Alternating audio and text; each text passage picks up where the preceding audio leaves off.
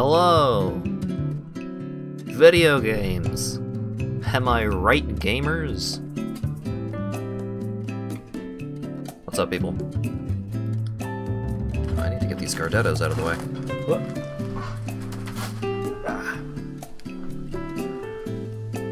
So, today I was hemming and hawing over what game I should play. Just thinking, you know, what am I feeling up to? Because I didn't get enough sleep, so I'm kind of tired. What do I feel like playing, you know? The usual, just like, oh, well, the main games that I have going on right now are Control and Deadly Premonition 2, and I said I would be streaming Control on Thursday, and Deadly Premonition 2 is on Saturday, so what am I supposed to do today? I don't know. And then, over the last couple of days, I've been watching terrible build videos on YouTube for Path of Exile. And I was like, I don't want to play a terrible build, but I kind of would like to just click a million dudes and level up.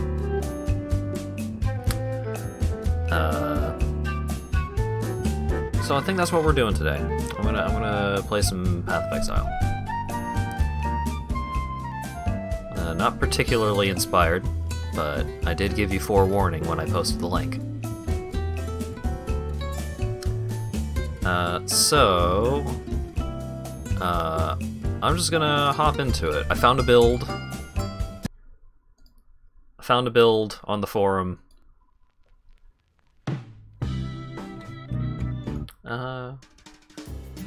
Sure. I found a build on the forum. I'm gonna vaguely follow the build, and I'm gonna click dudes, and I'm gonna level up, and I'm gonna get loot, and I'm gonna win. And we're also gonna listen to music. Where's the Spotify widget? There we go. I say widget as if it's something that I didn't just cobble together myself.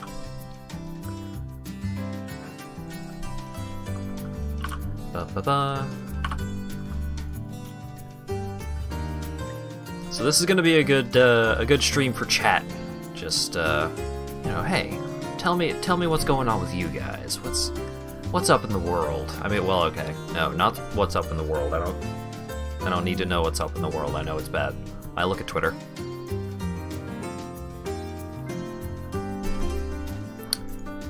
Basically, everything I've been seeing nowadays has been Among Us, which I've been told is very, very good, but I've been thinking about maybe trying to stream it at some point, but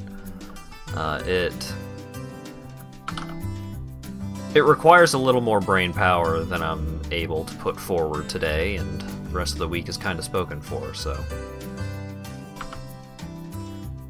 it's on the maybe list. Been arting. Oh boy. Art is cool.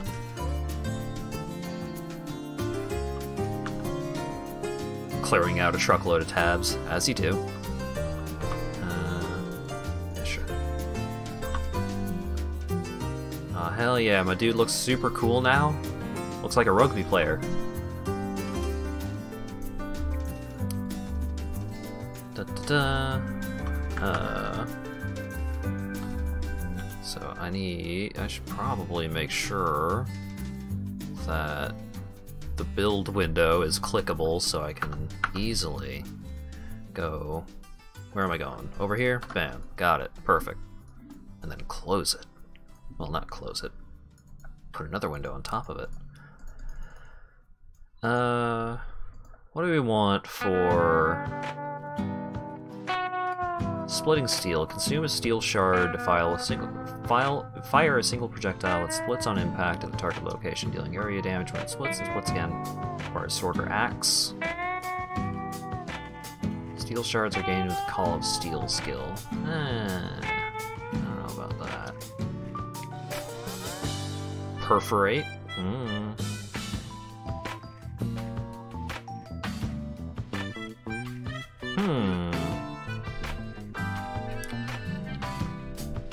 Let's try Perforate. See how that goes. I've never used Perforate before.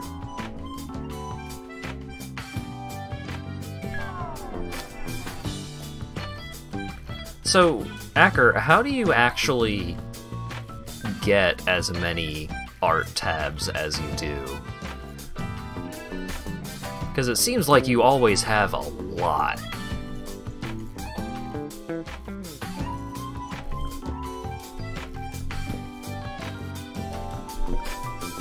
Oh man, Double Strike is ready to level up. Look through other servers that post art. You must be in a lot of servers. Sorry to hear about your sore leg.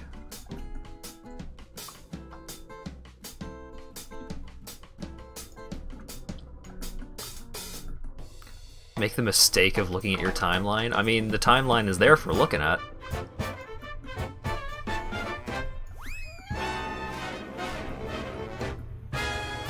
Huh.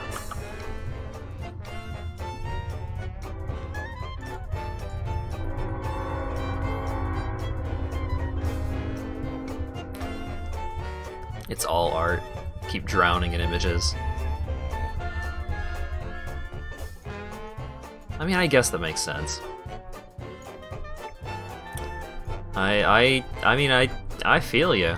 I have a whole tab group for art, and here's my secret. Okay. You get some kind of add-on for Firefox that lets you do like easy tab groups. I can give you mine later. You get tab groups set up, and you set up like. You make it so that whenever you start opening, like whenever you start looking at a lot of art, like when you're on Twitter or if you're looking at a bunch of art servers, you put them all into that tab group. You gotta be careful not to let it leak out. It just comes with practice. You get a tab group and you make, damn it, the tab group is all art. And then, when you have like 200-300 tabs in the art tab group, I mean, as you're going through all these tabs all these arts that you're finding, you gotta, like, if you want to keep it around, you gotta save it, you gotta fave it or save it. Hip new TV show. And then, once you get like 200-300 tabs piled up, your Firefox starts running a little slow. Then you close the tab group. You just get rid of all of them. One go, psh, gone. Problem solved. Where was the boss that I was fighting? It's over here. What the hell is this? Oh, here you are. Oh, rainbow socket. Don't mind if I do.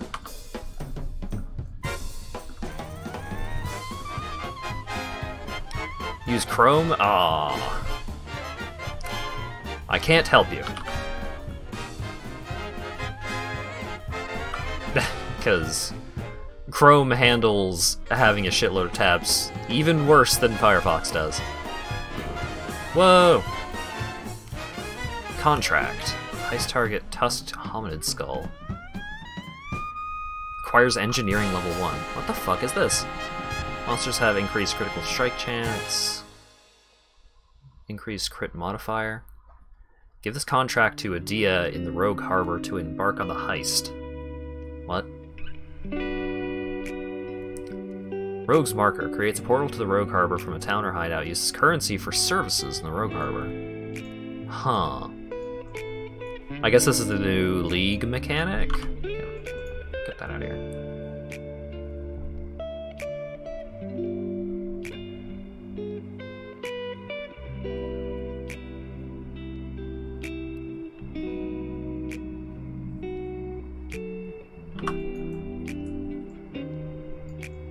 You've gotten efficient at clearing out your tabs. I mean, by necessity, it seems. What am I doing? Bam.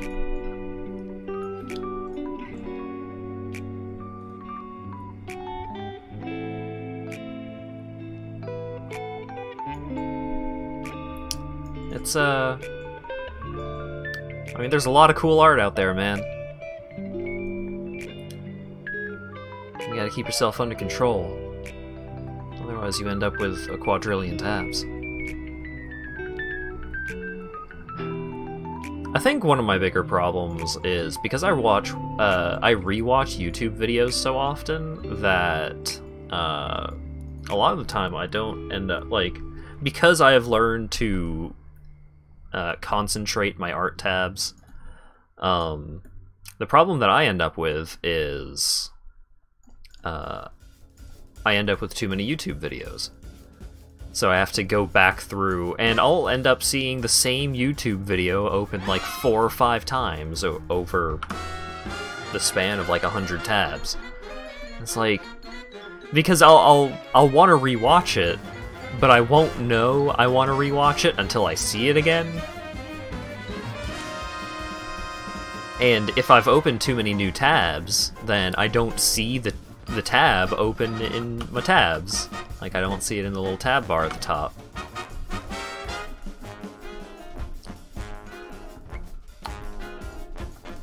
So I'll open a new one. I need to take auto attack off. There we go. I should also take off the left click to loot thing. There's gonna be too many bad things on the ground this early on. But yeah, there's been a couple of, like, there's a giant bomb video or two that shows up like 5 times in my tabs. It's like, that's not good. That shouldn't happen. I mean, the video's good. I love giant bomb.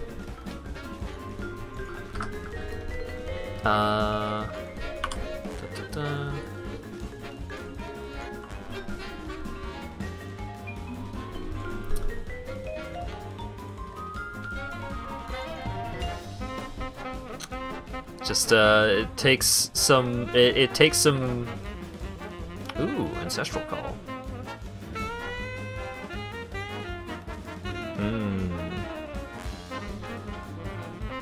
I do like ancestral call.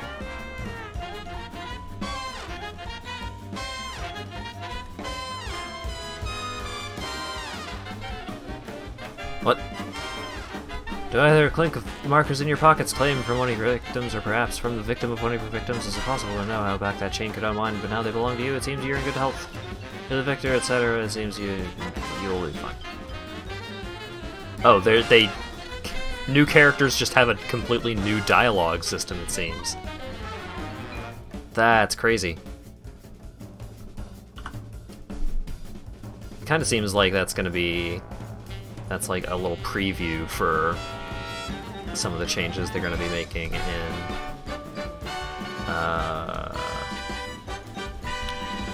Path of Exile 2.0.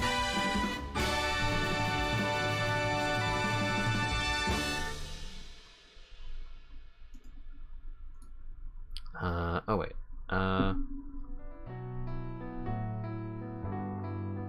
Awkward.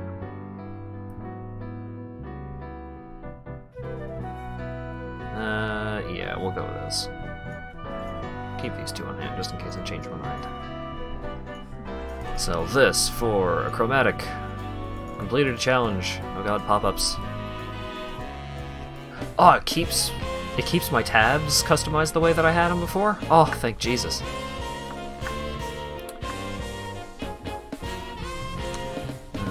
Sure. That can go away. I guess I'll go do whatever the hell this is.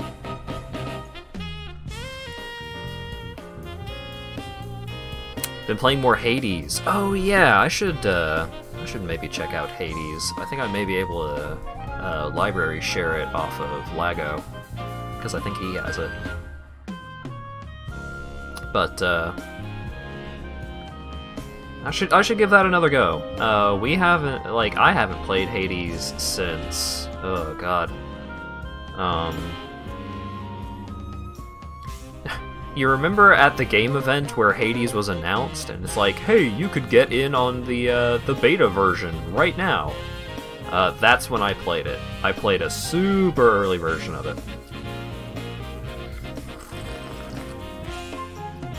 So I would assume there's been a lot of changes. Diablo 4. Path of Exile is a little more like Diablo 2.5. Plus, Final Fantasy X for the sphere grid. Tibbs the Giant. Okay. The boss. Boss. Is that... No. He was talking as if the boss were a lady, but as if the boss were a dude, but that's a lady. Wayfinder, okay. Fence, okay. Barber. Purchase items. Okay. Contracts. Reveal blueprint details. Oh, I guess I already have the details on that. Oh wait, no. Blueprint details, that's something else. Isle of the Engineer. What the fuck is this? Heist perks. Lock. Mechanical chest after lockdown. Oh god. There's at least an endgame to it now. Nice. Car's the lockpick.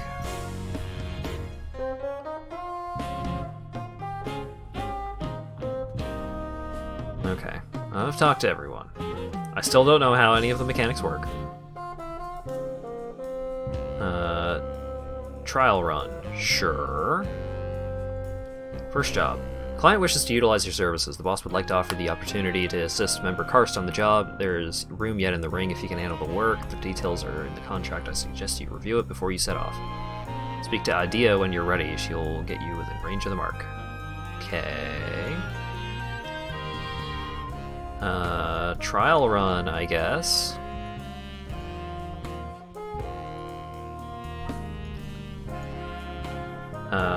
Team.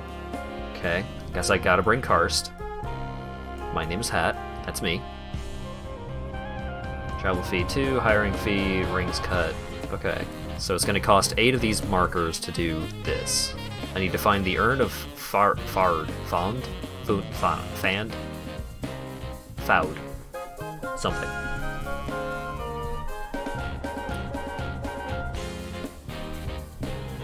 Alright. Break into the facility. Alert level! Oh god.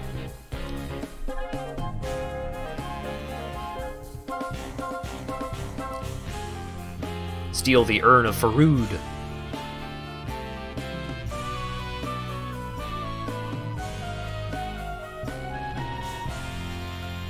Uh-huh.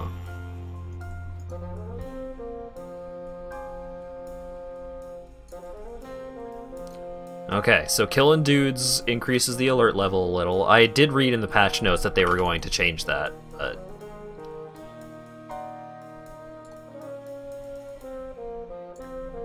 Contraband? What?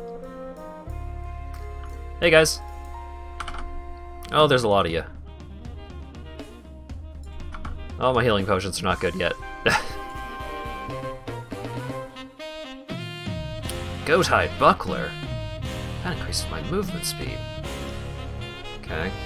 Secure locker. Whoa! Whoa! What the fuck? Pick this lock.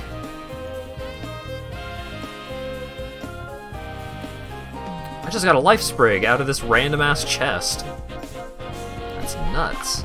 Life sprig is like one of the leveling items for casters. Unfortunately, I'm not a caster. But I guess I could be now. Well, I mean, not on this character, but if I made a different character, I could use that life sprig a little more efficiently. Hat, gloves. Yeah, I probably don't care about any of those. I guess I could take the scepter, because it probably doesn't take up a lot of space in the inventory.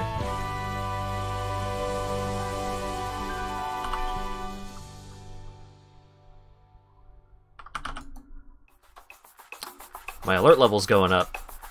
I assume that's bad. Oh, okay. Bye.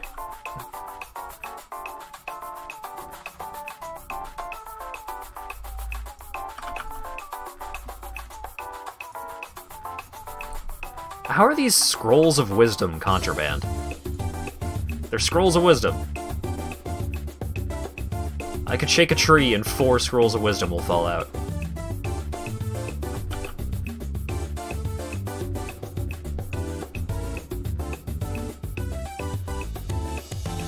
Oh, that looks important. Here, buddy. Do your thing.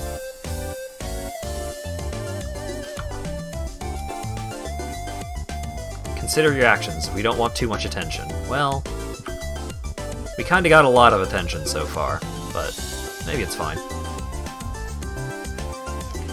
Turns on the other side of this door. Ah, this door. Alright, do your thing, buddy. Oh, if he gets hit, then he loses lockpicking progress. I assume that there are some locks that just take for goddamn ever.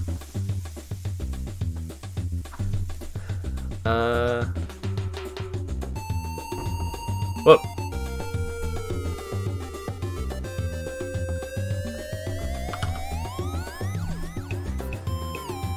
Escape the facility. Yep, okay. Seems good.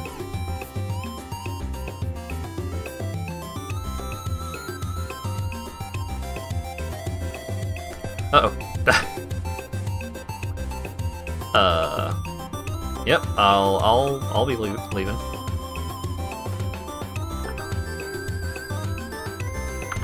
Oh, I can't. I need to unlock this door. Well, that's not great.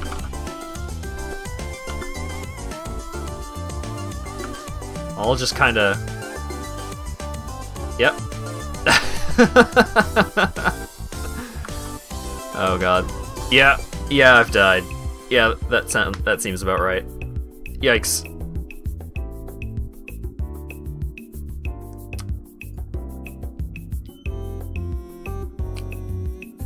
I think I'll come back a little later, because I just lost everything. But I kind of have, like, no items. I kind of got nothing going on at the moment.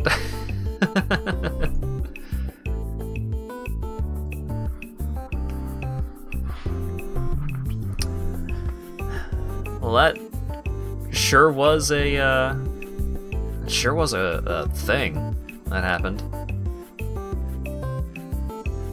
Quicksilver flask, please. Up. Destroy.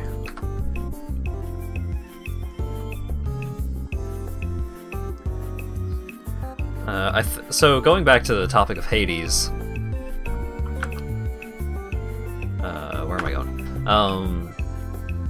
When I played, there was one run where I just used the shield, and I was very determined to play Captain America. I was only going to, like, I'm going to use the shield, and I'm going to throw the shield as often as possible, because throwing the shield is really cool. And there was one boss where I had gone into the boss with very little life, and I proceeded to have very little life throughout the entirety of the boss fight. And so what I did was, I would throw the shield and hope it hits the boss, because I tried to avoid being on the same screen as the boss at all times. So I was just, like, staying as far away as possible, throwing the shield, hoping that it would hit.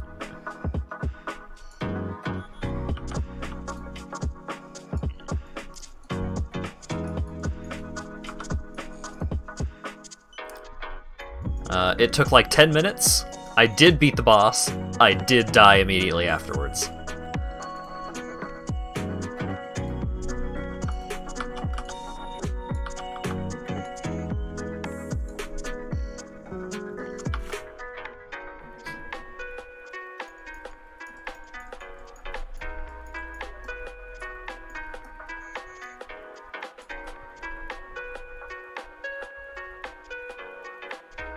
Captain America winning one of the shield's upgrades is your favorite tactic. Ooh.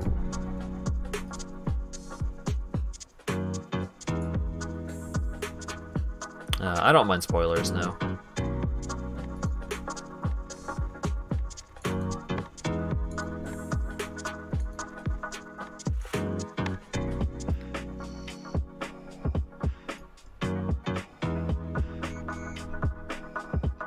One of the shield's aspects lets you throw your shield into 5 shields. That sounds really great. Huh. Change the look of some of the tooltips. Okay, so probably swoop down there next.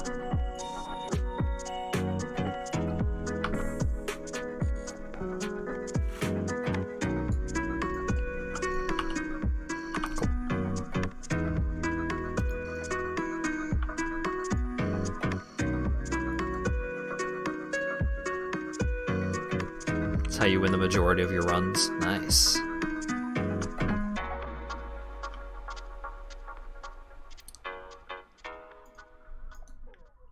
Speaking of more action-packed roguelites. Ooh, alchemy. You know what? No. I was just gonna slam that onto my iron ring. But no, that would be really dumb. Spelunky 2 is coming up relatively soon. God damn. Dying a lot here. But yeah, Spelunky 2, which I'm very excited for. Not excited to have a fly around. Or some sort of gnat or mosquito. Some sort of flying insect. But yeah, Spelunky 2. I've been seeing that a lot of people are streaming it because it's already out on PS4. But boy howdy, I played a lot of the original Spelunky. I like that game a whole lot. Well, I played a decent bit of the original Spelunky, and then a whole lot of the Spelunky that everyone is familiar with.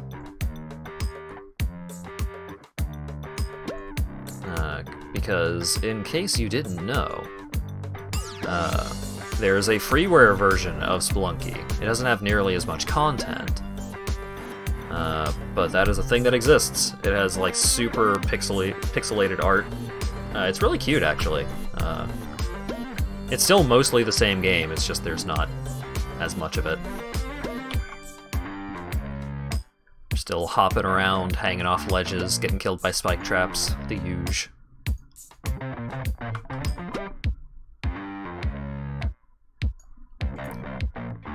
Da-da-da.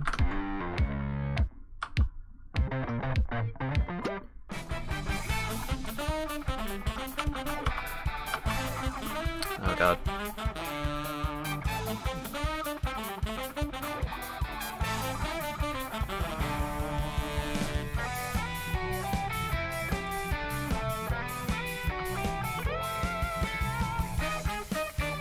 Now that the rare is dead, I should be able to do this.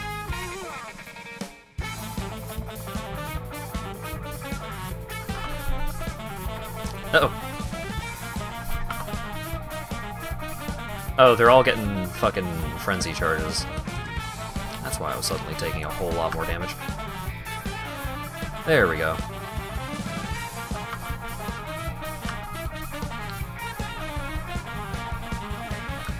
Ah. There we go. Shirt! Give me a shirt. Sure. Oh god. Oh right, I have cosmetics. To hell with looking like this idiot. Oh wait, no.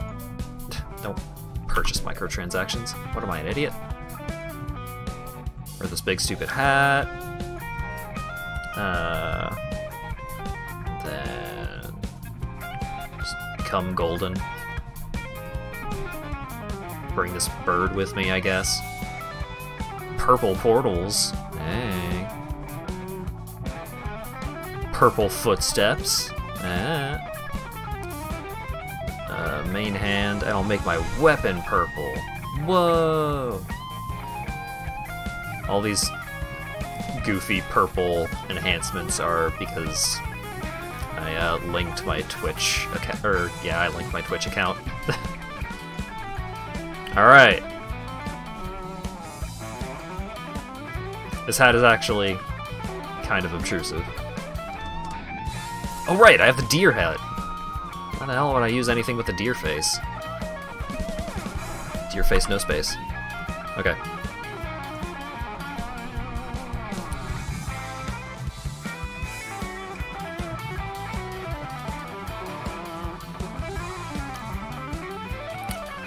Metal slug but a goose? Do tell... Alright, tell me more about Metal Slug with a goose. You have my attention.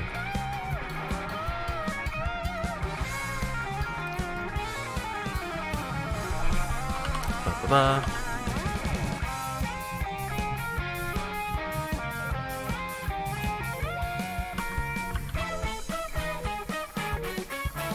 Oh, they made a staircase down here. Oh, thank Jesus. There's a trailer for it since yesterday. Huh. I'm mostly interested... Thank you, phone. I'm mostly interested in the goose aspect, to be perfectly honest. I've always been super bad at Metal Slug.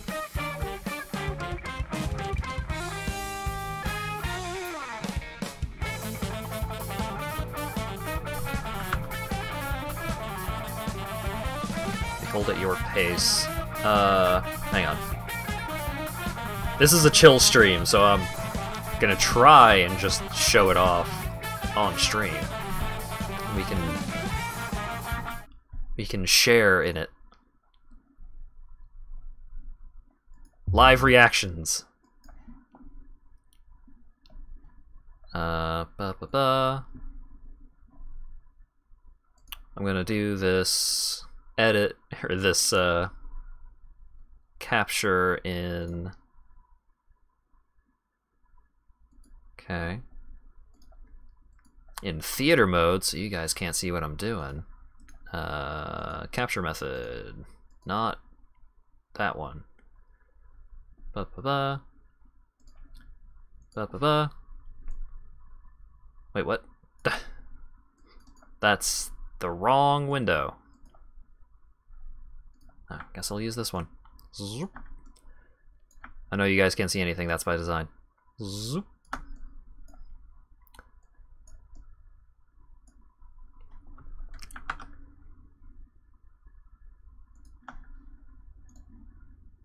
Aha! Oh, you still get the scroll bar.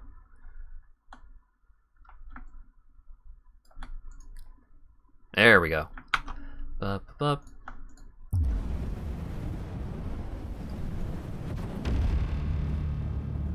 That's a goose.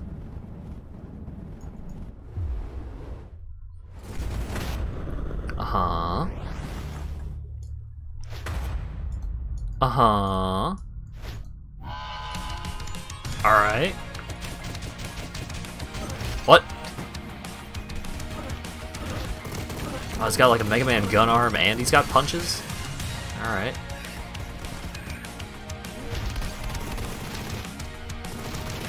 Ooh! Got machine gun hover. Love that.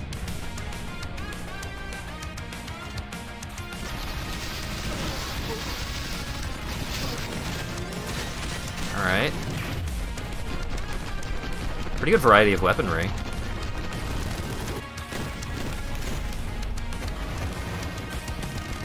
Rabbits, okay.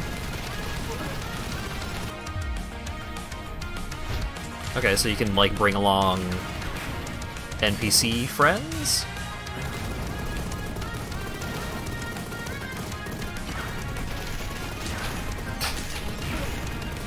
The goose in the tank is a real good sprite.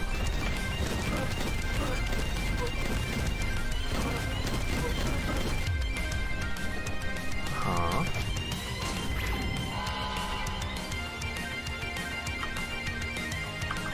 Alright.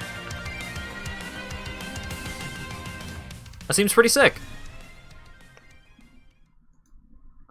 I am interested. I would totally play that video game. Reminds you of, where you're a cat in a Met suit? Oh, Gatto Roboto? Or something along those lines. When in doubt, just put a goose in there. Yeah. Gatto Roboto was a pretty fun Metroidvania type dealio. I enjoyed it. I would have liked for there to be a little more to the game. It's pretty short. But it was still pretty fun. Oh, music.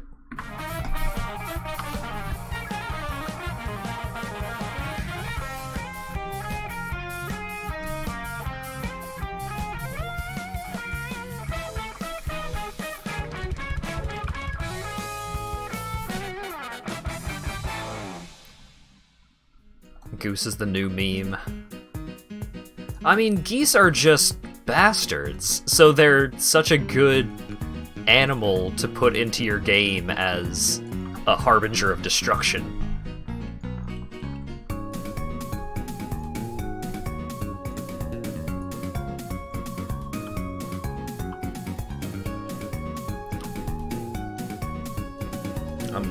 I still really need to play Untitled Goose Game. That is coming out on Steam eventually, right? I mean, I have a Switch, but still.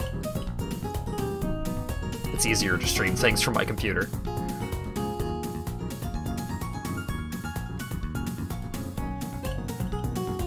Okay, where the hell... I was, like, out of the corner of my eye, just wandering around killing things, but there it is.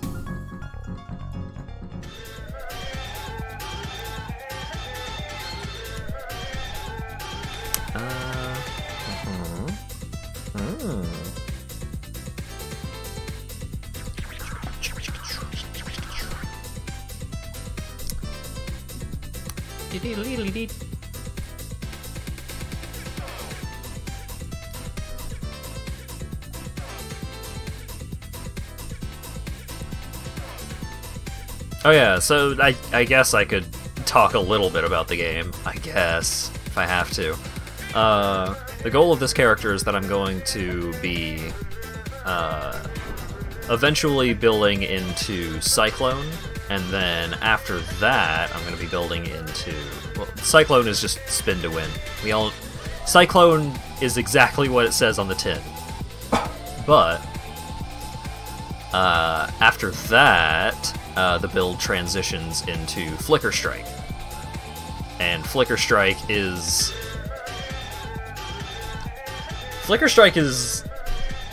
so good. It's extremely dumb, but it is very good. So Flicker Strike is just teleports behind you the skill. You use it and you teleport to the nearest enemy and hit that enemy. But if you have a resource called Frenzy Charges, and there's a shitload of different ways that you can build Frenzy Charges, but Frenzy Charges generally just give you attack speed, some crit chance, stuff like that, like dexterity-oriented stuff. If you have Frenzy Charges, then you can use Flicker Strike again immediately, and instead of like you basically treat it as if it has no cooldown if you use Frenzy Charges. So what Flicker Strike builds do is they establish a very consistent way to generate Frenzy Charges, and then you hold the Flicker Strike button, and you just... like, your character is basically not visible for the entire fight, because you are constantly teleporting and hitting things, and teleporting and hitting things, and teleporting and hitting things. Because it's... like... I say you're teleporting and hitting things, but in action, in a Flicker Strike build, you are just, like, you are a Dragon Ball Z character of just, like...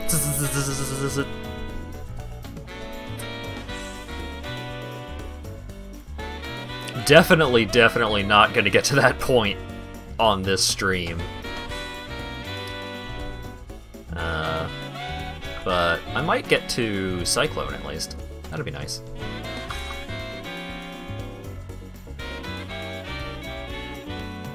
I need to spend less time killing random mobs. Gotta focus on rares and uniques, and magic enemies, and so on. Like this one. Unique. You're unique, so you must die.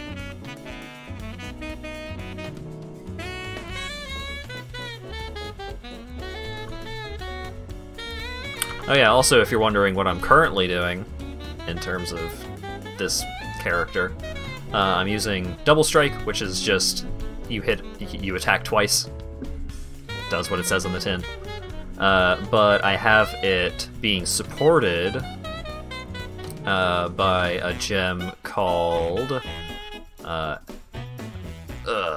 Ancestral something? Ancestral Call Support. So, when you use the attack that is being supported by Ancestral Call, you get some stands that show up and use that attack on nearby enemies. So if you pay attention during these fights, you can see like red ghosts appear next to the enemies that I'm not actively attacking, like there.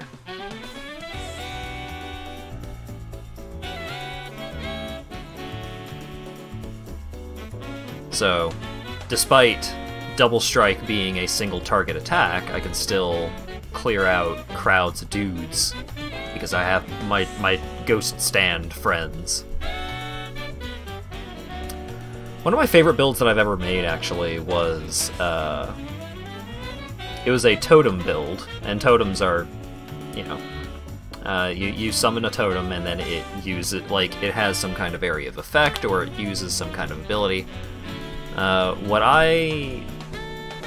build that I had made was... This kind of build was popular back in the day,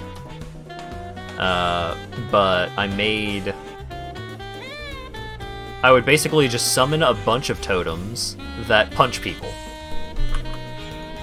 And that was the true Star Platinum build, because you would summon a totem and it would start punching people, and you just built your entire character around making those punch totems extremely powerful.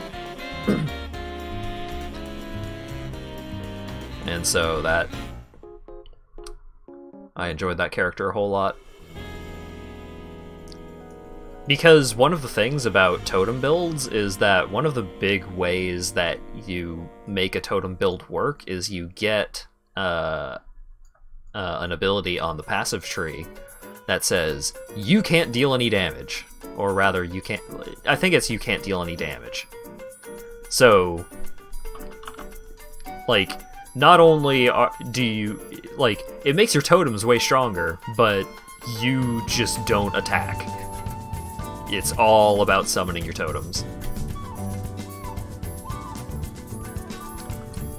So you just summon the totem and stand back and watch as the totem punches everything to death.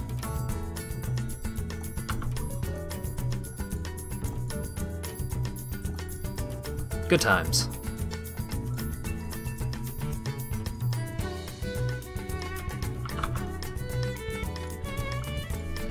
I do wish I was better at actually, like, making builds in this game, though. Because I've played this game for almost 1,500 hours, maybe more. And I'm bad at making builds, dude. It is. I am not good at it.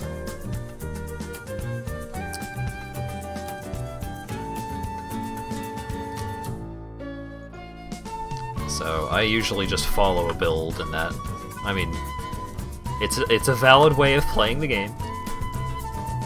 Surely there's guides. Oh my god, there's so many guides. There's a billion guides.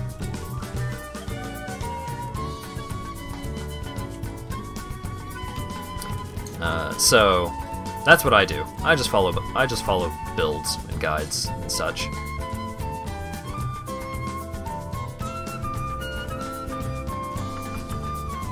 But Lawyer Dog, usually when one of us gets into Path of Exile, the other will also get back into Path of Exile. Because one of the cool things about Path of Exile is there's a guild system, and if you are in a guild, then you can access a guild stash, and stuff in the guild stash is shared. So it's like anyone that's in the guild can access the stuff that's in the guild stash. So, I mean, you gotta make sure that you're only inviting people that you trust into the guild, but it's a really easy way of just being like, oh, well, this item is good, but my character doesn't use it, so I'm gonna put it in the guild stash so that someone else can use it.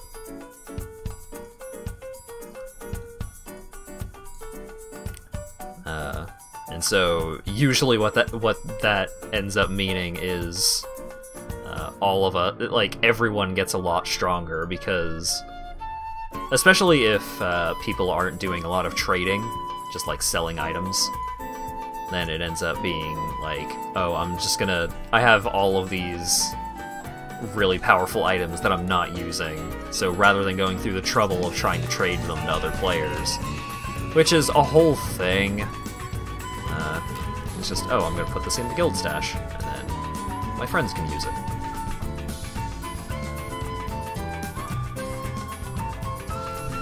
The best Path of Exiler in our current guild.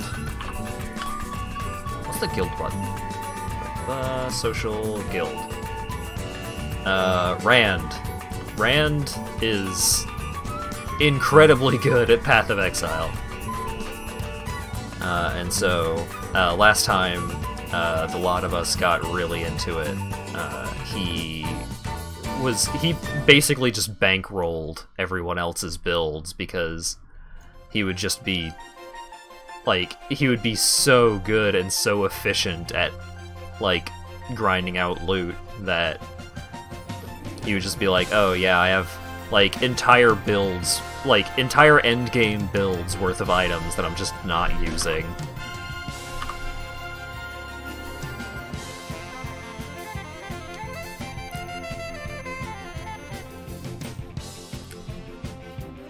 And usually that's my favorite way to play Path of Exile. Actually trying to like keep a consistent party together can be really frustrating for like playing through maps together, because you know, the builds will have different clear speeds. Sometimes like one character is just way more powerful than everyone else, so that character is just doing everything. And there's no good way to balance that out. I mean, you can still play as a party. It's still valid, but it's not how I prefer to play.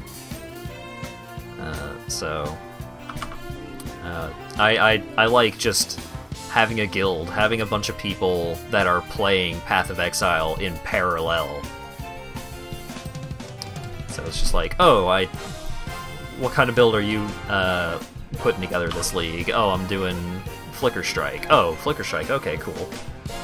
And then you talk about your builds, and you talk about what you think of like the new league mechanics, and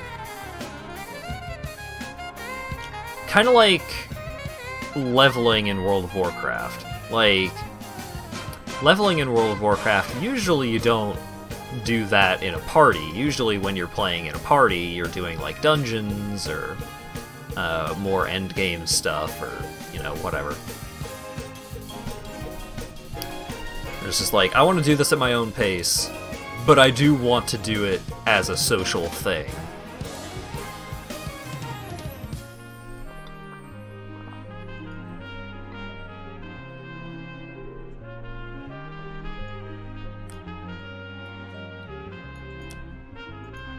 Fire damage, melee splash. That's probably what I need.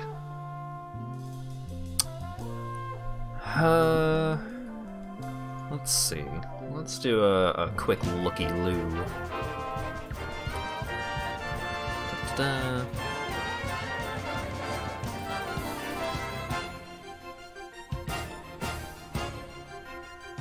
Huh.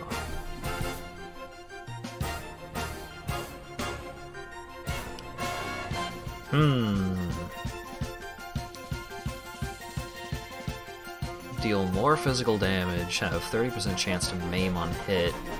Maimed enemies take increased physical damage.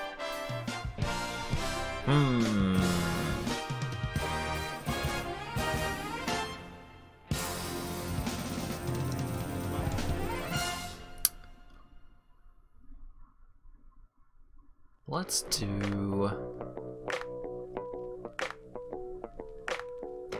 do maim. Get an arcade cabinet set up.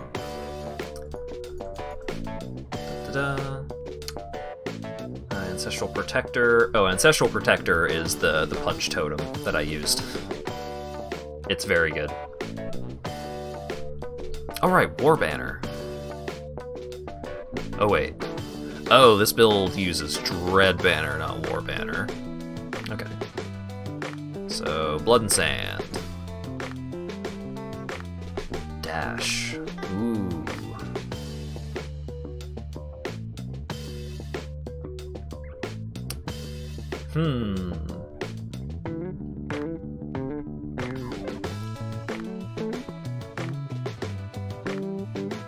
Huh.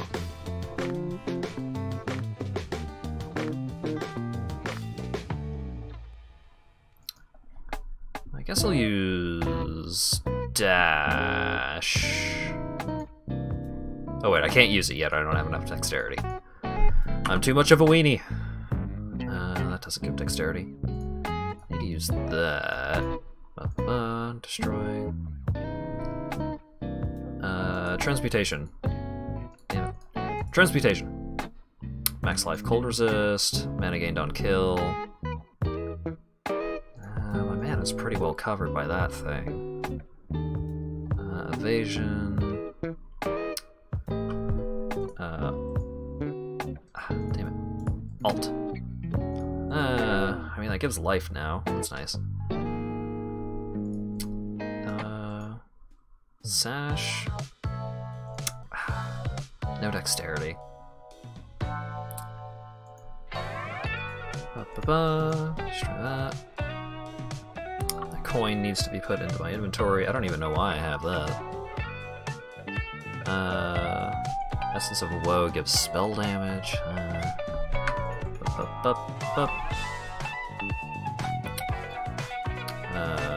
You can just go into stuff for right now, and then sell these off. Put the rest of this away. Okay, back to it.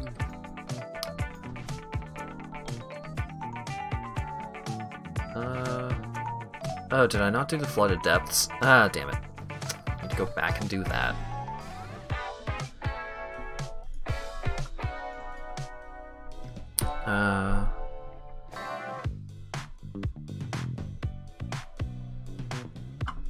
More area damage.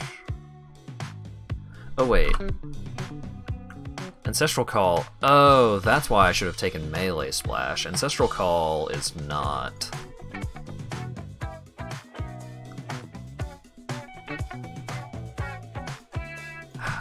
Ancestral Call is really cool, but I should be using Melee Splash instead.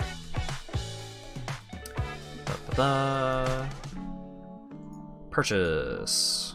Melee Splash. I need a transmutation. God damn it. Alright, I'll come back for you.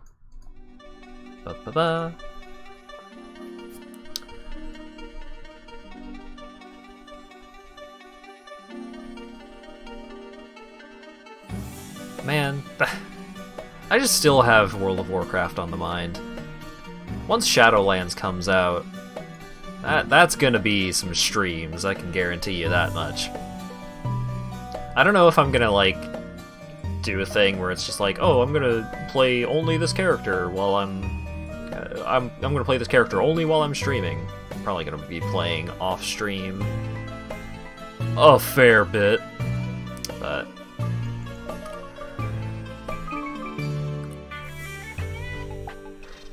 I don't even know what kind of class I'm gonna be playing in Shadowlands, now that I think about it.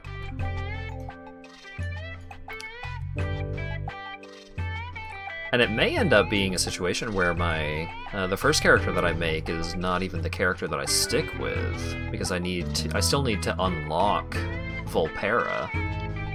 Because I gotta be the Tiny Fox dudes. I mean, come on.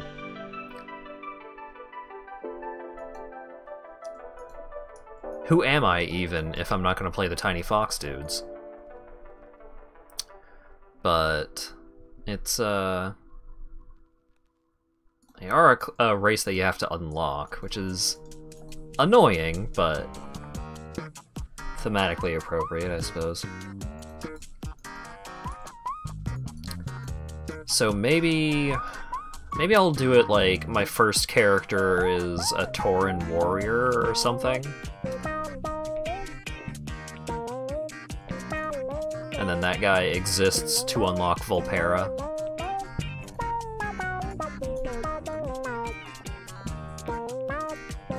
I do recall enjoying leveling a warrior a lot more than I thought I would, but I also recall it getting pretty repetitive in parts. I guess it kind of depends on when the Leap Slam ability unlocks. Because man, once I'd gotten Leap Slam, things were different. Things started happening once Leap Slam got involved.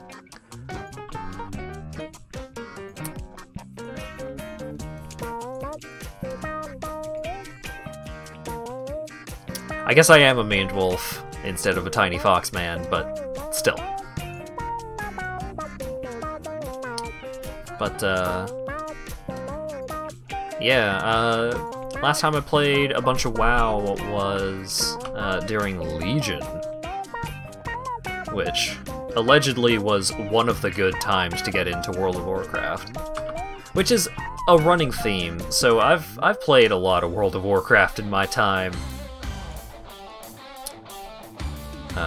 over the course of several expansions. But every time I get into World of Warcraft is during a time where everyone's like, oh, World of Warcraft is good right now. Like, the first time that I played was during Burning Crusade. After that, I played during Wrath of the Lich King. And, like, the start of Cataclysm? People seem to still like Cataclysm. And then I got back in with Legion, and it seemed a common sentiment that Legion was the best that World of Warcraft had been since Wrath and Cataclysm days. And I enjoyed it a whole lot. And then Battle for Azeroth came out, and people did not have a lot of good things to say about that. What am I doing? Portland. Get me out of here. Am I leveling? I am. But yeah, people did not seem to like Battle for Azeroth, and that was fine, because I kind of burned myself out anyways. And people are... It seems like the sentiments for...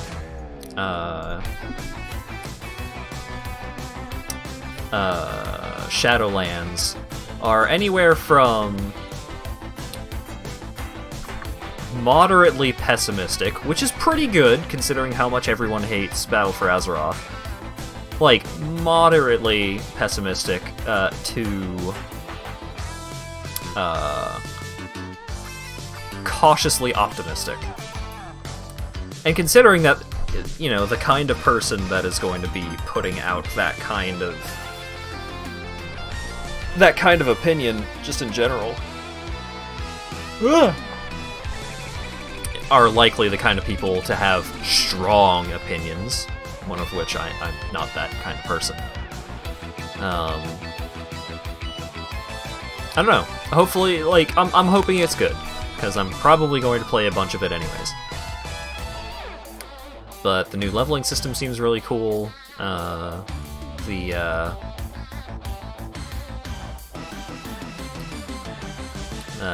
mean, I'm excited to play Volterra, and I don't know. A lot of the other stuff you know, I'm not into things enough to say one way or the other, because I haven't played during these times.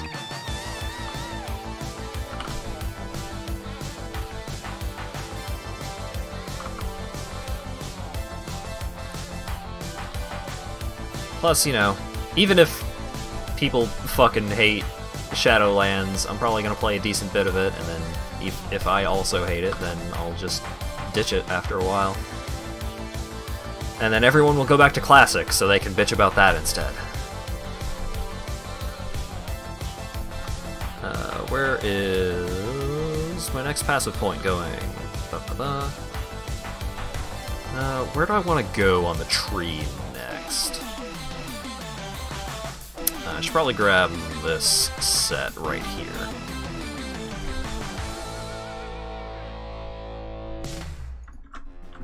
It's been 2 years since Bowsette. I mean, if you're horny enough, Bowsette never really goes away. No one's ever really gone.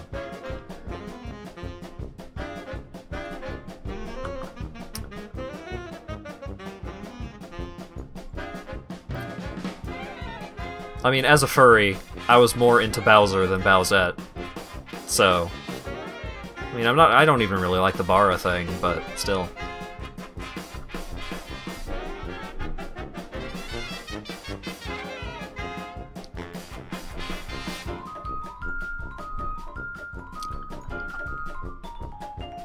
Nothing over there.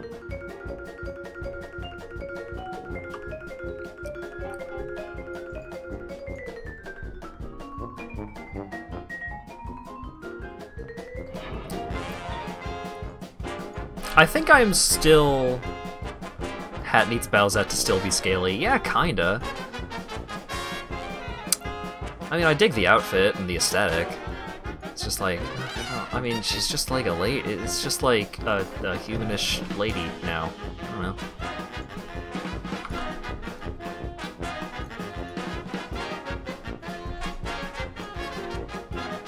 What you're saying is Bowsette lowers the Bara? Yes? But...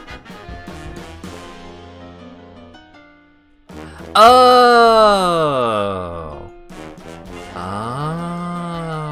I get it. Oh! That's funny. He got it, boys!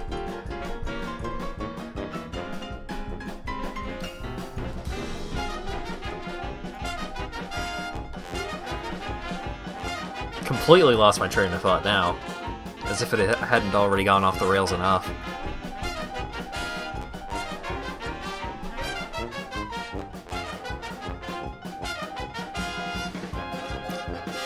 Cat girls and other monster girls are, quote, for cowards. Bowsette falls into the same in cowardice. Kinda. I mean, I wouldn't say for cowards, it's just like, you know, some people aren't that furry, and that's okay. But, it's, I don't know, personal preference.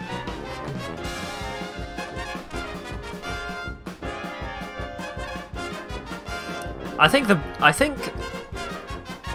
thing that bothers me is when people are trying to do, like, werewolf type things, where they're turning into a monster from a human, but them turning into a monster is they get some cat ears. It's like, no. Now we've got a problem.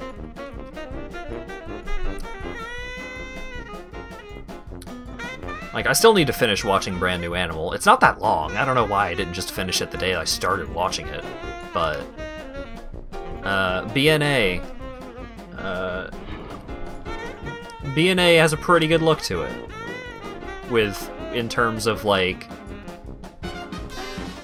they do a good job of matching, like, the human form of the character to the animal form of the character.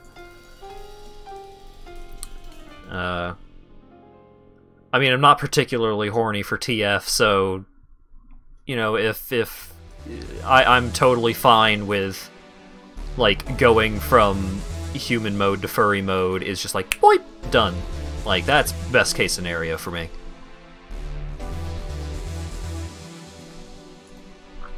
I ended up watching a generic isekai, and they were basically a talking chocobo.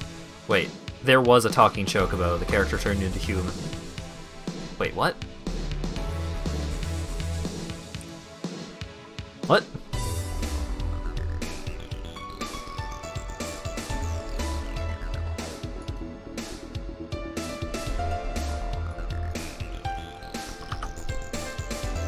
Killed my thought process. Yeah. I mean, again, I'm really tired today, so my brain isn't working on 100% juice regardless.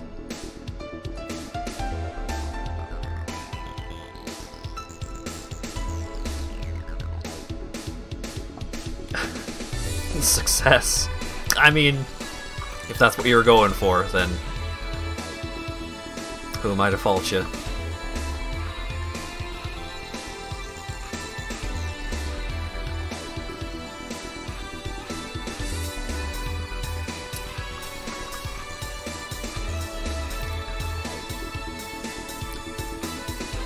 Oh yeah, I made it sound, I guess because of the topic transition, I made it sound like Brand New Animal is just like horny furry bullshit, but it's not. Brand New Animal is... Brand New Animal was Studio Trigger, wasn't it? I mean, it's a beautiful show, fantastic animation, really great, like, not even super long, it's just like a nice compact, cool looking thing that's got furries in it, so... Tim Allen grunt noise. I'm always scared to, like, try and, like, really put the grumble into my throat when it comes to that kind of thing, because then I end up feeling that all day.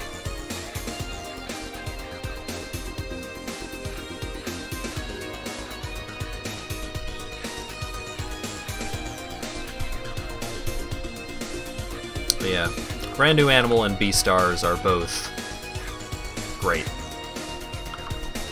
I'm very excited for the next season of Beastars, because we're gonna start getting into the cool shit, as opposed to just, like, slice of life, high school stuff with animals.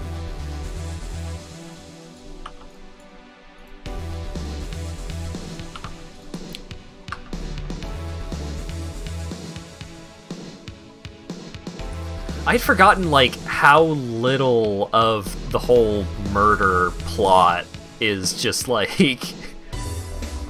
like, the murder thing, it's super important to the plot, but it takes a while to come back up. It's the first thing that happens, and, like, it was barely brought up in Season 1 at all. I was just kind of like a... They kind of just used it as... set up for the state of the world, which is reasonable, but you know, you would think they would they would have touched upon it a little more than they did. Well, that's fine.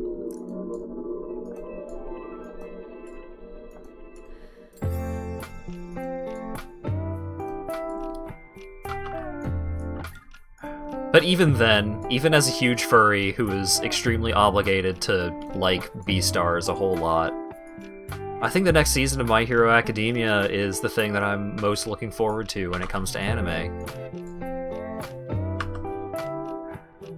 I guess Mob Psycho Season 3 is pretty up there, but My Hero Academia is so good. I was just... I still can't get over how genuinely very good it was. Because when you think of, like, really popular anime, usually you start thinking of shit like Dragon Ball Z and Naruto. It's like, well, I mean...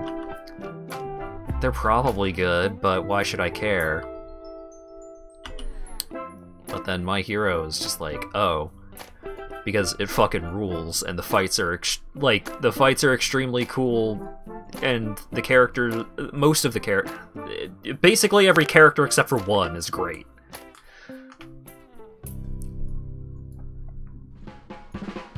So like the character writing is great, all of the fights are beautiful, and I mean it has All Might in it. Here there's like 3 Gundams that are goodish if you want to get into that. Yeah, I am far from a mecha connoisseur, so I have caught wind of certain mecha being cool, but basically all the mecha that I've seen is Gurren Lagann and Big O when I was like 10.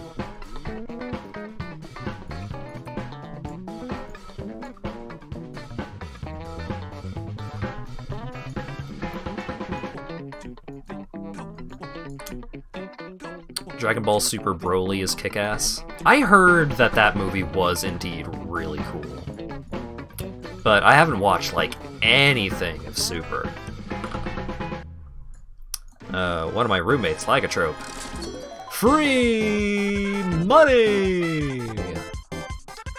One of my roommates, was a Dragon Ball fan, and, like, still is to a certain extent, but he watched through Super, and...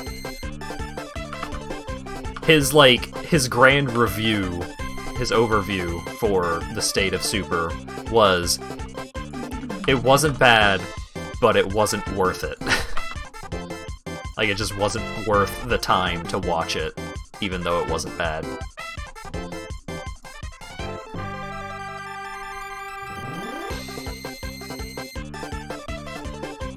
Oh, I know for the most part what actually happens in Super. I just haven't actually watched any of it. But yeah, I figure it does seem like the kind of thing where it's just like, oh, if you want to watch the movie, you can watch the movie. You don't need... Like, it was the kind of thing that you, even if you weren't super into Dragon Ball, you would happily go to the movie theater just to watch cool fight scenes on the big screen.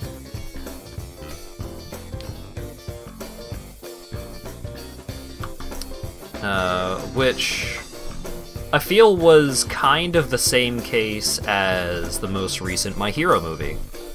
Because the newest My Hero movie takes place... Like, I looked it up, trying to avoid spoilers at all, but I looked it up, and apparently the most recent My Hero Academia movie, which, like, had a theatrical release and everything, like, right before COVID started happening, occurs at the point in the story that is probably going to be, like, close to the end of the next season. So, like, it aired partway through this season, but occurs towards the end of the next season.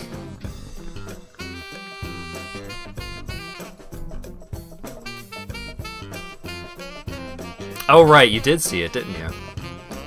I would imagine that it doesn't have, like, a ton... Like, it wouldn't have a ton of spoilers or anything for, like, the events of Season 5, but I still didn't really want to watch it because it's like, I don't want to watch this out of sequence.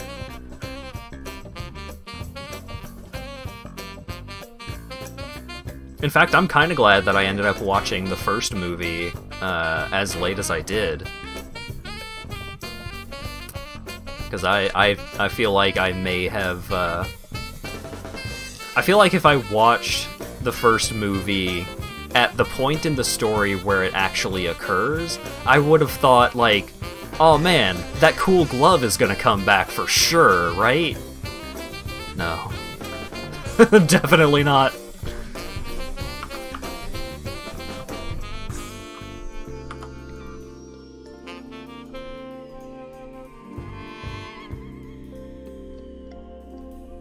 There's apparently a big spoiler in it, but you forgot what it was. Oh boy. I just want to watch the cool rabbit lady kick things with her powerful thighs.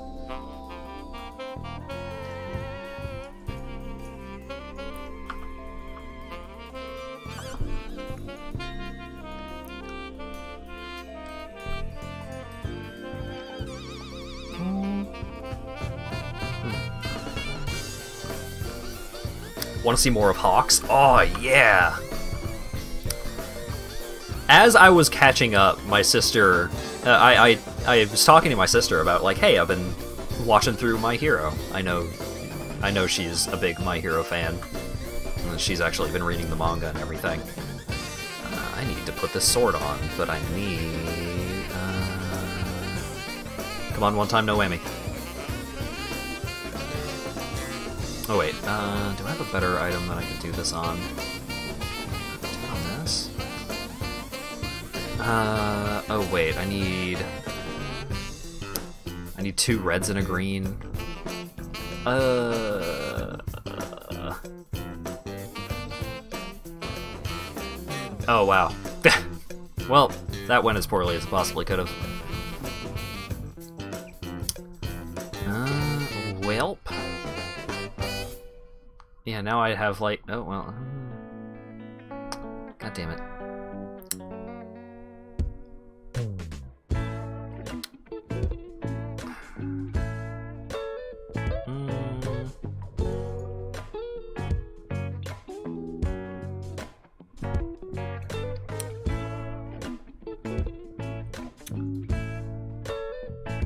God, where are all my red sockets?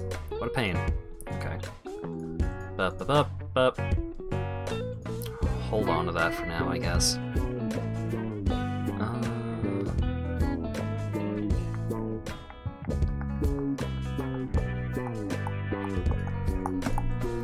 Okay. But yeah, Hawks is a really cool character. I want to see more of Endeavor after that last episode.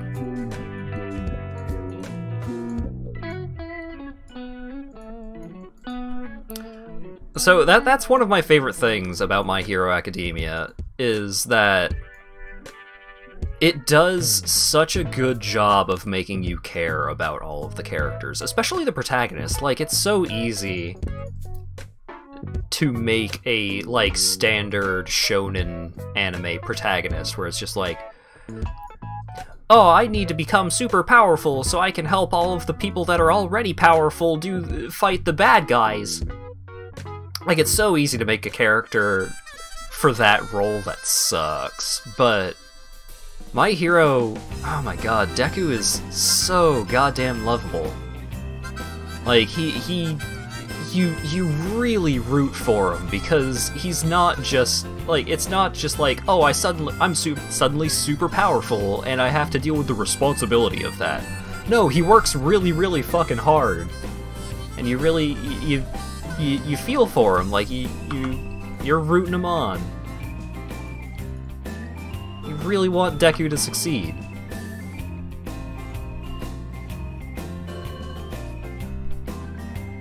And he's also just, like, smart. Like, he's not just an idiot that was given, like, unreal power.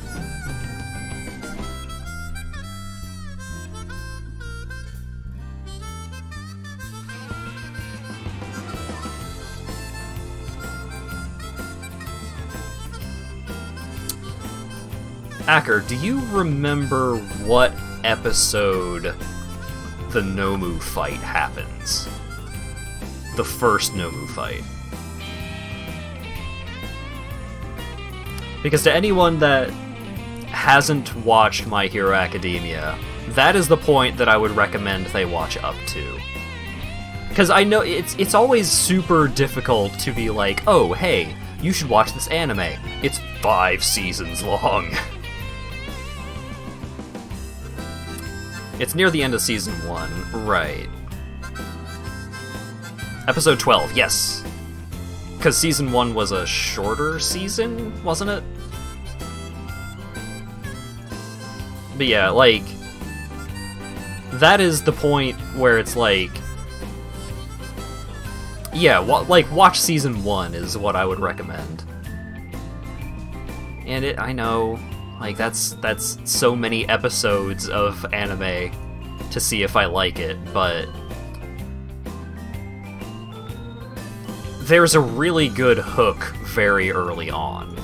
So it's not even like, oh, like, the first the first 5 episodes are bullshit and then it starts getting good. Like, it hits the ground running pretty well. Like, there's 1 episode of setup, and even that 1 episode of setup has some cool shit in it.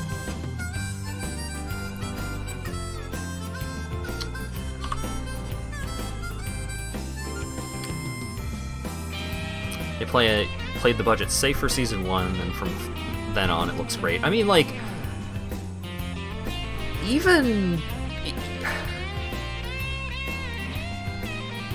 even season 1 still looks really good, all things considered. Like, it's still very well animated. It just, you know, a couple of fights where you can see that the budget was cut. Kinda hoping there's no more movies so the rest of the show can look amazing. Yeah, but movies make a lot of money. And then season 2 is extremely nuts. Yeah. God, My Hero's so good. Like, alright, you take My Hero Academia, and you take out the horrible grape child, and you have a perfect anime.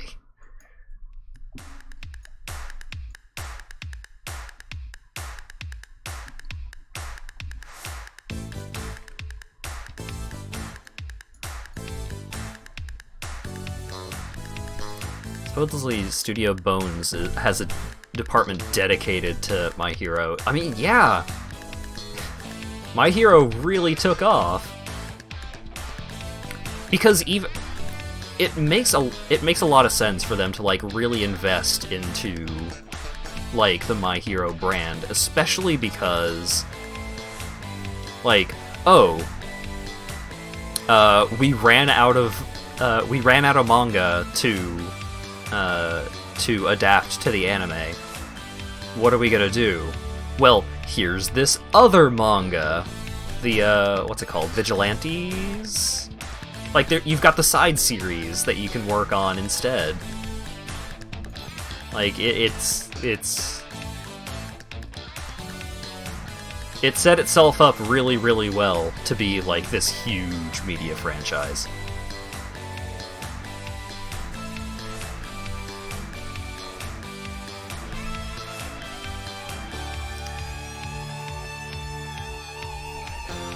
You like episodic weird alien New York, with sometimes rad jazz and cool as hell characters. Is this about Baccano again? No, Baccano happened... no. Baccano doesn't have aliens, I don't think. And this better not be about Neo Yokio. I already did my time.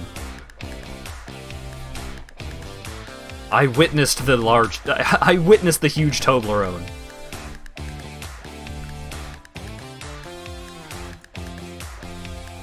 How's it going? Pretty well! I'm just talking about anime, and goofing around in this game that is probably really hard to follow, but the game is not important.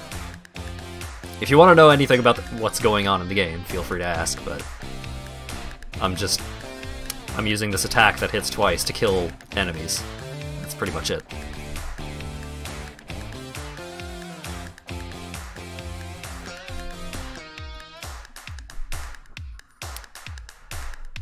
Blood Blockade Battlefront. Alright. Give me the elevator pitch on Blood Blockade... Blood Too black, too strong. Give me the elevator pitch on BBB. There we go.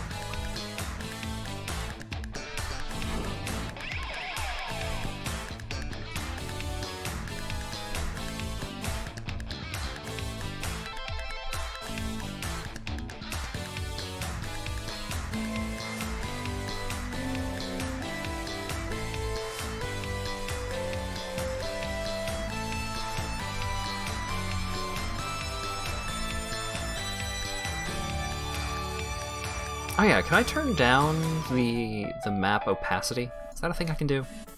That'd probably help.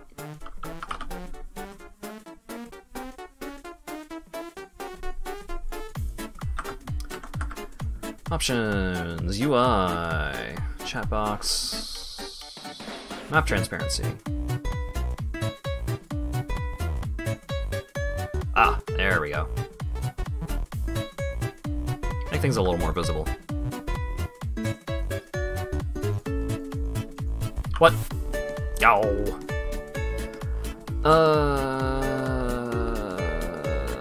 Get out of here.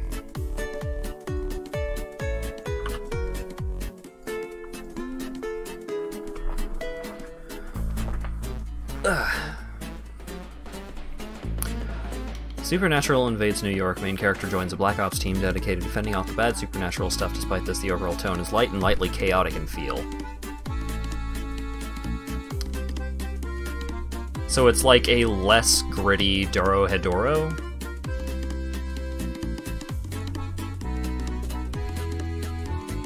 I mean, I say that Dorohedoro is gritty, but it does... Everyone keeps saying that Dorohedoro is, like, actually really goofy. It's just got, like, a lot of horrible gore in it, and stuff like that.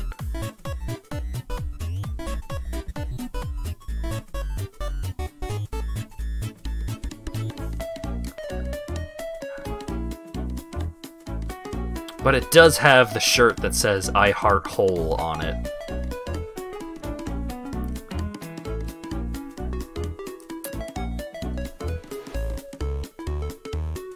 I gotta fight a ghost pirate and all of his skeletons.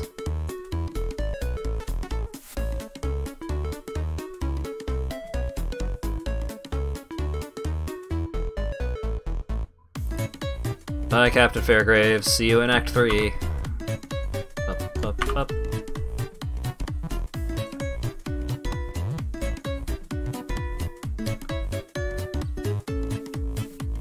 How long is BBB?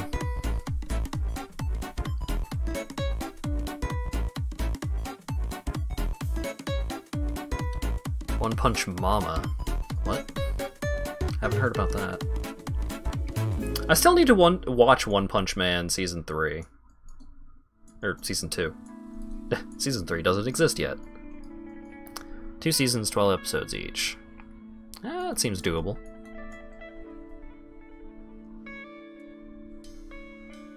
Now that I've started playing Path of Exile again, I will probably start watching anime again, because this is a great game to watch anime too. Because I can just, like, I can play this game basically, like, halfway blindfolded, and just watch anime on the other monitor.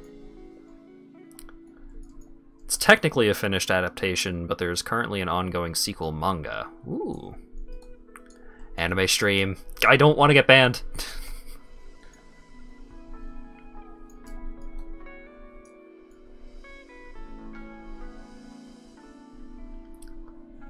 I had like 6 minutes of a VOD muted because of a fucking 3-minute jazz rendition of Cruel Angel's Thesis. Discord anime stream? Maybe.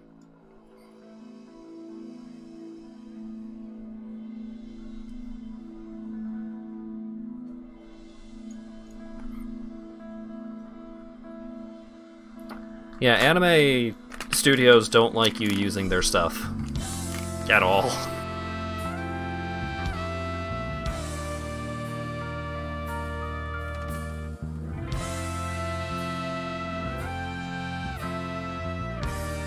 Sorry, I'm having a bite of chocolate bar to get some calories in me, because I have not eaten enough today.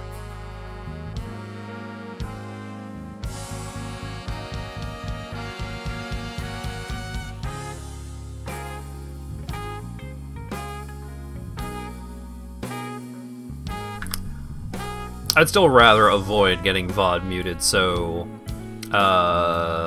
link it with a ping on the Discord.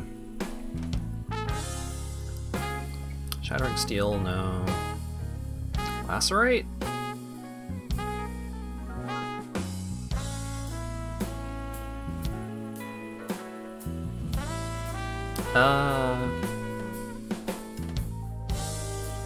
Sure. Let's use Lacerate instead of Double Strike and see how that goes. Oh, I can use Dash now. Sweet.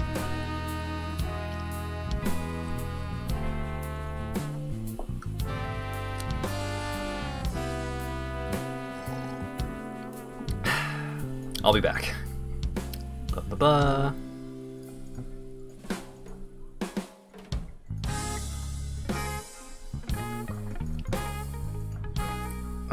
What you got?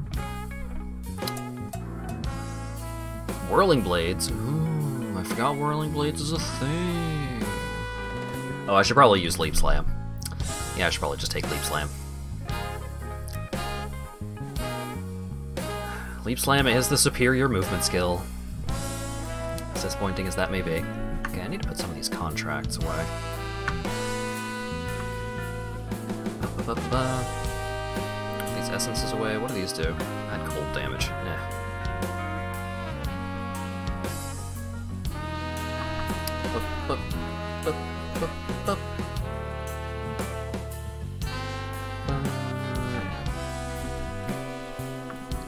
Wait, nope. Wrong tab.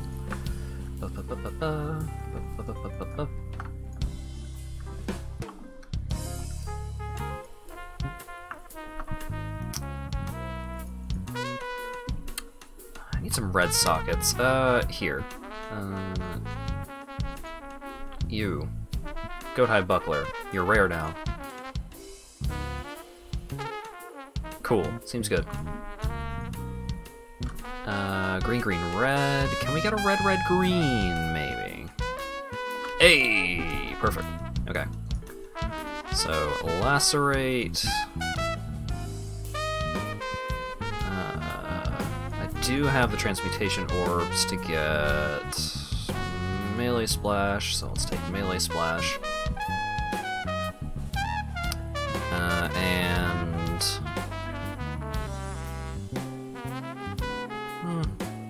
Maim. Sure. And then Leap Slam can go into the sword. And I guess Leap Slam can have a chance to bleed. No, Leap Slam cannot have a chance to bleed, actually.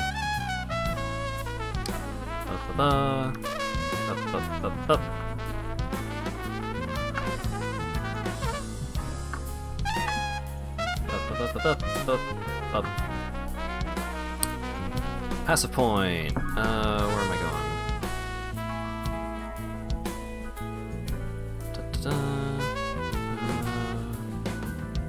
Generate life per second. That's pretty good. What's that do? Increased damage per percent chance to block attacks. Where does that take me? Takes me over to some sword nodes. That stuff's pretty good. Sorry you guys can't see this. I'll be back to it in a sec. Just need to prioritize where I'm putting my points here. That gives crit and dexterity. Ooh, that gives elemental resists. It's really far away though. Yeah, probably worth it. Okay, boop.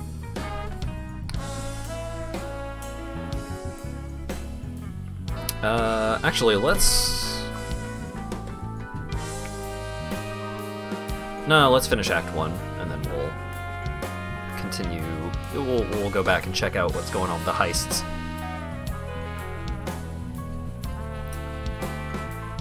Because I have never used Lacerate before, so let's see what's going on with it. Kinda seems like a better Double Strike.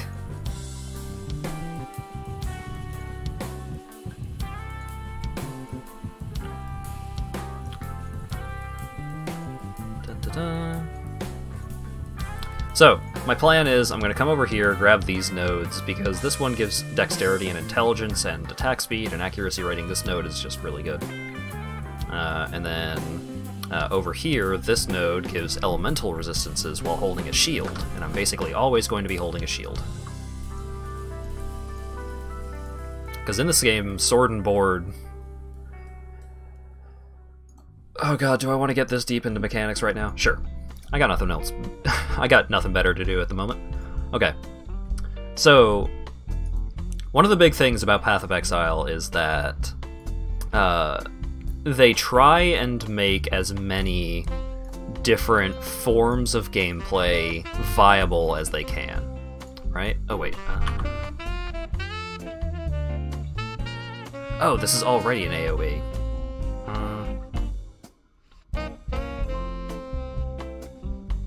It is considered a melee, though. Okay. So, some of the ways that they do that is they add nodes to the passive tree, and they add, like, special unique weapon abilities and gear abilities and all that kind of stuff to facilitate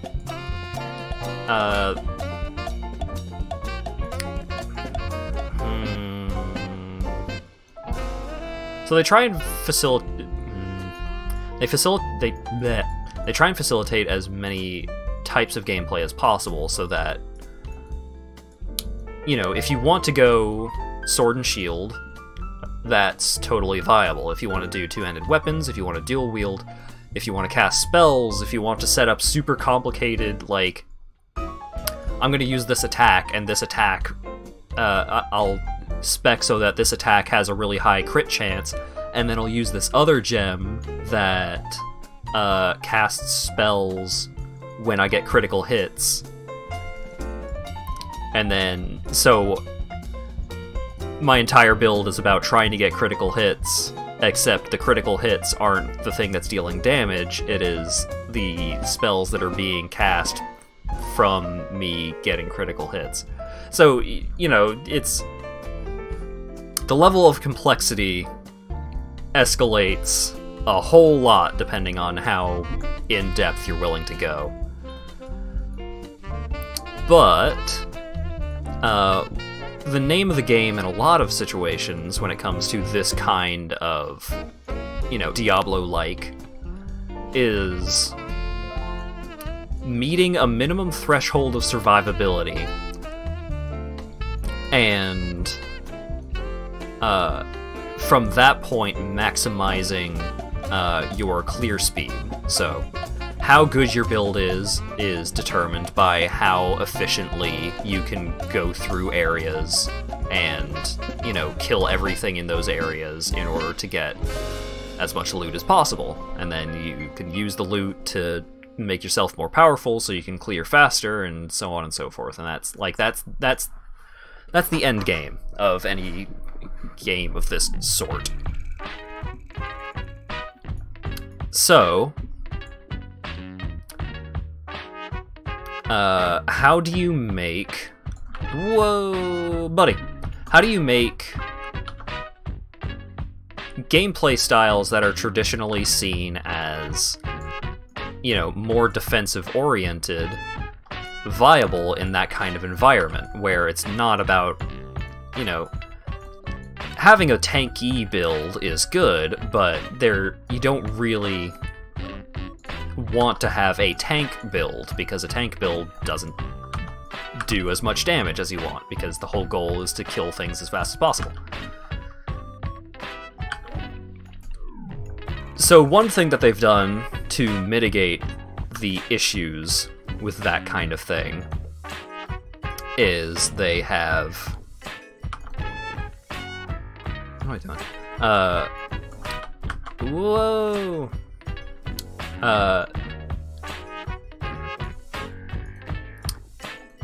They have added in a lot of mechanics that can scale your damage based off of your survivability in a way that isn't just like, oh, well then why wouldn't you always do that? You're getting best of both worlds.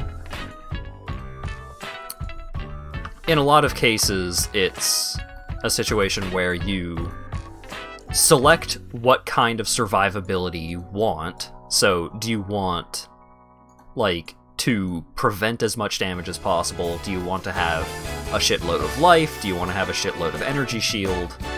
Do you want to evade everything? That kind of thing. you select which kind of survivability you want, and then you can synergize your survivability with your damage output. So one of the main sources of survivability on this build that I'm going towards is blocking attacks. Blocking damage, like I use shields. And I also have a cool deer head. So, you know, traditionally, having a shield means you are sacrificing some of your damage output for survivability. So how do you make shield, like using a shield, competitive in an environment where clear speed is the name of the game? Well, you add abilities and passives and so on and so forth that synergize off of having a shield. So like, attack skills deal increased damage while holding a shield, increased defenses from equipped shield, increased block chance while holding a shield. So you do this kind of thing where the majority of what you're getting from this passive node is still increased defenses from your shield, but also you're getting this bonus attack damage as well. And there's stuff like that for basically everything, for every style of gameplay in the game. Like, there are some shields that, like, the shield gives me evasion rating. There are some shields that give me armor. There are some shields that give energy shield. And energy shield is, you know, it's basically just like Halo. You have a shield on top of your health. Once the shield goes away, then you start taking health damage. So there are the kind of shield that typically gives you energy shield will synergize with spellcasting, because usually energy shield is associated with spellcasting. So the items will kind of guide you in the direction where it's like, oh, well, if I'm playing a spellcaster and I want to do a ton of spell damage, then having this energy shield is nice, because the energy shield still gives me a bunch of spell damage, but also it gives me energy shield. So then it's like, oh, well, if I'm casting spells, I'll probably want to invest in energy shield, and that kind of thing. So there are certain styles of survivability that naturally synergize with certain styles of gameplay. Protoss, yeah.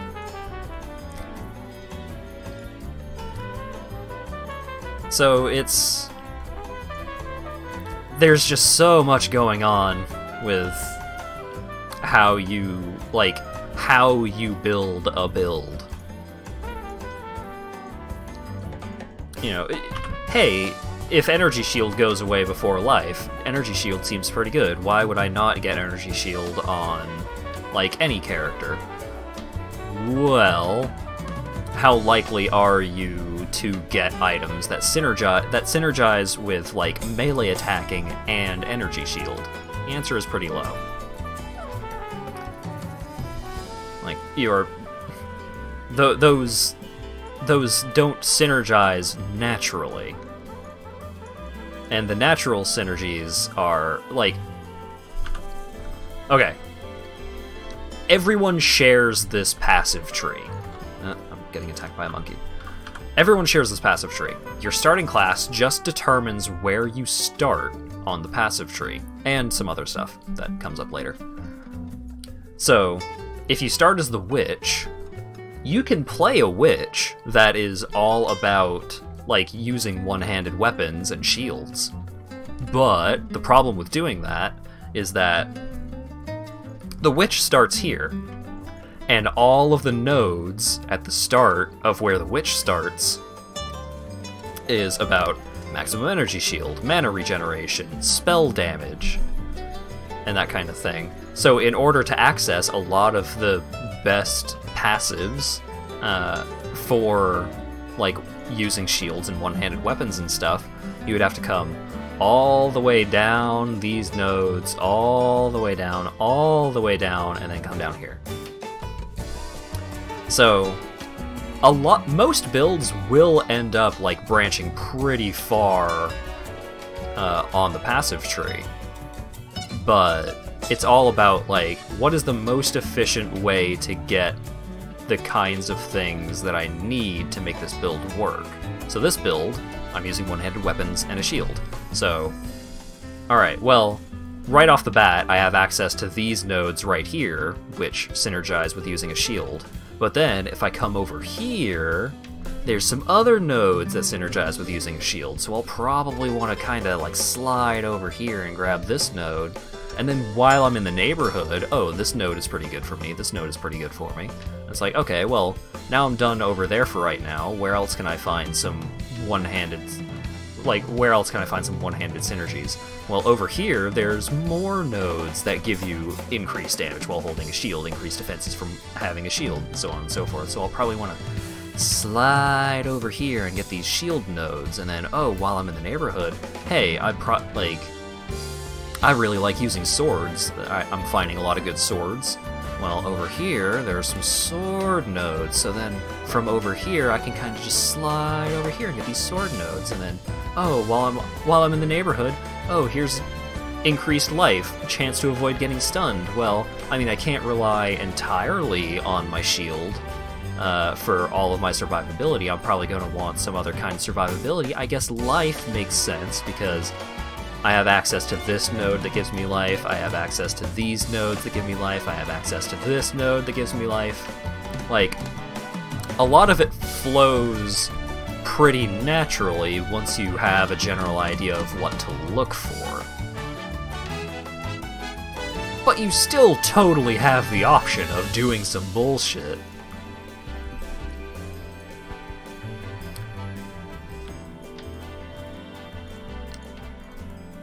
Like, oh, the Duelist starter class has access to an Ascendancy that I really want, and the Ascendancies are mostly class-specific.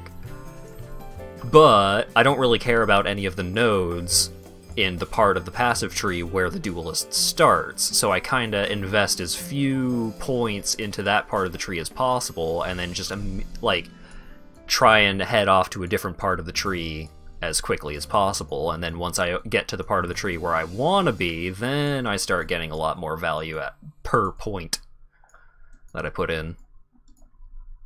Punch Witch? Yeah, you can totally do a Punch Witch!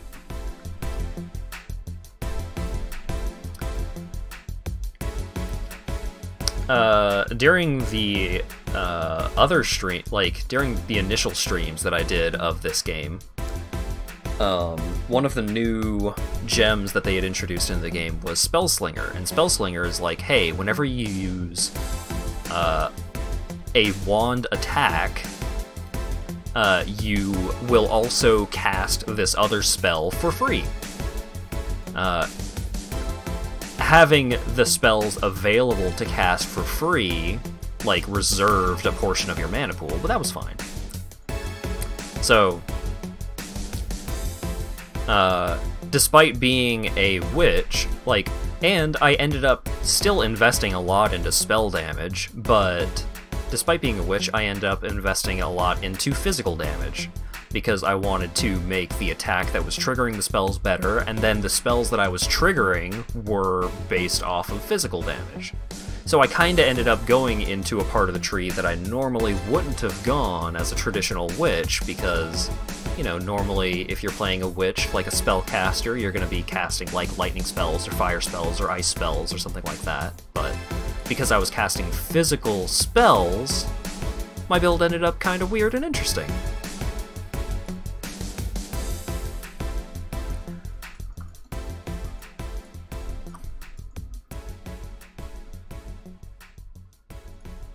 Hat the Hedgehog.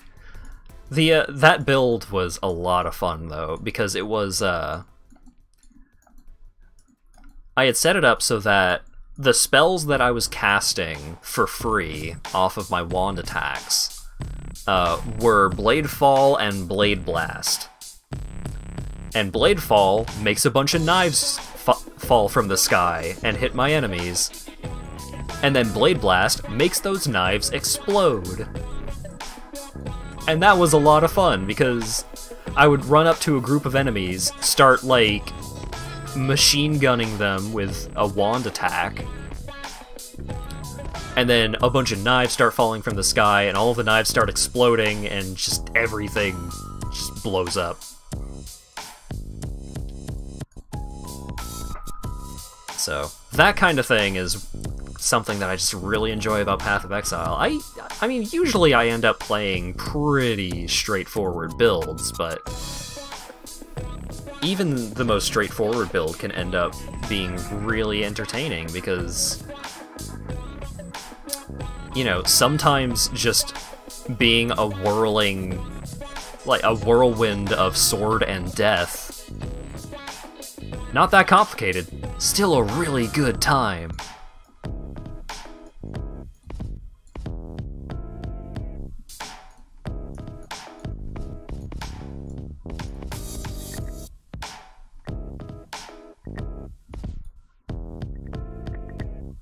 And like I talked about this earlier, but one of my favorite builds that I've ever made was I made a character that could deal no damage, but he summoned a bunch of totems that summoned ghosts that punched people, and those could deal damage. And that character was super powerful because not only could I like create several of these totems that were punching dudes to death, but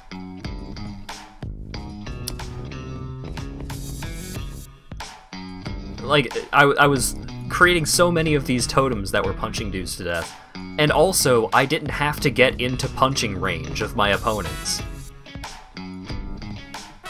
Like I would put the punch totems down, and then I would go hide behind a wall. Did you make a stand user? Yeah, basically. It was great. I did make a JoJo. The character's name was Fuzz Platinum, because that was when all of my characters were Fuzz something. Because it's harder to fit Hat into things than the start of Fuzzbold.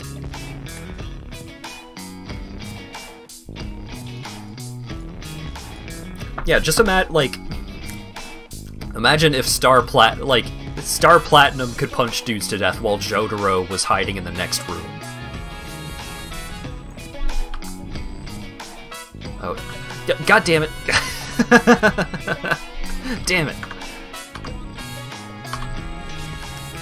I innuendoed by accident.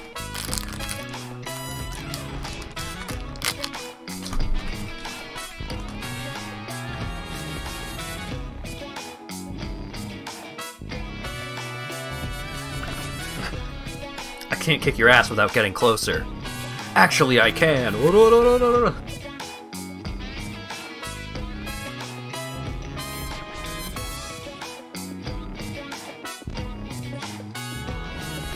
Be right back, I need to wash off my fingers. I touched my chocolate bar with bare hands. And even if I lick them clean, I cannot bear to touch my mouse in that kind of condition.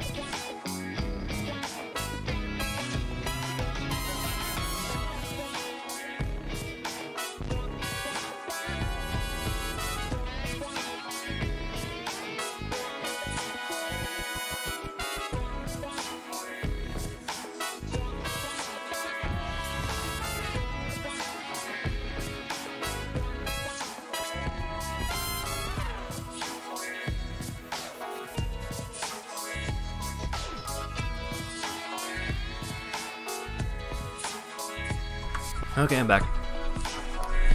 Man, gotta love candy bar advertising, though. I took a look at the wrapper of this king-sized fast break, because we finally found some fast breaks, and I was so fucking happy. I look at the wrapper of the fast break, and of this king-sized fast break, you know, it's the size of 2 normal fast breaks, and it says on the wrapper, 150 calories. And I'm like, oh wow, that's not as bad as I thought. And then I look a little closer. And it is 150 calories per 1/3 of the bar.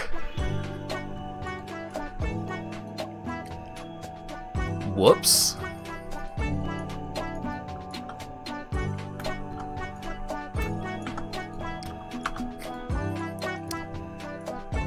Because I have indeed eaten a whole bar today. So that's half of my daily intake of calories taken care of. Well, no. I should be having, what, 1,200? Assuming that I'm actually doing anything?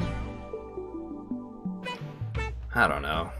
I don't know how calories work. I just know that 450 is a lot for a single chocolate bar.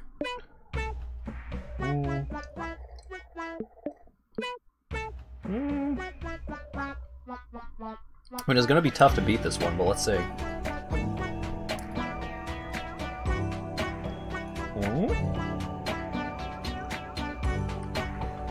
I was right. This is garbage. This way, ba-ba.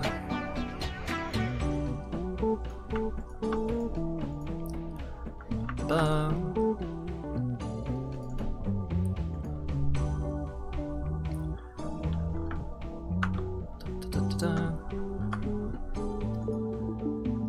So yeah, I'm hoping that I'm able to at least get to the point where I can use Cyclone this stream. If I'm gonna do that, I should probably pick up the pace a little bit.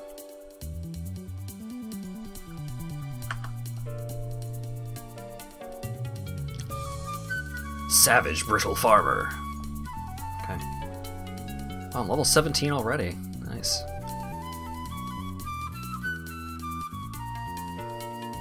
Huh.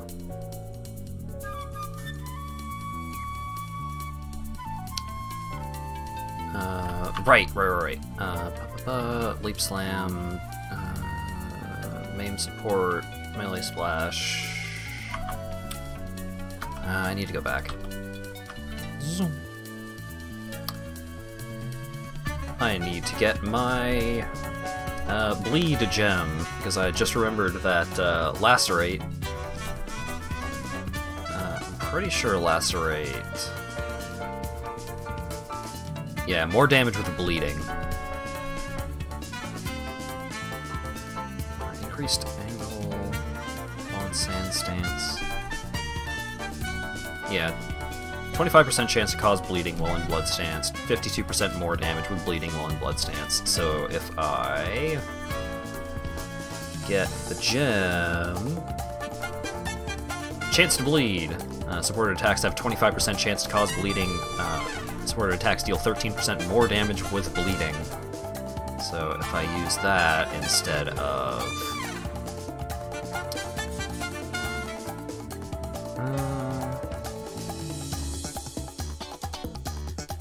you know what? I could probably use that instead of Melee Splash. I should still have Melee Splash socketed somewhere. Oh, right, that was the problem. I don't have any red sockets on any of my shit.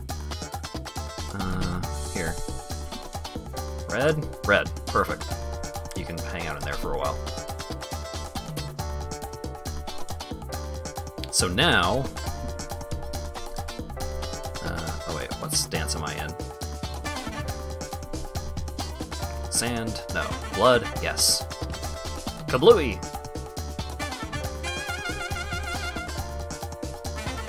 You're in blood stance. Deal more area damage with melee attacks, have less area of effect with melee attacks. So, I still have a pretty good area of effect on my attack.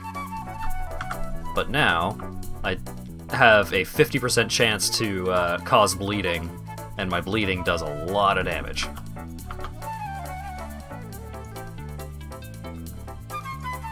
Chicken finished, but you didn't put the rice on? Oh no! That's so much worse than the alternative. So much easier to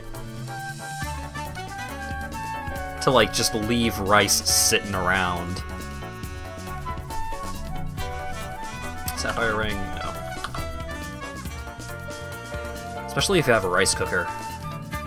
Man, I love the rice cooker that we got. Oh, I've been using it so much. I had a bad first impression on rice cookers because me and my sister got one when we were still living together.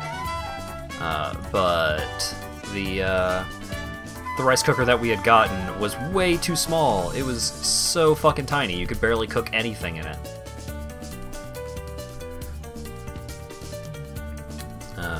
But now, at the dog house, we have a pretty nice rice cooker. It's not huge, but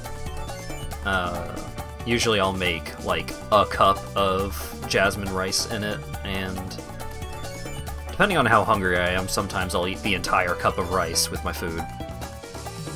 Which is probably ill-advised, but hey. Keep it warm in the oven? Yeah, that makes sense.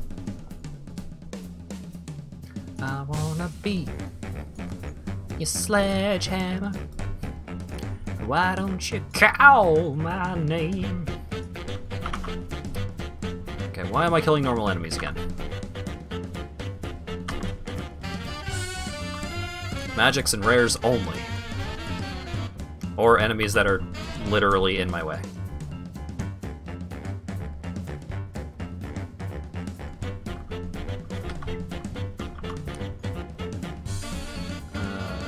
That's a rare.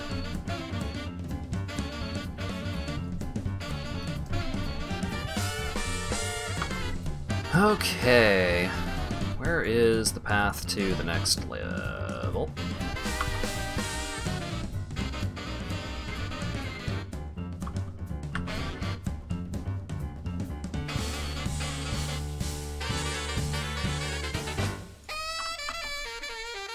Whoa, look at that bleed. Look at how much damage that's doing. What?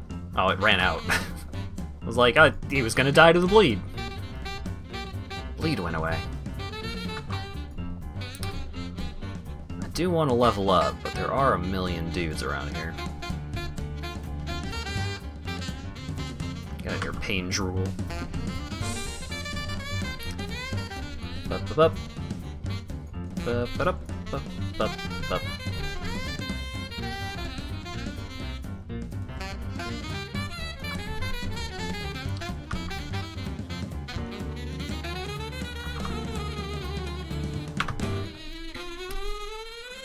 Chamber of Sins, level 2.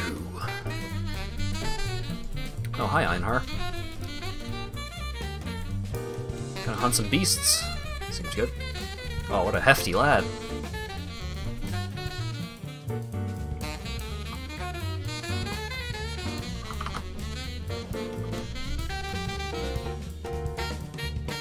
Finally getting to the point where I'm not just getting completely stomped by everything around me, so that's nice.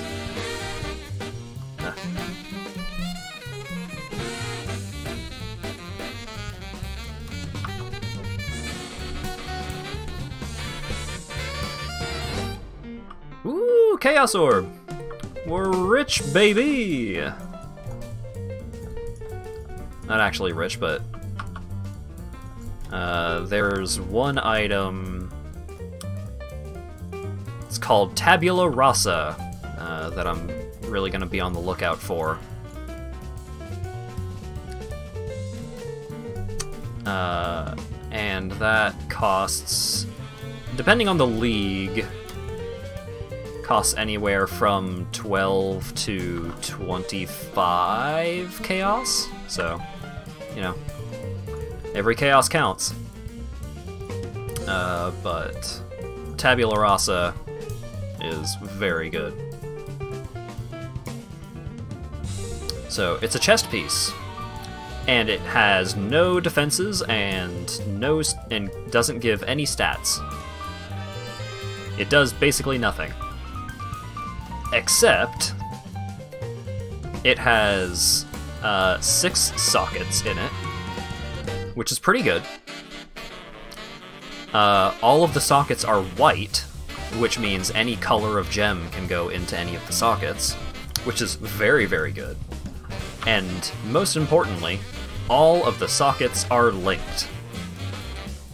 And linked sockets are basically the core of the Path of Exile experience. So let me show you. Okay, so on my shield, I have 3 sockets, 2 reds and a green. And you can see these little connectors, so these are 3 linked sockets. So, with every additional linked socket, I can attach an additional additional skill gem. So I could put in another attack. I got this one. It's Lacerate. Or I could socket in another support, and the supports add additional effects, increasing the damage, increasing the attack speed, adding some kind of special effect like chance to bleed. And so you want as many supports on your main skills as you possibly can. So that's what makes Tabula Rasa great. Tabula Rasa, even though the shirt itself does basically nothing, it allows you to have your main skill and then 5 support gems. Every single support gem increases the efficacy of the skill that they're supporting by such a massive amount that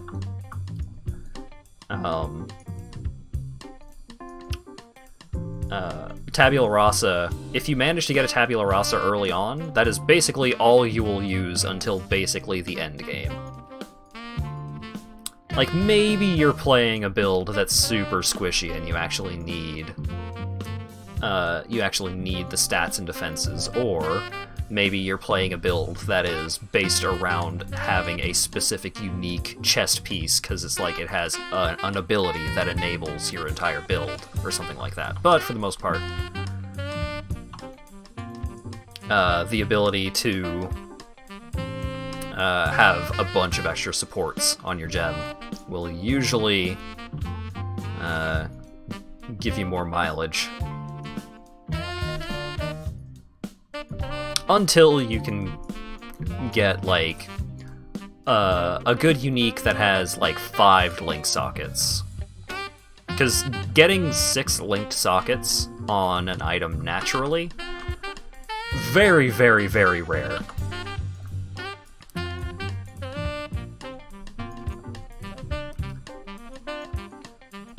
I don't remember the exact math, but it is not uncommon to spend several thousand the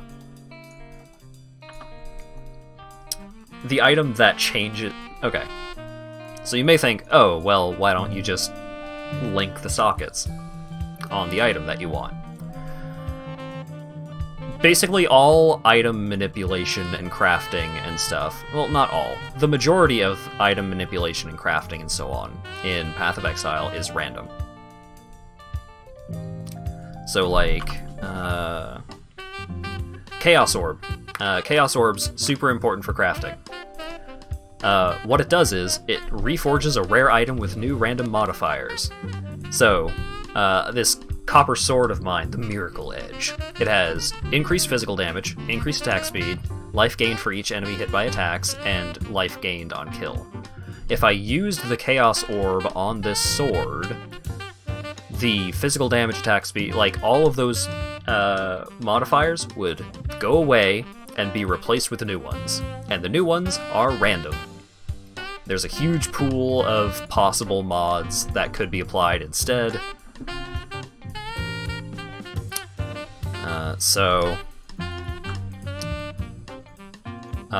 The item that changes which sockets are linked on an item, that also randomly changes the sockets, or it randomly changes the links. So if there are certain things that affect the likelihood of certain modifiers appearing on an item, or certain, like, I have an item that changes the colors of the sockets on an item. The...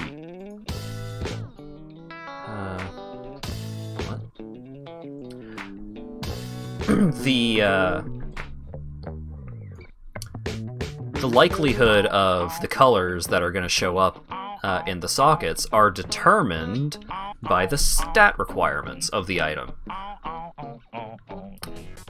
Or in some, like, if there are no stat requirements on the item, then it is determined by the types of defenses on the item, or there are certain things that will affect the likelihood of certain colors. So this shirt gives evasion rating and energy shield. Evasion rating is typically associated with dexterity, which is green, basically, and energy shield is typically associated with intelligence, which is blue. So, evasion rating, energy shield. So if I were to use this item that changes the colors of the sockets on an item, there is a high likelihood that the sockets are going to come up green and or blue.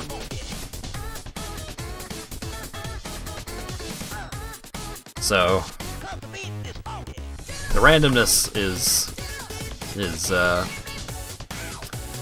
why having an item that gives you 6 linked sockets that can be used for any color of gem, guaranteed, extremely useful.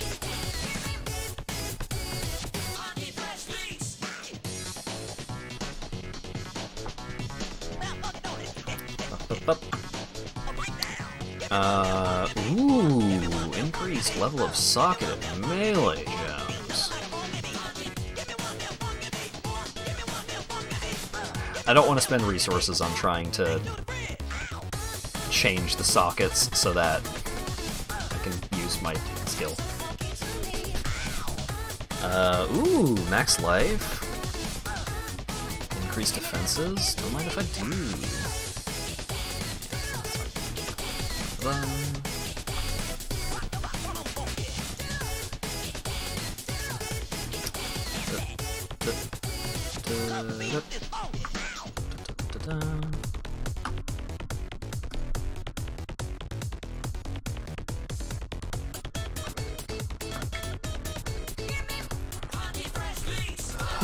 Alright. There's something that I need to check real quick.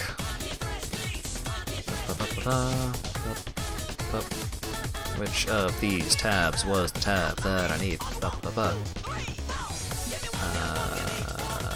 Got it. Okay.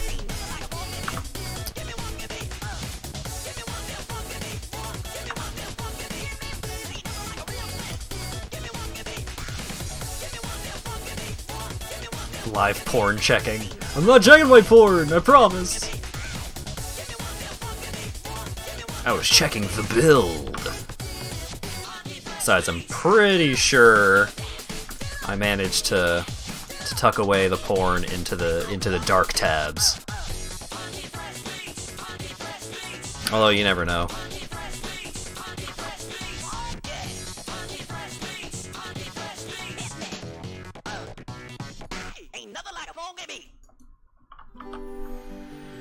There truly is nothing like a funky beat. Hideki Naganuma is right. Hideki Naganuma is also the composer, and I am the consumer. He is also a shitposter. Following Hideki Naganuma on Twitter is quite an adventure. My man's getting horny for Lugia up on there. Kill this man.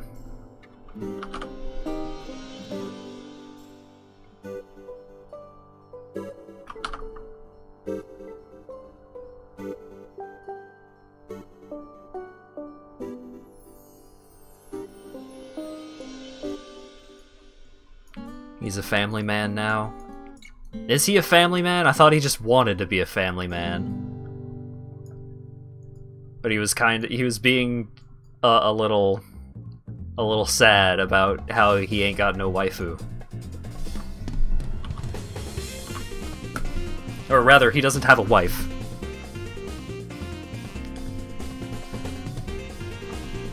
Because he did discuss the difference between wife and waifu on his Twitter, which was exciting. I think Flesh and Stone is the one that I want.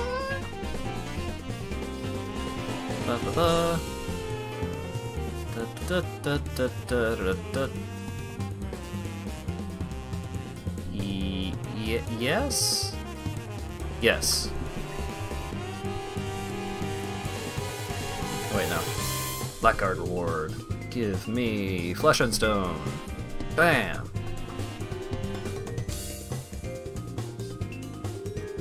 Is there anything else to... No. Oh wait, no. I'm a fool! Go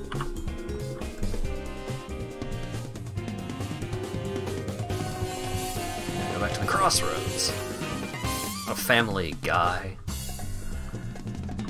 Yeah. He sure has been doing that. Just putting his fucking logo on the chicken from Family Guy.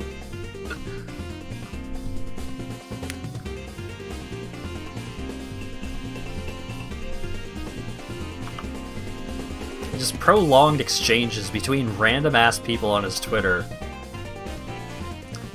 People tweeting at him going, "And I'm Cleveland Brown." And him going, "No, I'm Cleveland Brown."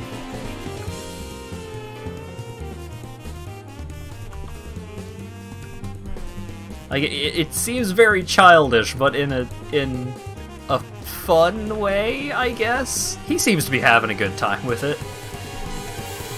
I'm not gonna yuck his yum. But it sure is something to spectate.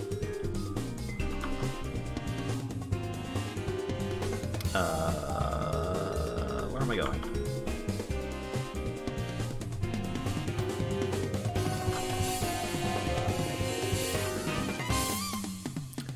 Yeah, I am so fucking excited for Bomb Rush Cyberpunk. Oh my god.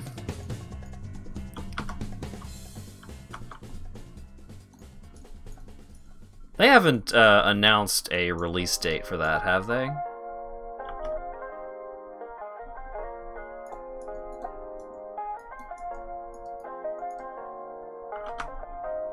Nah, yeah, that makes sense. It's probably a little too far out for that.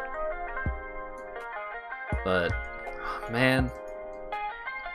I mean, I stream Jet Set Radio Future. Y'all know how much I love that game. The game is rad as hell. Quite possibly my favorite original Xbox game.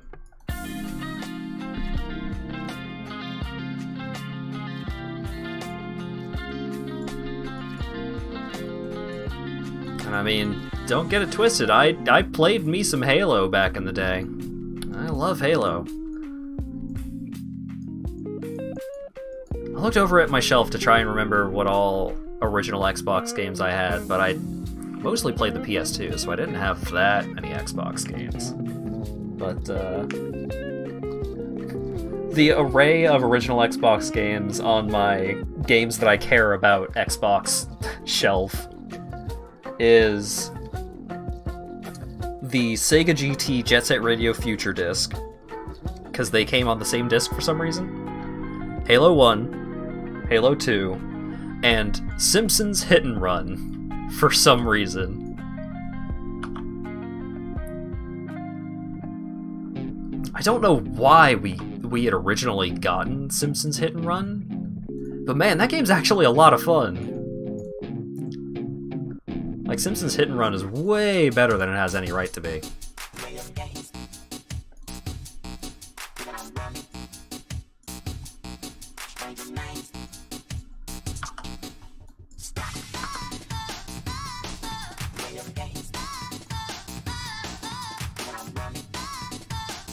Yeah, we have hit the Naganuma chunk of my Stream Safe playlist, it seems. Even though I do have it on shuffle. The algorithm has decided that it's time for funky beats, and so on.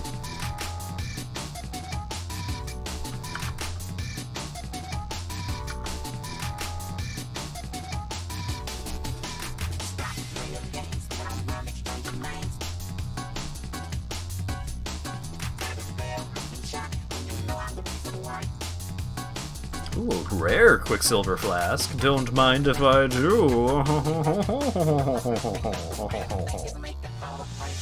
Immunity to freeze and chill during effect. Don't mind if I do. That's really sick, actually. I guess I'll just hold on to this other one for if I want to craft it later, I guess. Wait, get out of here.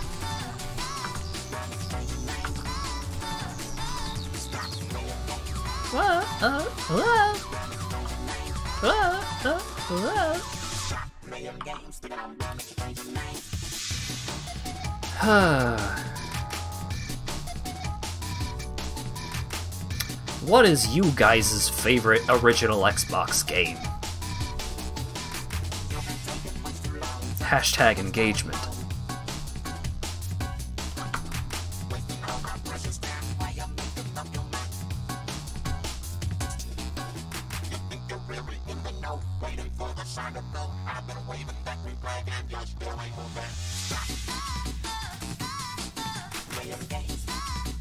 You do have a favorite OG Xbox game?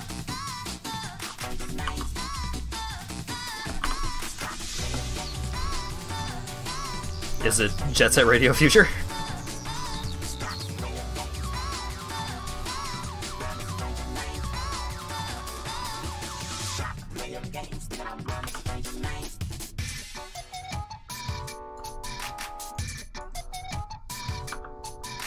One of your favorites. I mean, who couldn't love Jet Set Radio Future?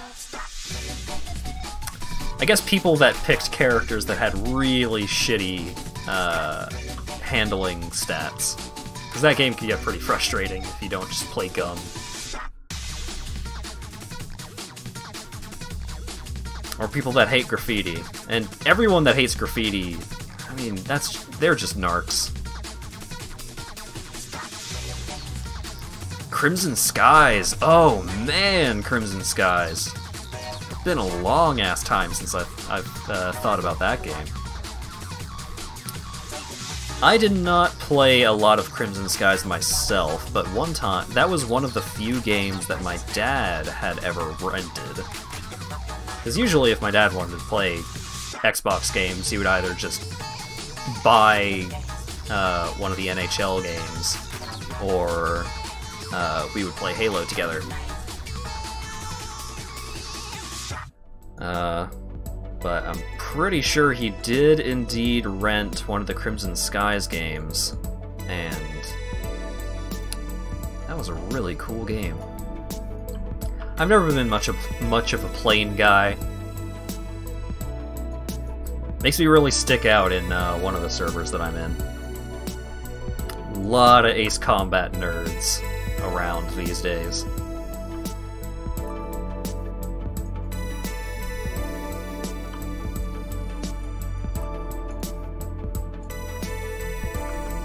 Get back here.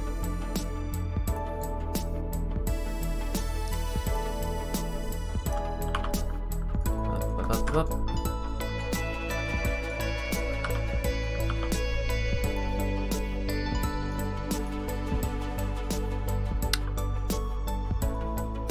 I'm trying to think of other original Xbox games that I really loved, but I just didn't really play a ton of original Xbox games.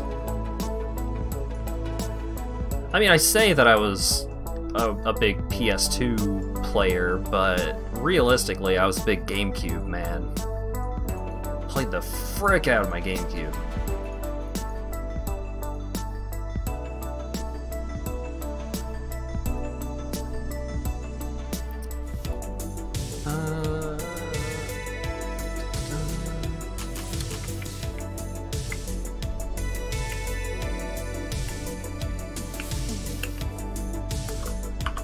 Up. Oiled vest, you say? Okay. Okay, so this side of the map is done.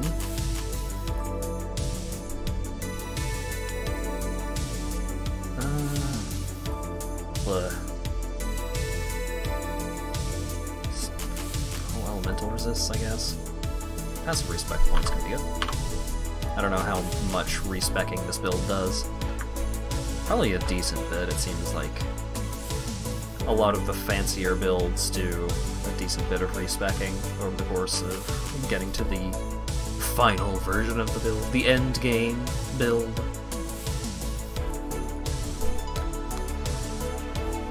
And then I try to think of my favorite PS2 game, and it's just like, oh god, how do I choose? That was the console that had Ratchet and Clank and Jak and Daxter? Like, good god, man. I think the one that I played the most was probably just Grand Theft Auto San Andreas. I'm very glad that, thanks to Joel's stream, I discovered the secrets of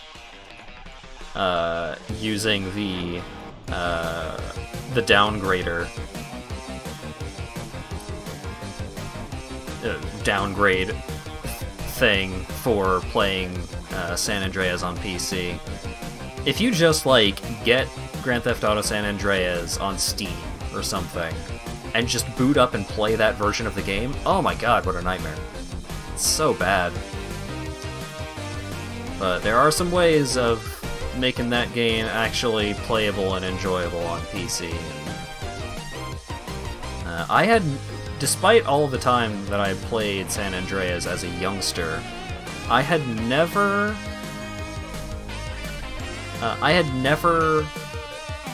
finished Grand Theft Auto San Andreas until I got the PC version all situated. Oh, I guess this was a while ago. It's probably like 8 months ago. Feels even longer than that, thanks to world events.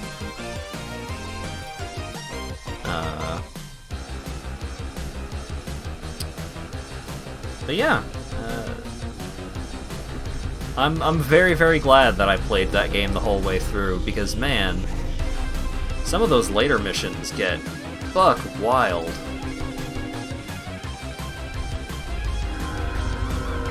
Hype train! Like, I had never done the Area 69 mission, where you need to fucking steal the jetpack. Ah, what a cool mission. That is one of the things that I am sad about when it comes to Grand Theft Auto 5's main story. Is that Grand Theft Auto 5's main story is fantastic. I think it is like really, really good, but it lacks some of the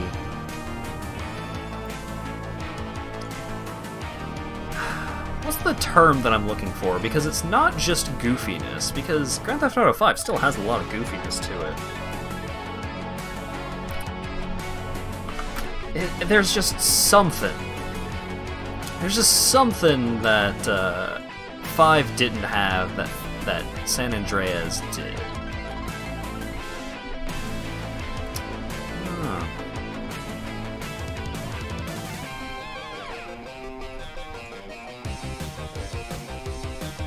Every now and then I think that I'm gonna try and get back into Grand Theft Auto Online, because I had purchased an office. I think I had gotten a free arcade from one of the Twitch event things. I had gotten a fucking, what's it called, bunker set up? Not a bunker, I had a bunch of stuff set up, but a lot of the most interesting stuff required like a consistent group of 4.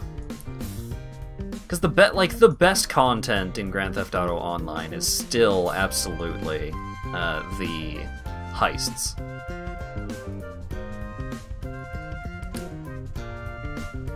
The heist missions are so much fun. Because they're like genuinely challenging, and there's such a good variety to the missions. And they also earn you a shitload of money.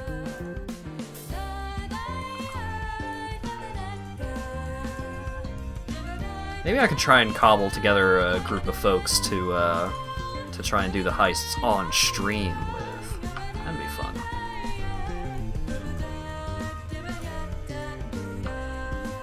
But just like grinding out solo money-making stuff in Grand Theft Auto Online, not the most gripping gameplay experience, I gotta say.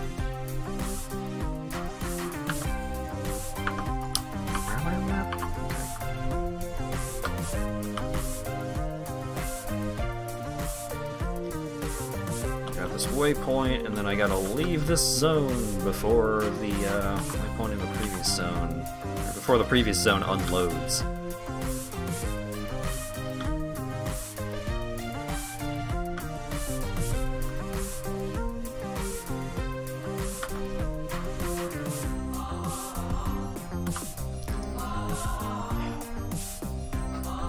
And every now and then I think, you know what I should do? I should go back and play through Vice City, because I don't think I've ever played Vice City at all, let alone played all the way through.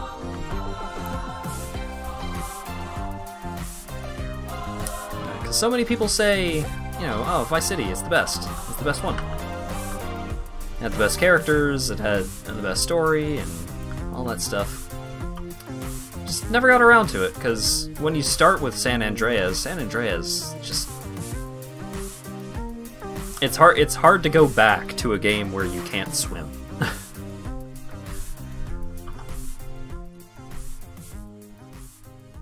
And also just, like, the driving feels very different.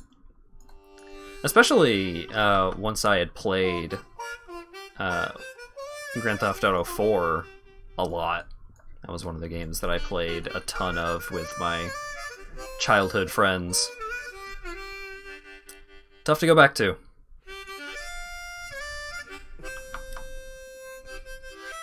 San Andreas wasn't quite as difficult to go back to. There was just something about it.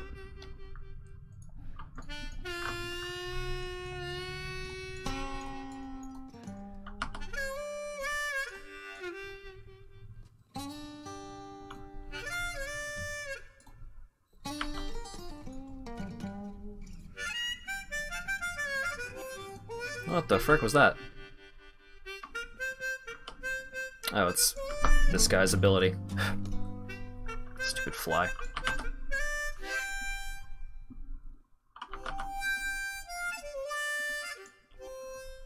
Oh man, new shirt. Whoa! How many deaths am I at right now? Only 3? Damn. I'm tearing it up here.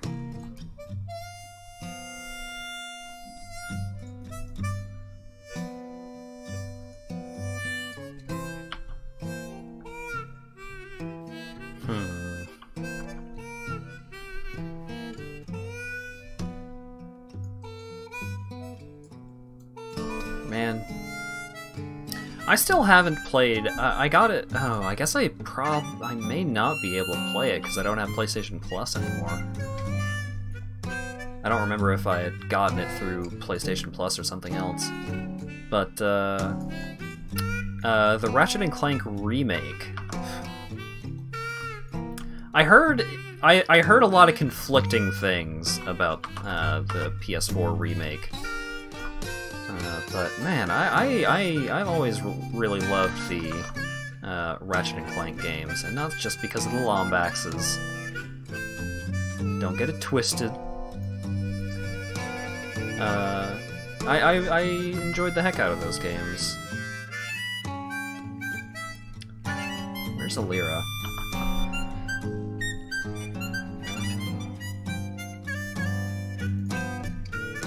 I think my favorite weapon out of all of the Ratchet & Clank games was the fully upgraded Sheepinator. Just always got a kick out of just like waggling this beam in front of me and suddenly every enemy is sheep.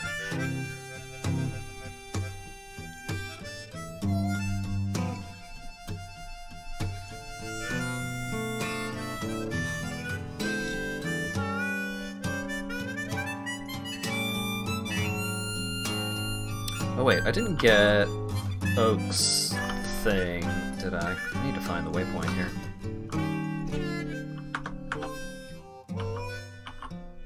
Oh wait, I got the waypoint. Okay. Da-da-da.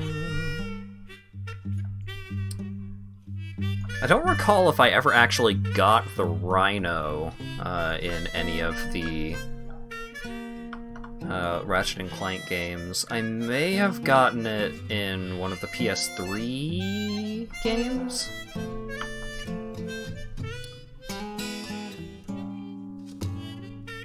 But at that point in time, I had a lot of oh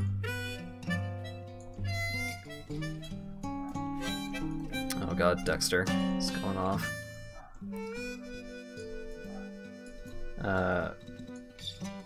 Dexter barking has completely obliterated my train of thought.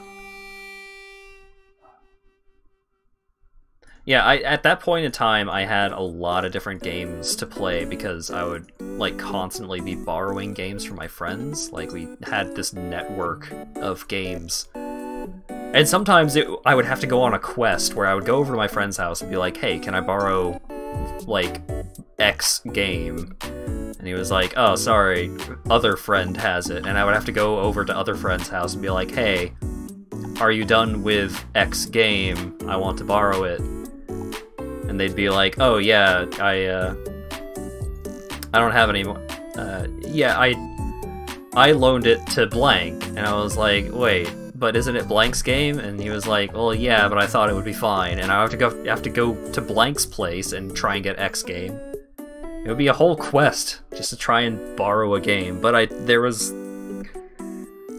borrow a lot of games at the time. Change your mind, one of the sword aspects in Hades is amazing. New favorite weapon, wow. Side quest for games, yeah, like it was a real life fetch quest that I had to go on to try and just borrow a game from my friend. What did I pick up? Get out of here.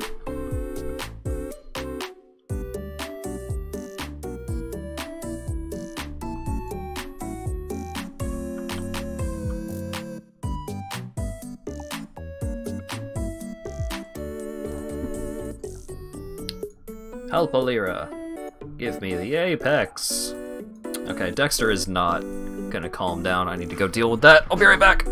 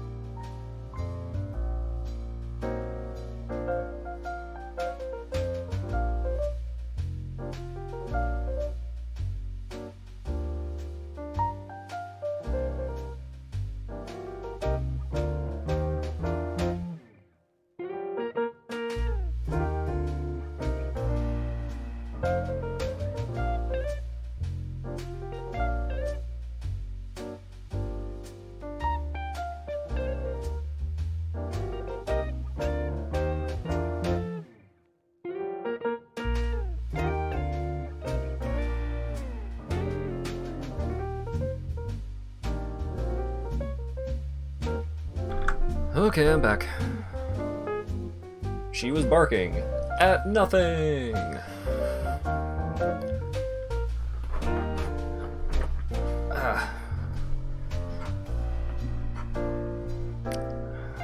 She is quite the hassle to deal with, but Lago's busy and Lawyer Dog's asleep, and I didn't want to just let her wake Lawyer Dog up so he could deal with that, because that would be shitty.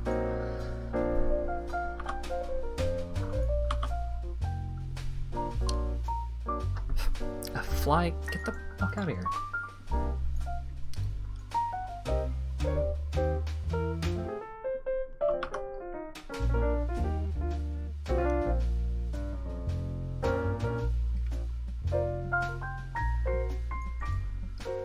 I'm trying to remember what, like, the core gameplay for Hades even was. Like, I know what the core gameplay of Hades is, but I'm trying to remember how it felt.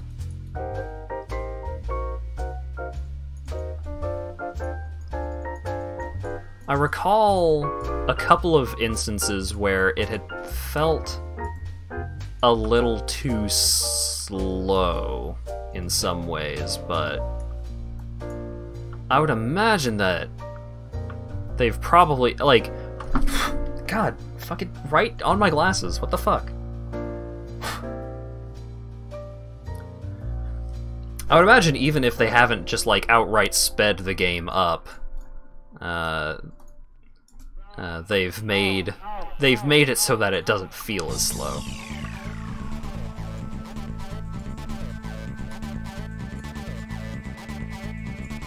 I really need to check that out at some point.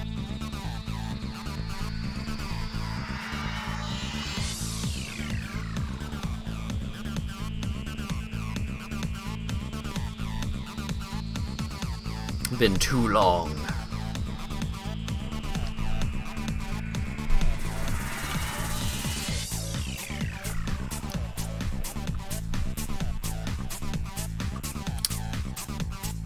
Maybe I'll get it downloaded from Library Share and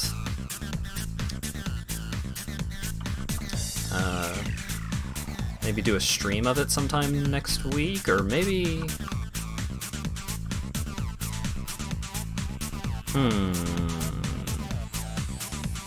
Maybe I could play it after the ending of Control, because apparently there's not much Control left.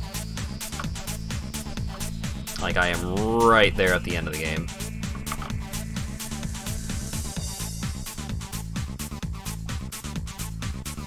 Oh, Dwayne! No! I knew I shouldn't have put Dwayne up just to go tell the dog to start barking. I am a fool!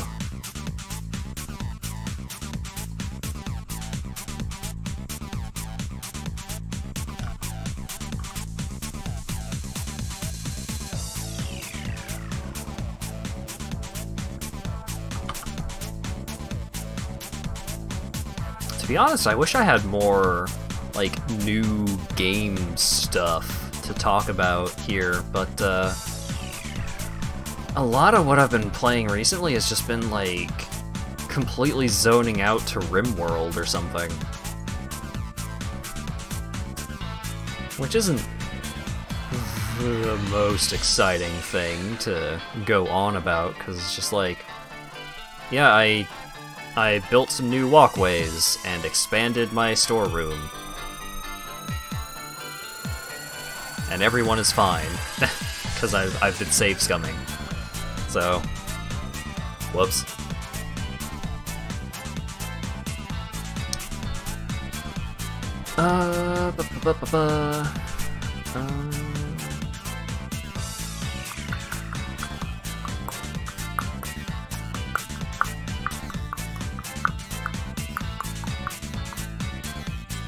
Let's get some accuracy.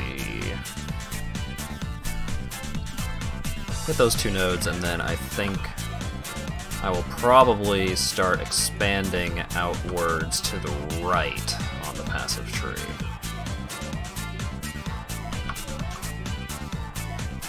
Because there's some really cool shield nodes out that way.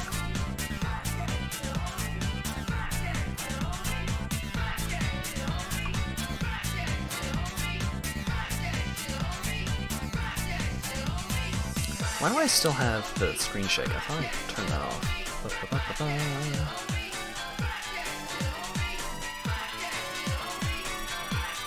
Probably show sockets.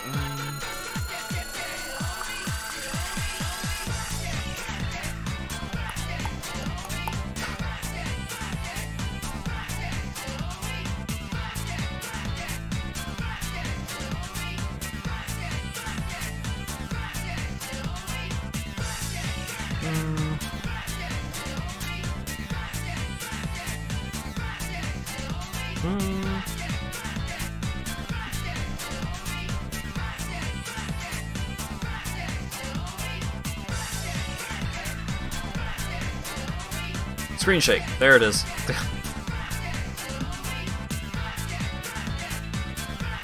I don't know why that's not a button like the others. That's why I couldn't find it. Why was it a drop down?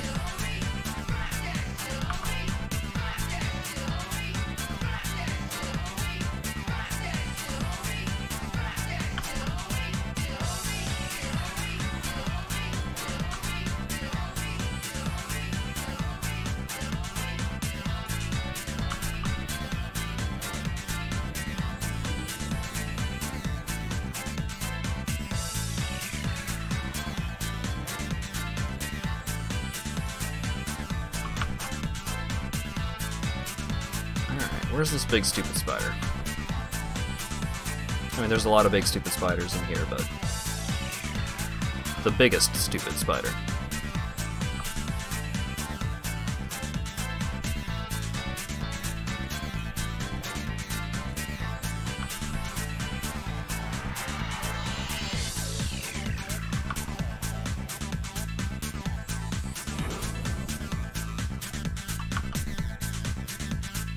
Haha!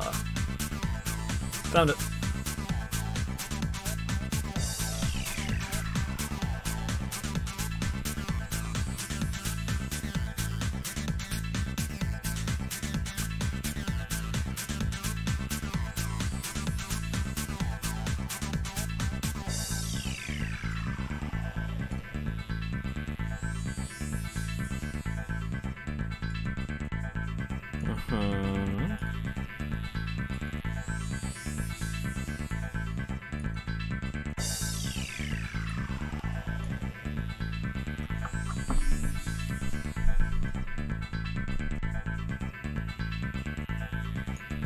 There we go.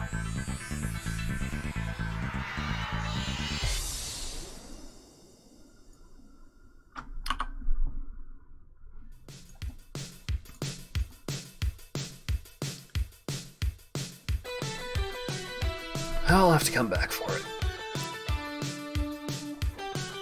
Returned with the most discount grilled cheese. Oh boy. I hope you at least used butter. Hawaiian sweet rolls ovened with provolone. I mean, I love provolone, but I don't know if I would ever use provolone on a grilled cheese. Probably still good.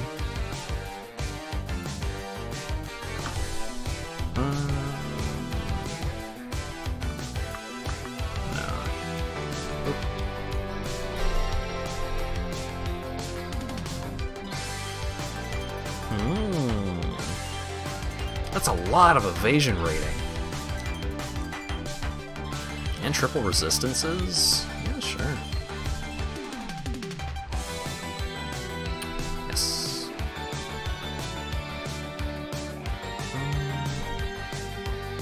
29 to max life, 10 to max life, but regenerates a decent bit of life. And has armor and evasion. A lot of armor and evasion.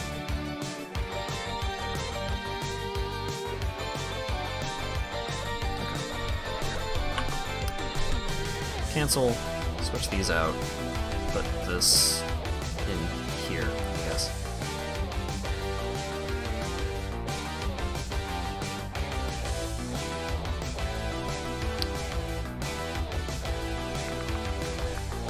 I need new shoes. You know what? I'll put these shoes on just because they have a red socket, and then this socket into here, and then switch this shirt out, and then put this gem back in, and then sell all of this bullshit. Well, do I want to sell all of this bullshit? Cast speed. Increase attack and cast speed?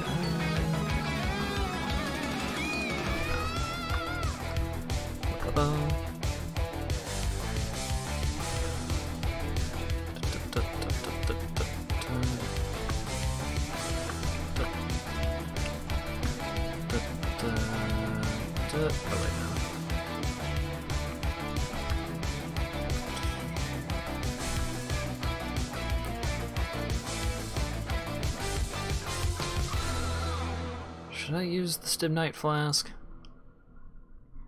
I probably don't need to at this point in the game. I will sort all this stuff later. For now, let's... There we go.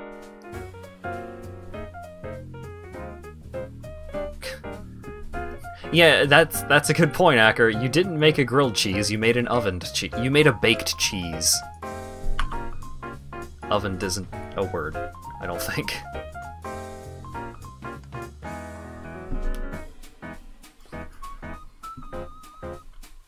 I don't know. Sounds like it could still be pretty good. Chance to block 27. No.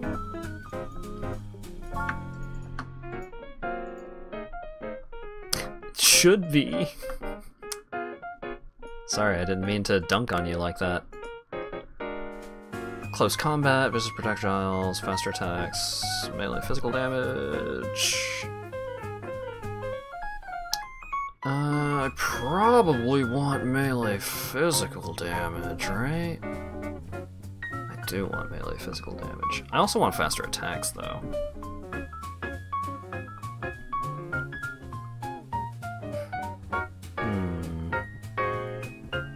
Dunk on yourself on a daily basis. Don't we all? Okay. Switch out chance to bleed with melee physical. What's up, Helena? Oh yeah, I need to go back to Bestel and get my free skill point, or points, plural, I don't remember.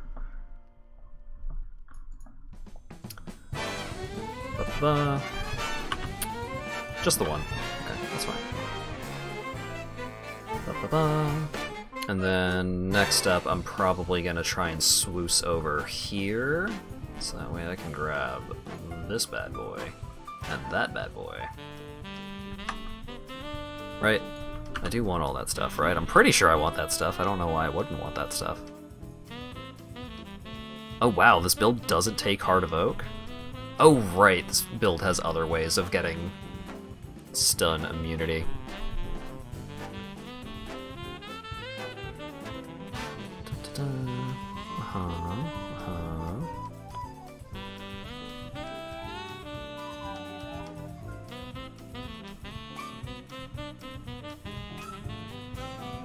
Wait.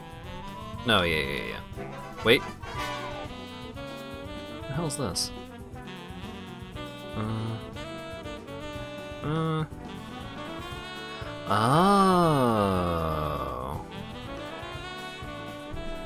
Oh, I see.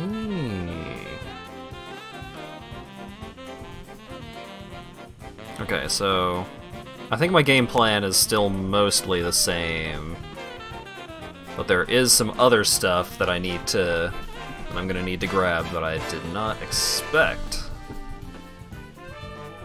that I would need to grab.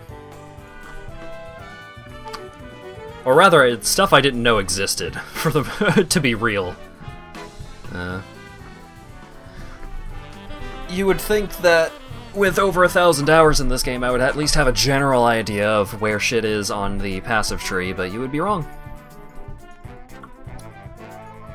Or rather, what shit is on the passive tree, but still wrong. Deep fried cheese. A deep fried grilled cheese would probably be pretty good. But I feel like it has a pretty good chance of being pretty good, but it has a 100% chance of making me very sick. Guaranteed that thing would destroy my stomach for days.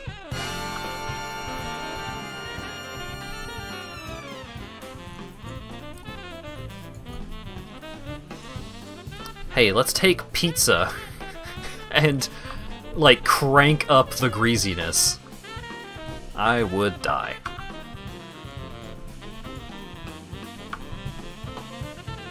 God damn it, I want pizza now. No, I can't. I'm not gonna do it. I'm not gonna get pizza. I can't make me.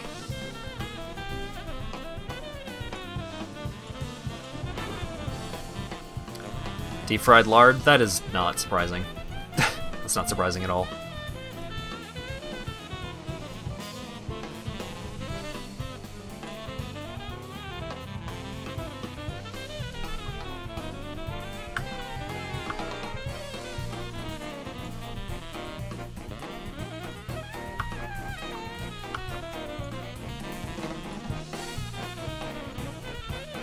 I mean, deep-fried butter is, like, a carnival food. Like, it's not even just, oh, like, this crazy thing that you find at carnivals. That's just a thing that you find at carnivals. It's not even uncommon.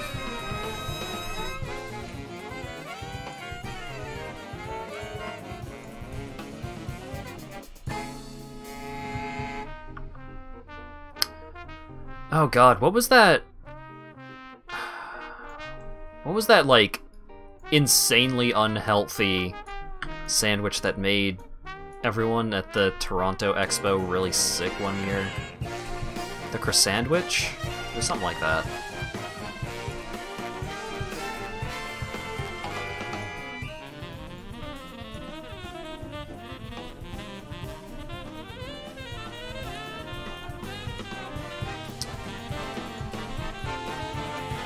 Trying really hard to remember what it was called, because I have not heard of it since, because it made everybody sick.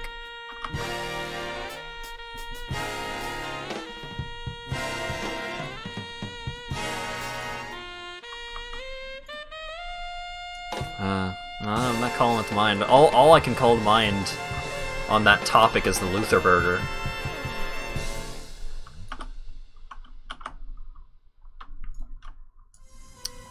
Ah, the Boondocks.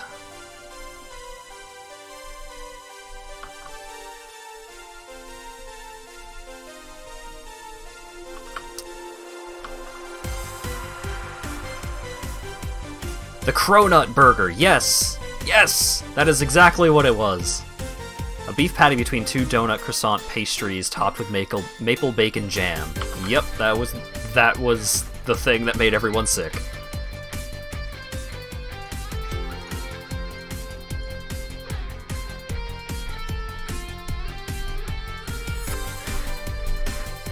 Found a news article discussing it. Yeah, that makes sense. It was big news because everyone was very excited to try the Cronut Burger, and then everyone got very sick from the Cronut Burger.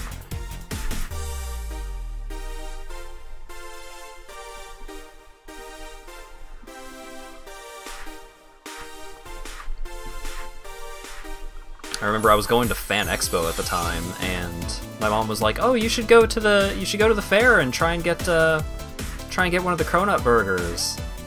And at this point, this was around the time that I started having my stomach issues, and I was like, I think that is the worst idea. I cannot think of anything less appealing right now. And so I didn't. And so I didn't get sick.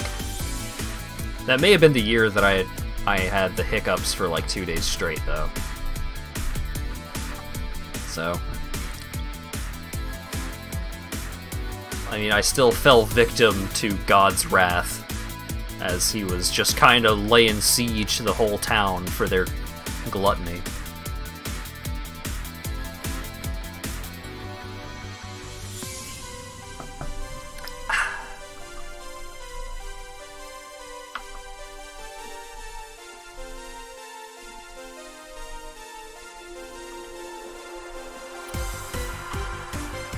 Fool's Gold Loaf.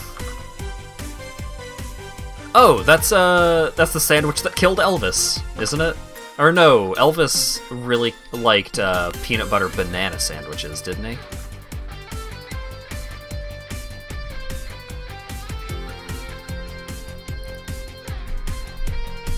I mean, it could be both. It could be that he really liked peanut butter banana sandwiches, but the Fool's Gold Loaf is what did him in. Elvis and a couple other people ate 22. Yeah, that sounds about right. Increased movement speed. Ooh, girl. I was about to throw these on the ground, but they're worth a chromatic orb, so I'm not going to do that.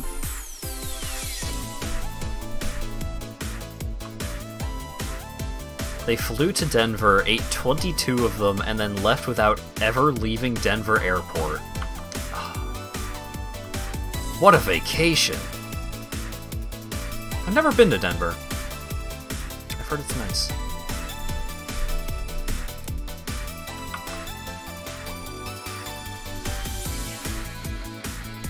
I think one of the nicest airports I've ever been in was, oh god, was it Dallas International?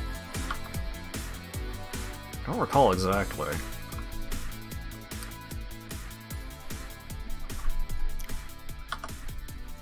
But I only discovered how cool the airport was, like, after I was already, like, almost late for my flight. Or my connection flight. One sandwich contains about 8,000 calories. I mean, yeah, you're eating an entire loaf of bread with a bunch of other stuff shoved in. You're eating an entire jar of peanut butter.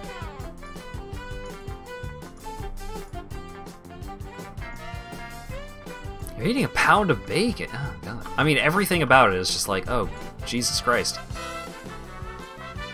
What a nightmare. See, I mean, okay. Of course I can't imagine eating something like that. You know, I'm a normal person. But here's the thing. I think conceptually, the problem with the sandwich, other than, you know, it literally being a sin, is the bacon. Like, bacon is a strong flavor. You're barely gonna get any peanut butter and jelly on that. You're just gonna get bacon.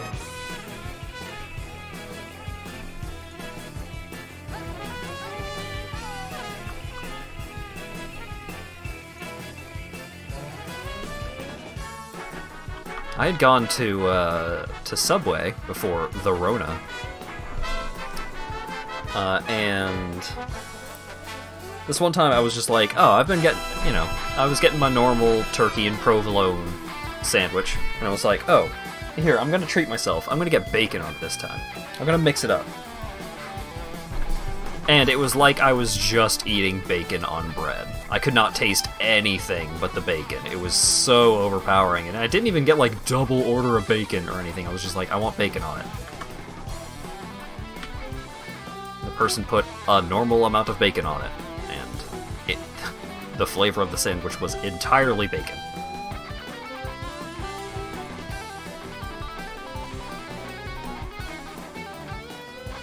$15 quarter pounders with cheese. I mean, if I'm gonna get a burger, I usually end up going like a little closer to a half pounder. There was one place that me and my family used to go to when I was growing up that was it was like a fancier dinner place, but they had a burger, and it was a double half-pounder burger. Like a double half-pound bacon cheeseburger. And I think I got to the fries once. And every other time, if I finished the burger, it was a close call. Yeah, maybe I'm just sensitive to bacon, I don't know. I mean, that burger in particular, there was so much. Okay, here's the thing. I love meat. I love putting meat in my mouth. You can quote me on that.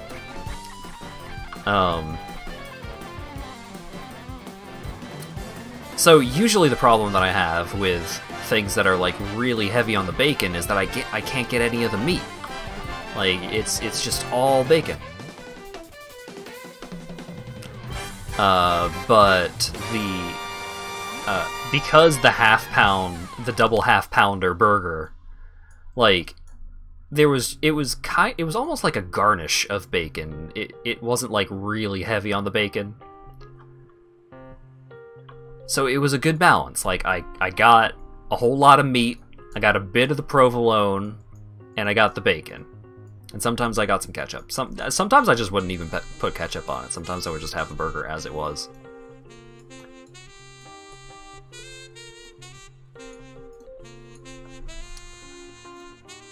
But just like I just love the flavor of meat. So like just the flavor of like a well-cooked beef patty. I mean, you gotta still season it, of course, but I don't go hard on like sauces. I don't go hard on a lot of toppings that are like really heavy on flavor. Because I want the focus to be on the meat.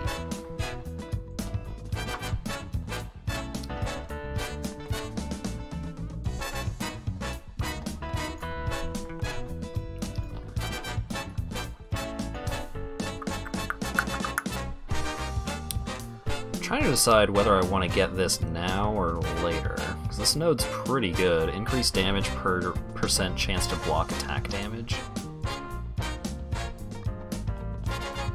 Yeah, I should probably grab... I mean, it's 3 nodes. I should probably grab it. So, I'm gonna grab this cluster, pop up here, grab this, grab these, and then...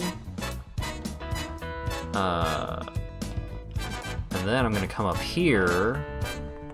Well, I'm either gonna go up there and grab that, or I'm gonna swing down here, I think. Yeah.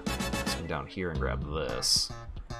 So it's 1, 2, 3, 4, 5, 6, 7 compared to 1, 2, 3, 4, 5, 6. But coming down here gives me access to 2 of the plus 30 stat nodes, which might come in handy. Tough choices. Either way, it's still a bit of a ways off. But those nodes give my attacks a % chance to apply the Impale effect. And Impale is a really good debuff. Makes enemies take a bunch of extra damage.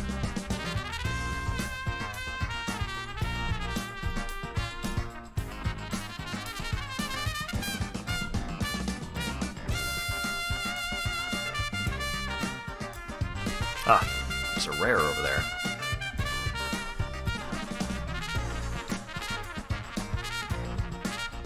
Yeah, just like, okay, I go to a sandwich place. The sandwich that I get is turkey, provolone, lettuce, salt and pepper. Maybe like an Italian seasoning, if they have it. But like, simple, really simple sandwich. I like the lettuce for some of the texture, a little bit of green taste to it. I've thought about trying spinach, but spinach kinda messes with my stomach a little bit. Just a little bit. I probably could. Maybe next time I will. Or next time I get Subway, I'll try it. Not the other sandwich place that I get from, because the other sandwich place has pretty good lettuce. Anyways, just like a little bit of seasoning. Get the meat, get the cheese, a little bit of garnish. Because when I'm having a turkey sandwich, I'm there for the turkey.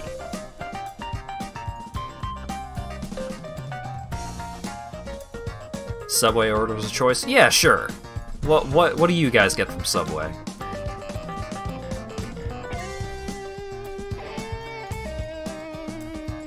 Because I know some people like going to Subway because they have like more variety than some other sandwich places.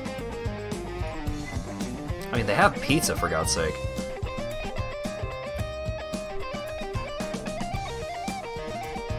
I really like the cookies that they have, because the cookies are usually, like, really soft.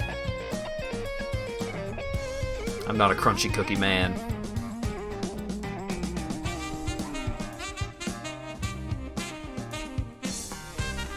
I mean, I don't want to get salmonella. You better bake that sucker, but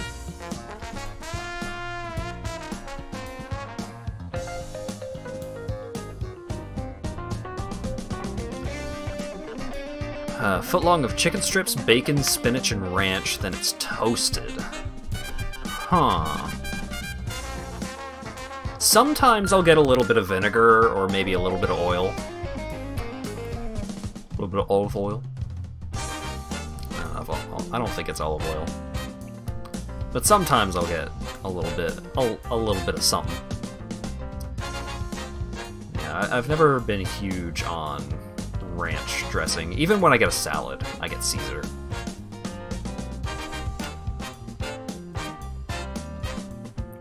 Six-inch honey oat.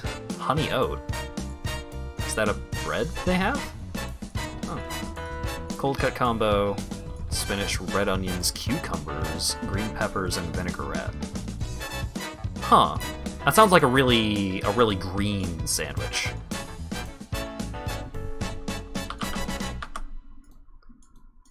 Like you're not getting quite as much on the cold cuts. You're getting a whole lot of the veg.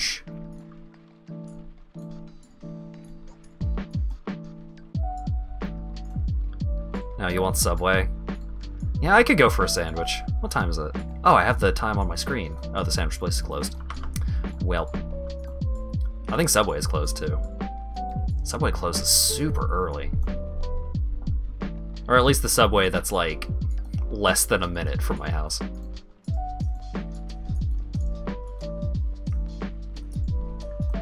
You just had your discount ovened cheese. I mean, that's probably why you want Subway. Your body was just like, I don't know, dog. I think we're gonna need a little more than that.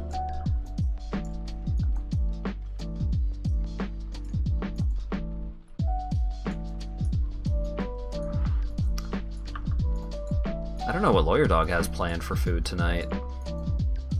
We're kind of starting to run a little skinny on food. We need to get ourselves a grocery order here soon.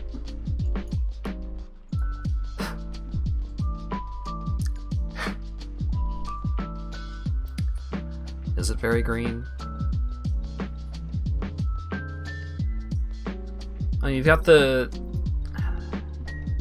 I think the cucumbers is what throws it over the edge for me.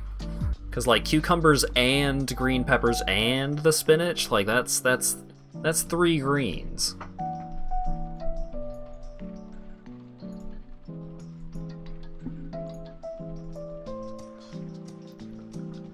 I mean, I'm not saying it's too vegetable heavy, I'm just saying it seems like a green sandwich.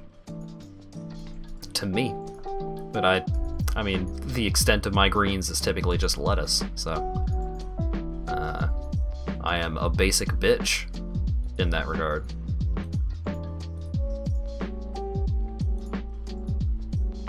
Instant recovery, immune to freeze, seems good.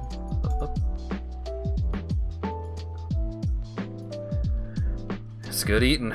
That's what matters, dude. Increased attack speed. Oh god, I lose like all my evasion though. This helmet kinda sucks, but I think mine also sucks. It doesn't have any sockets that I need. 11% increased attack speed is pretty good, but I don't think it's worth the trade-off. So let's put all of this away. Bum, bum, bum, bum, bum. Another Stibnite flask. Need to remember not to pick up any more of those. Oh right, I was going to put this gem away. I was going to try some more of these whatchamacallits. Heists.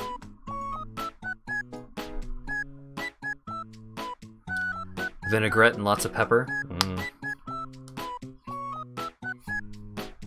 Actually, you know what I could go for more than a sandwich? Get a chicken Caesar from, oh man, like, big-ass chicken Caesar salad from Panera Bread. Get a little bit of bread on the side, maybe a side order of of mac and cheese, and they go one of the fancy teas that they have. Oh. Panera Bread is probably closed. Actually, I don't think Panera Bread delivers to where we're at. I think that's why I haven't gotten Panera Bread since I moved in. Panera delivery! Sure, access my location. I don't care. Order without signing in. Delivery.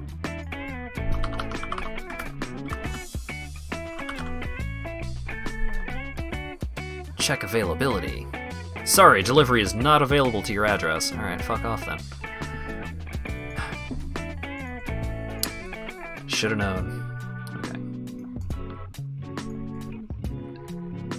Whoa. Damn.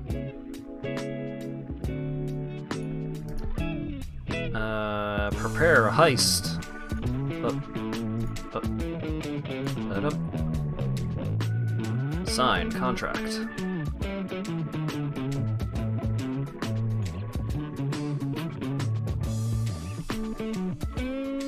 Break into the facility.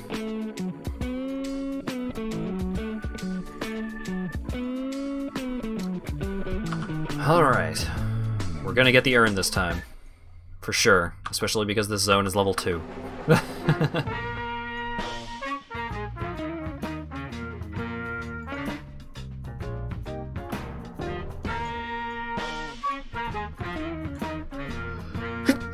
Get. Ouch. Let me in.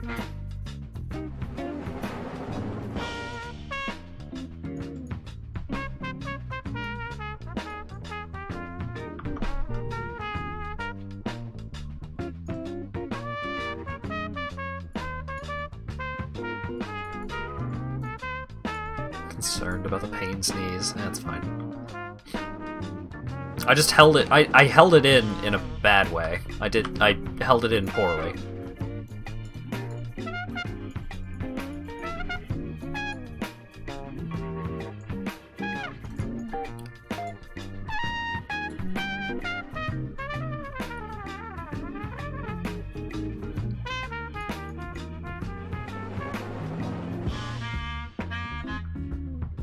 Nothing.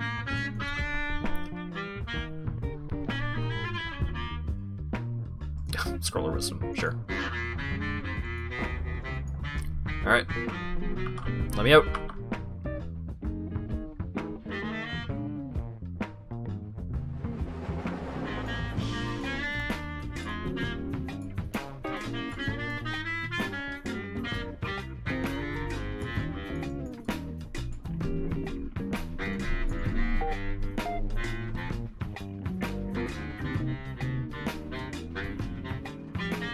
Woo!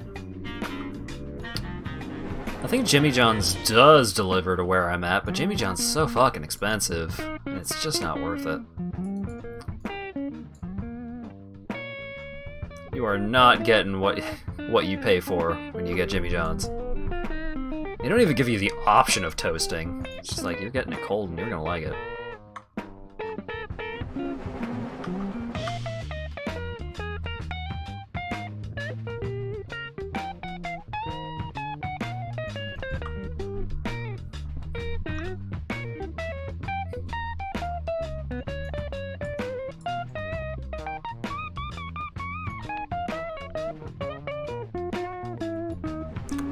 It's all expensive, you're buying bread. Well, when you put it that way.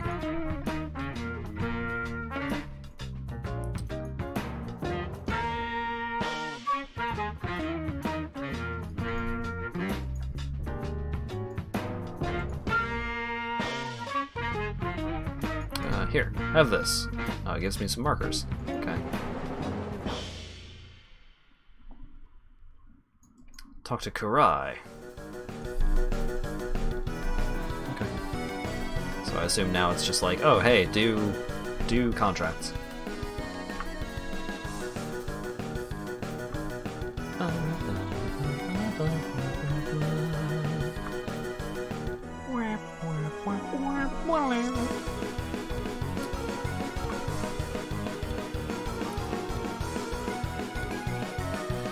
I can do anything.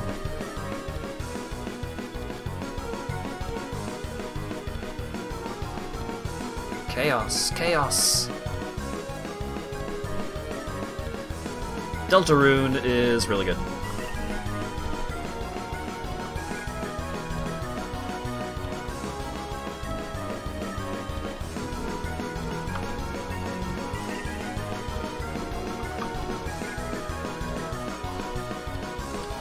Anything cool? Orb of Scouring. Don't mind if I do.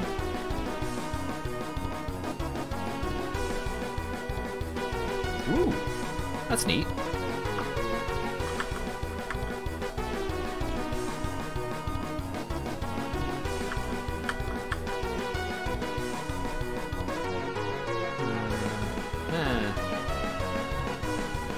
Everything is going to be super low level in this area. Oh, why did I even open this door?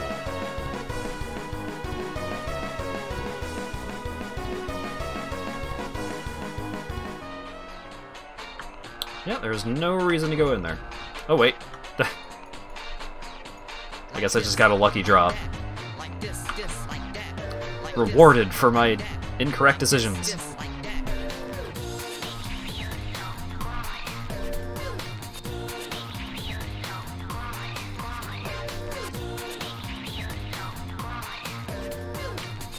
People are still losing their minds about a really short thing that we know is nowhere close to the follow-up. It's...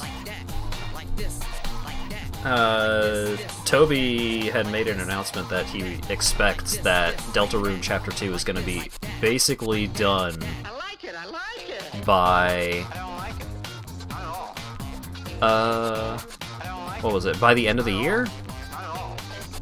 So it's probably going to be Boot in a Boot sometime early next year. Take it easy.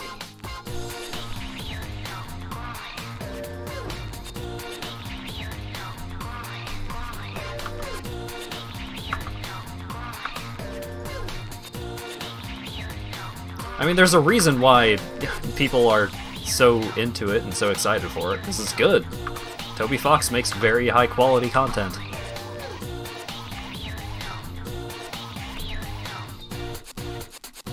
Just feels good. Just feels good. Just feels good. Just feels good. Just feels good.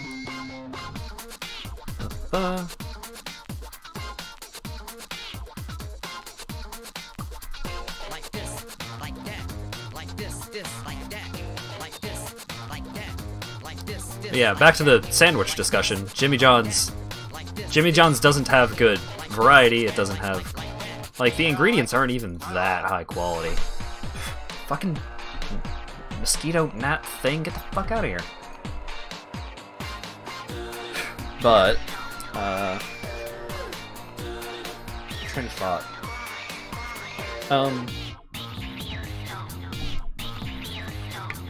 I still need to check out Quiznos, because there is a Quiznos around here, and I remember really liking Quiznos when I was young.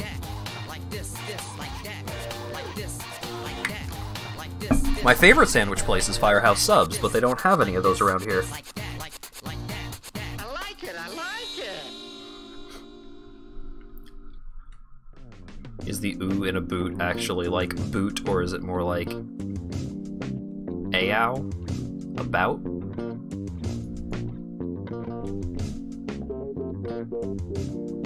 About?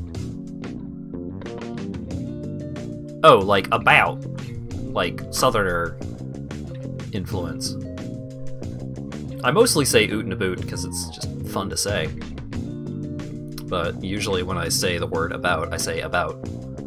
I don't say a boot, naturally.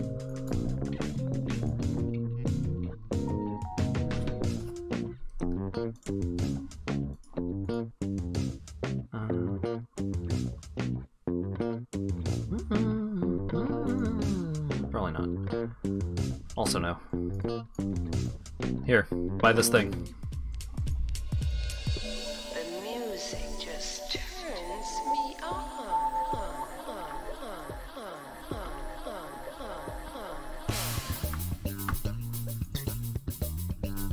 Prepare heist. Oh, this one's already raring to go.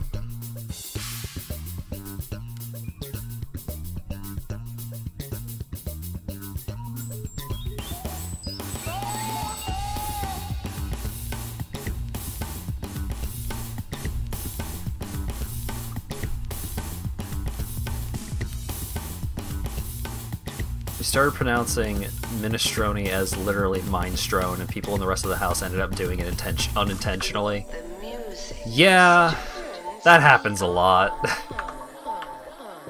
I can't even keep track of all of the words that my family did that with. Because it's just fun. It's just fun to just shitpost. It's just audio. It's verbal shitposting. Redbeak. I'll take it. I don't think it's actually going to be any better than my current sword, but maybe it will be. Ooh, milk.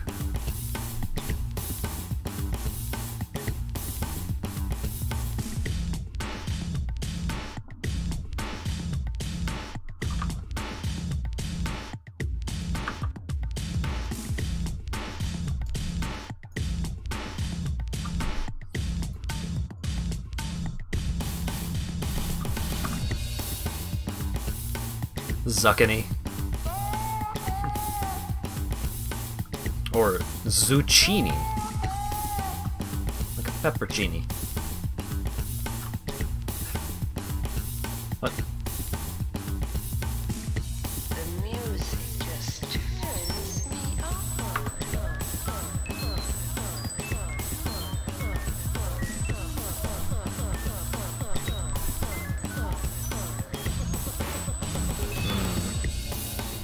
I think I can smell Lawyer Dog making another oven bake pizza, in which case I'm gonna have to scavenge for myself. Unless I am being fooled and they had gotten, I guess I haven't been looking at the Discord. Maybe they got something. Woo! Out of here, dudes.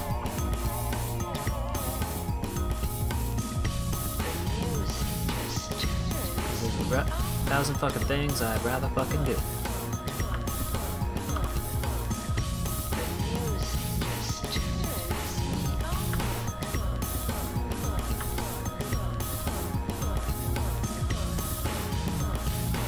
Contract complete.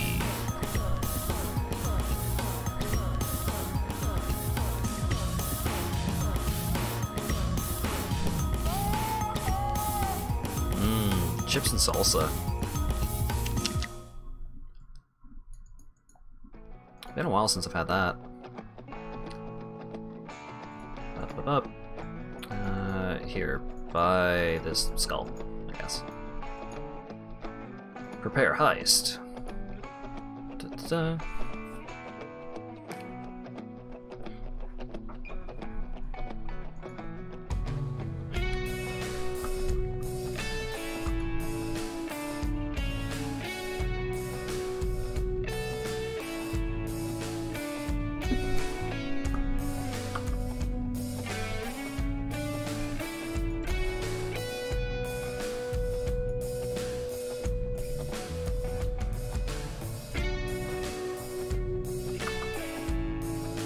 Let me in. Nothing. Open the pod bay doors, Hal.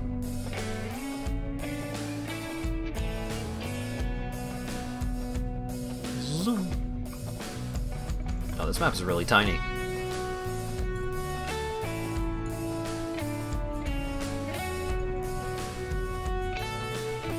Let me in. Oh, a secure repository, eh? Oh, this is why it's secure. The box brings the boys.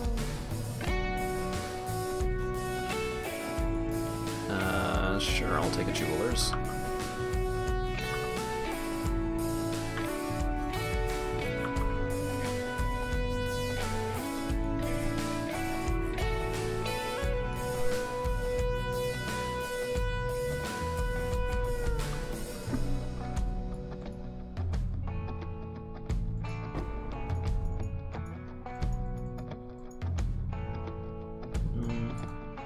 Anything in these?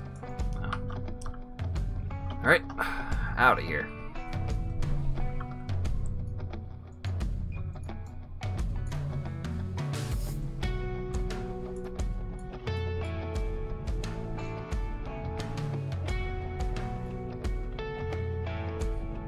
I need to stop thinking about food. I'm just hungry at this point.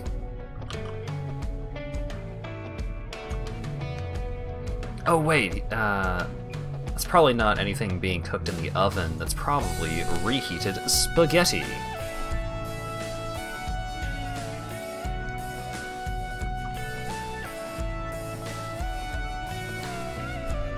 I'd forgotten that Spaghetti-geddon had happened last night.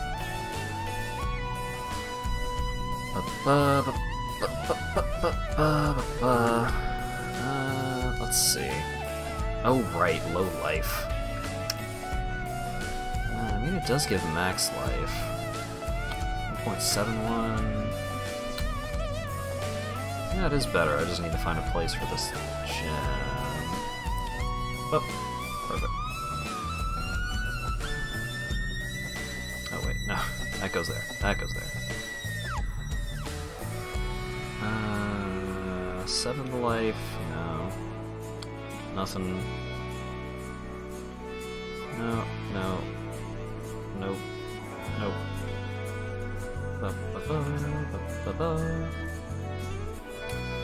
Are these good? Increase attack speed and increase maximum life. Now we're talking. Okay. Fence! Buy my stuff.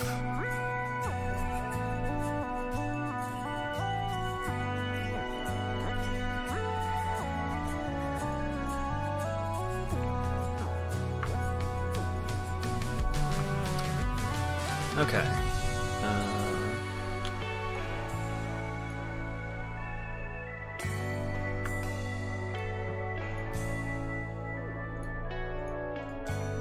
So I'll just grab all of these, because these don't take very long to do.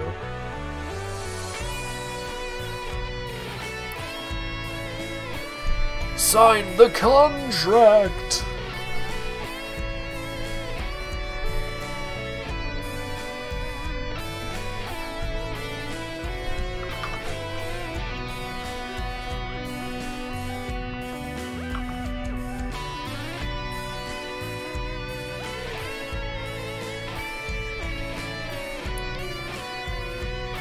Just grab that stuff on the way out.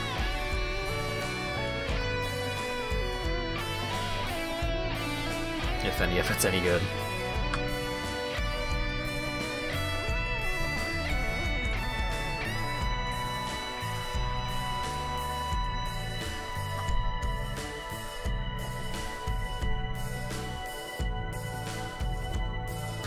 I think there were a couple of amulets. Those might be good.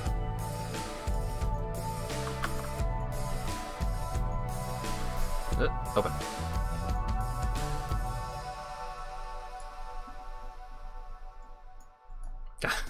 Oh, Orb of Chance is something, I guess. Jazzy, New York City, 99.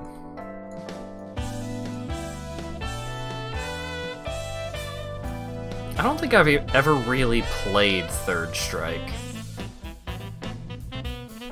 Which is just #1 way how you can tell that I'm not a fighting game player. I guess. I mean, I've played fighting games. But I am not a fight games man.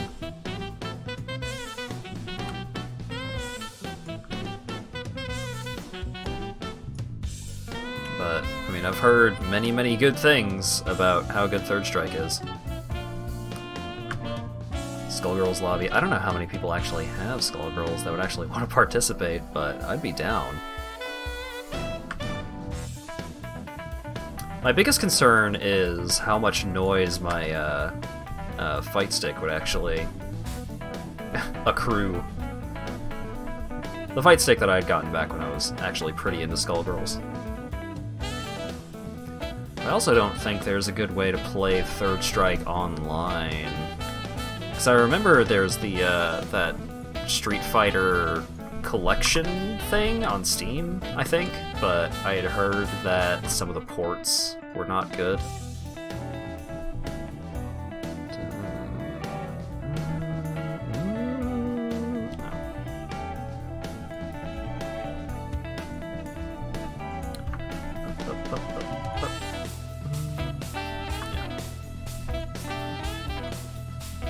What the frick is that?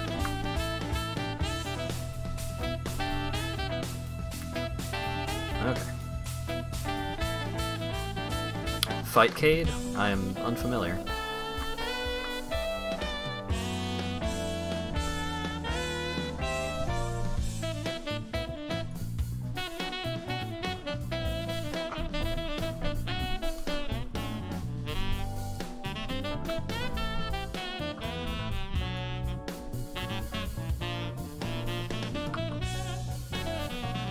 You're gonna be sorry. Then I'm gonna be sorry. I like this guy.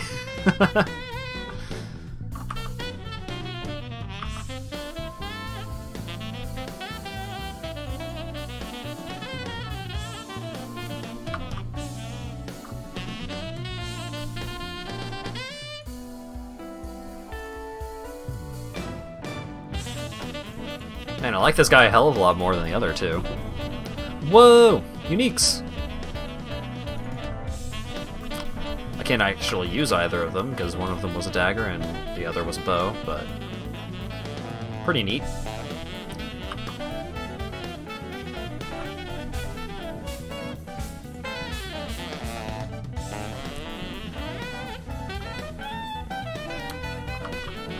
Allow you to share the horrifying reason why your world is pure pain. Sure.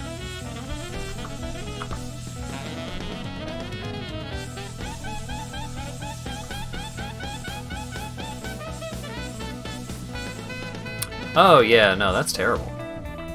I wish that I hadn't known that, actually. I'm sorry to hear. That must suck, but also, oh no.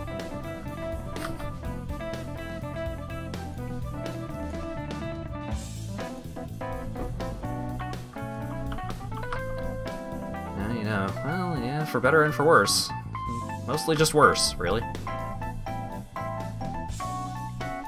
Hate it when that happens? How often does it happen? Good God, man. That's not something that those things are designed to do.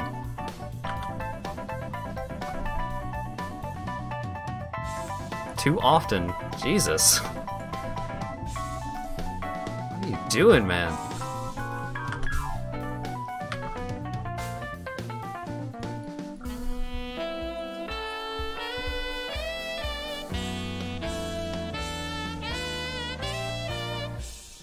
You need to be getting some more keratin in you, or something. I don't know.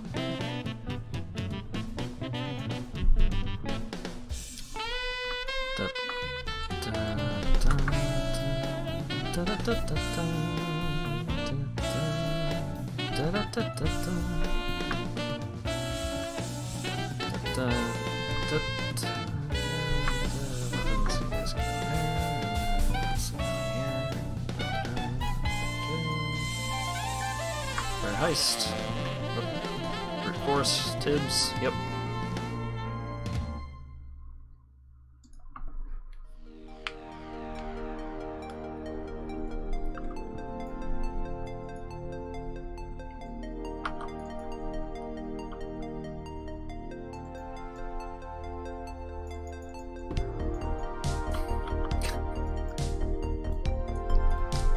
The way you're describing things continues to be horrifying. Straight sine wave, so congratulations on that, I suppose. Assuming that was your goal.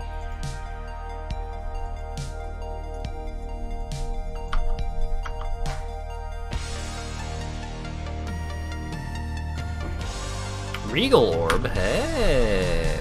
Don't mind if I do. Fly, get the fuck out of here. I'm gonna fumigate myself with Raid at this point. Nope, get out of here. Cause I can't even get a look at it. So I don't know if it's a mosquito, so I don't know if off is actually gonna help, or if it's just like a fruit fly or something, and it's just hanging out just for the fucking fun of it. Get out of here! I made contact with that one, but... Good God, man.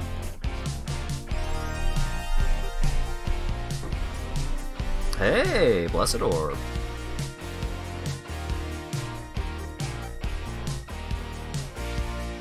It wants to stream. It can get its own fucking rig. I'm using this one.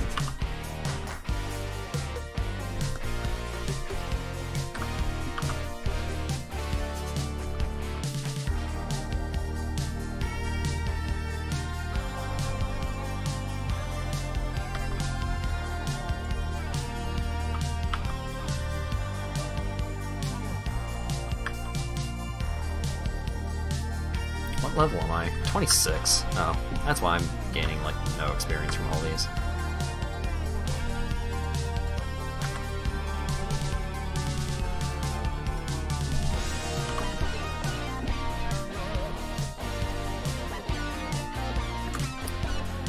Do love me some Spring Leaf. The sockets aren't exactly right. It's a little bit off. Oh, that's fine. I can put Leap Slam into the shield. Oh wait, no.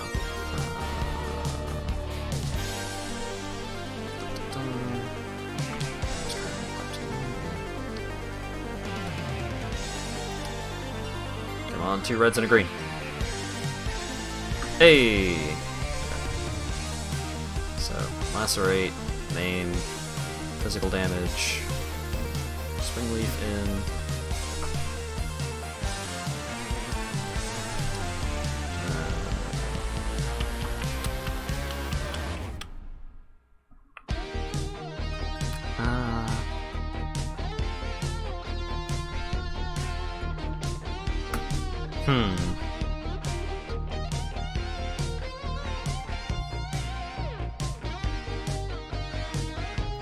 These gloves are pretty good.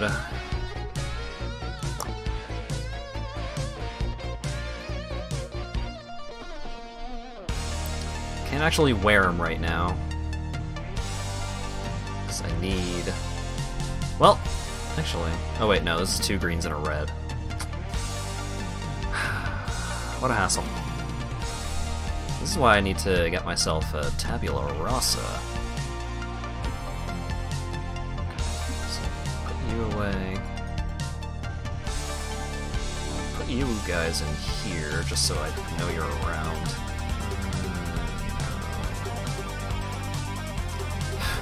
Increased accuracy rating. Tempting.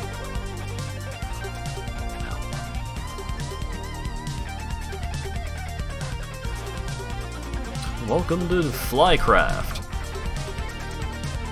It's gonna be a single player Let's Play, and I use the term Let's Play pretty loosely.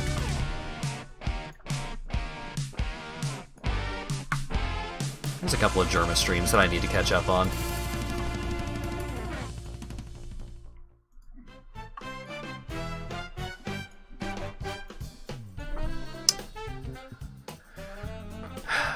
Love that guy. What an idiot.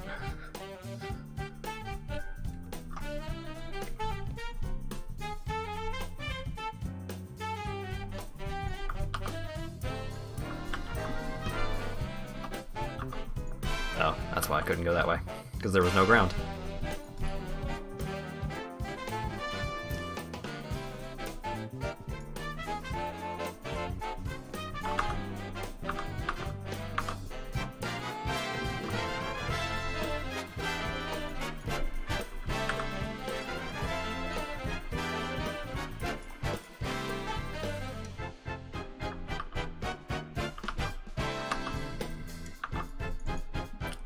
How's that?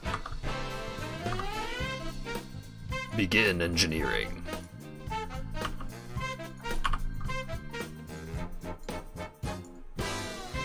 antique chest. Cracker boys. Get right in there.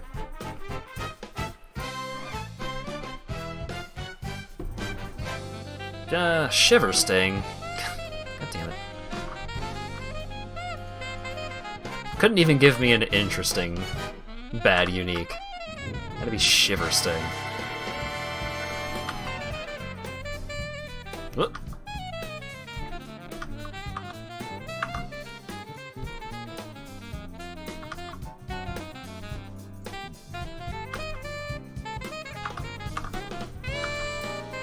This place is huge. Ooh, scrap.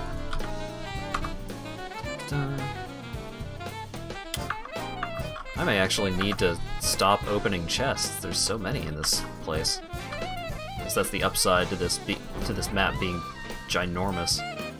Regal Orb, hey!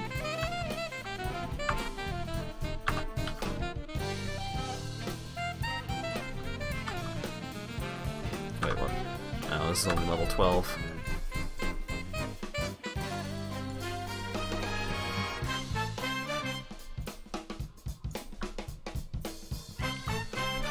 Okay.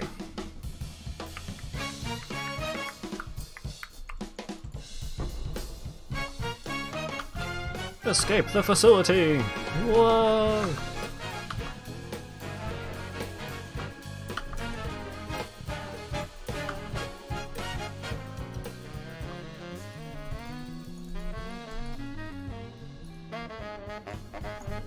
Ugh.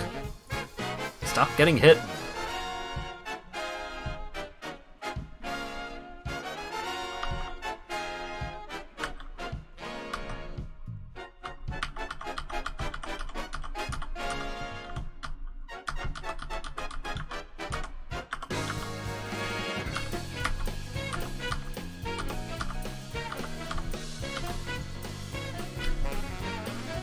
Okay, now we're getting to the heists that may actually prove a challenge.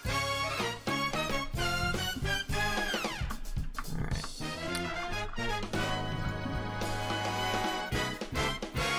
Huh. Interesting. Increased flask charges gained. That's pretty neat. Still not something that I actually care about, but it's interesting. Dexterity, mana regen, spell damage. Max life elemental resistances. Yeah, sure. Oh, well, yeah, sure.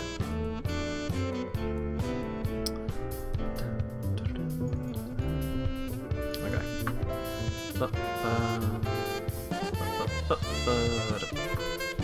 Pow.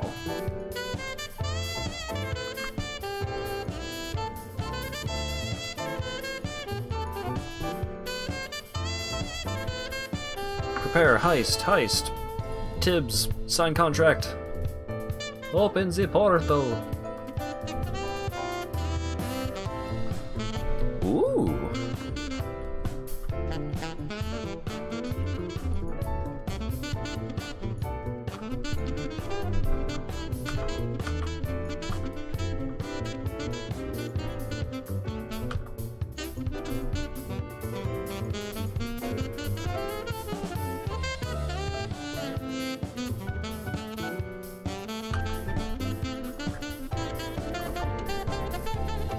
Alchemy, that's pretty good.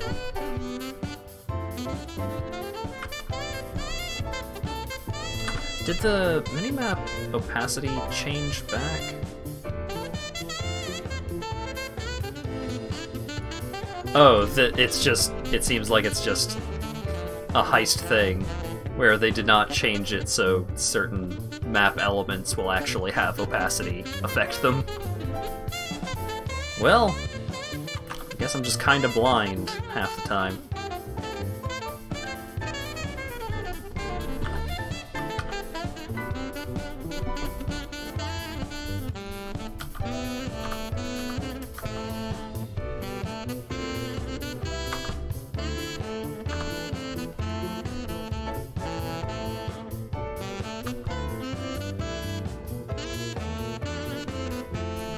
there's the thing. Are there any chests? Nope. Grab the thing and let's go.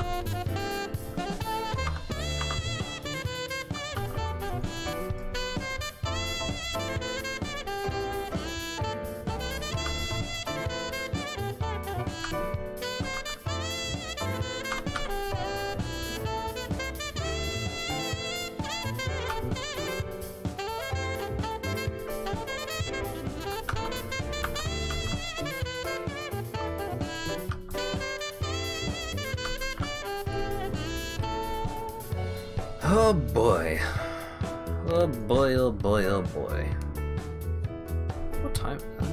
I keep saying, what time is it? As if I don't have a clock on the screen.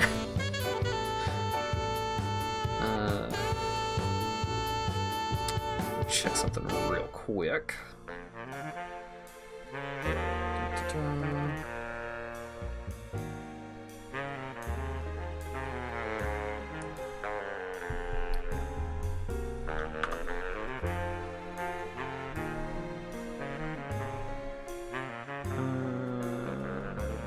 Wait.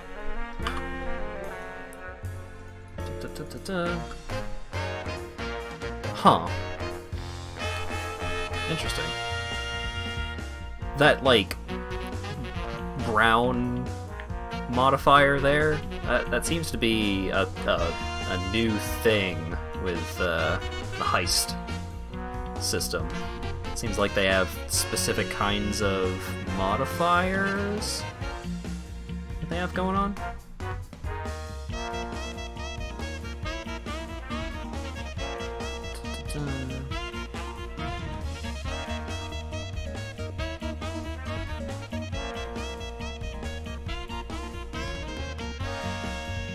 Completely just lost my train of thought. Okay, all this is garbage. Confirmed. Confirmed trash. Into the vendor dumpster with you. Okay, got 2 more heists.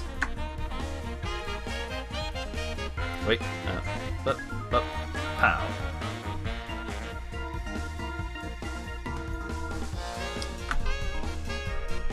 And then back to grinding the main story. Hopefully in these last 2 heists I'll find another gear upgrade or 2. But that's the main reason why I've been going through them. Just it seems like there's a pretty decent chance of unique drops.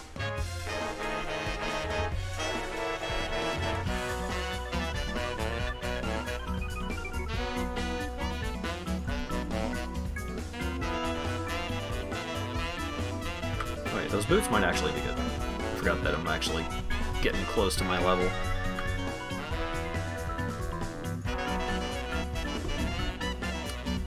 Ruby ring? I think that's a ring I don't care about.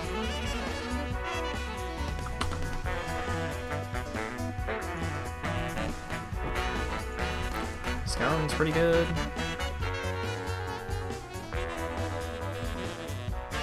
Okay.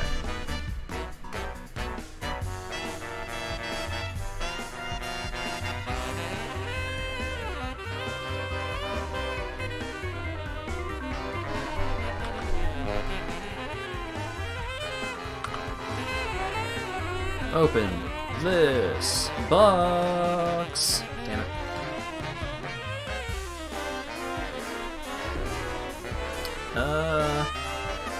Mine circlet. Also, not something I care about in all likelihood.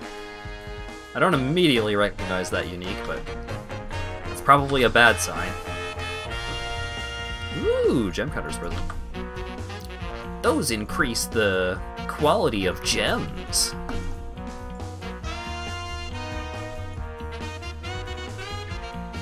And increased quality on things is good, because it makes numbers go up. Anything cool? Ah, regret. I love regret. I never make the correct decision, and I love reminding myself of it all the time.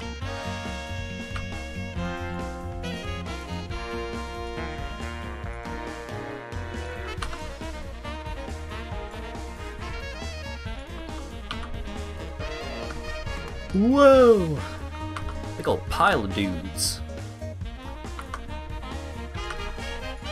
Try and actually kill this one because he's a rare. Sure, I'll grab the gloves. I'm probably not going to use them. Actually, I'm definitely not going to use them. But they're already in my inventory, so I'm just going to have to live with that.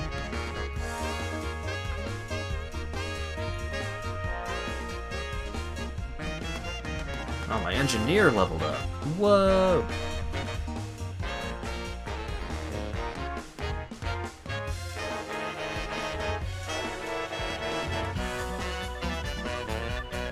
A meme in someone else's Twitch channel where a big band would interrupt your messages.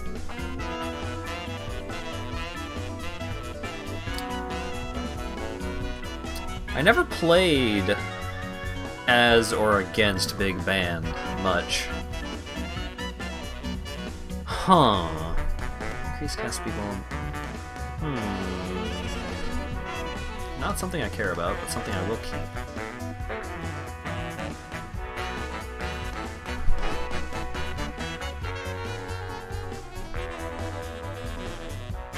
Solo band or band of Peacock, depends on how much I hate you. I assume if you hate them more, then you play Peacock. God. Playing against Peacock sucks so bad. Hey, do you like projectile spam? What if there was an entire character that did only that? Peacock's the handicap. Ugh.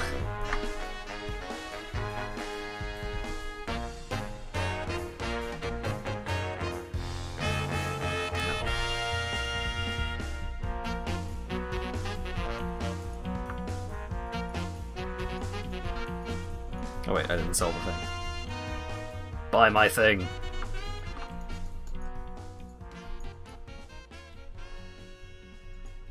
You have no problem with intense zoning characters. Even if I didn't necessarily have a problem with zoning characters, it's still just not particularly fun to play against.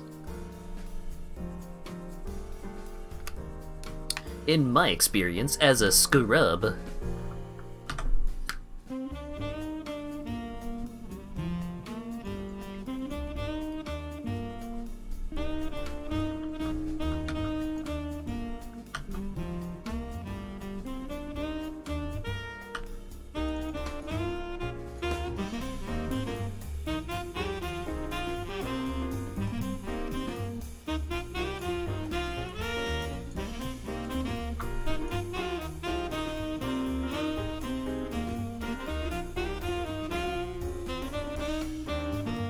Wait, what?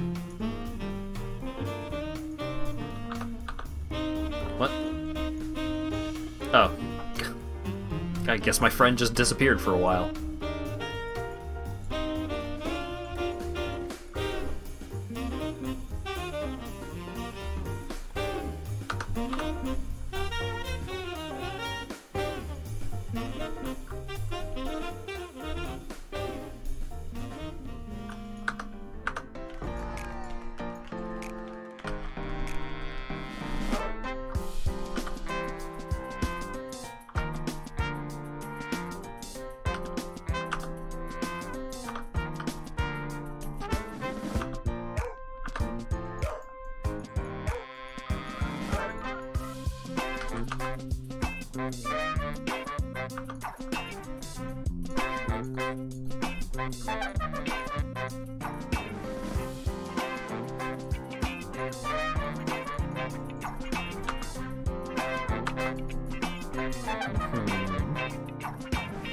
Some of these graphics are a little wonky.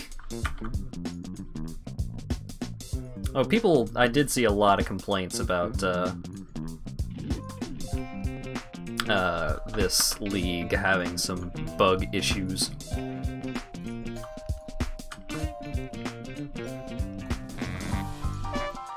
Just like a lot of things behaving weirdly.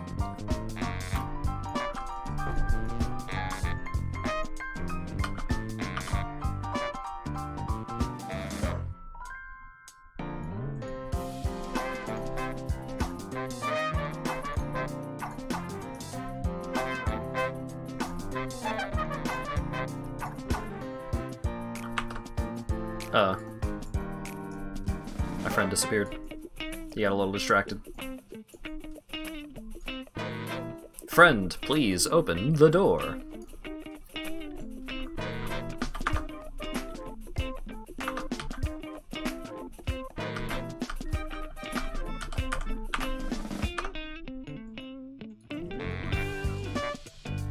Also, apparently, I should have gotten in on the league before this one. Apparently, the previous league was just absolutely fucking bonkers in terms of power level, because it was really easy to get very powerful items.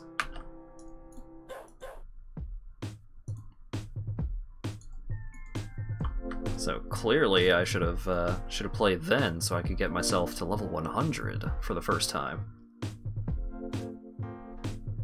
Nah, probably not. I think I would probably need to play Path of Exile instead of streaming, or just stream Path of Exile if I had any intention of reaching level 100.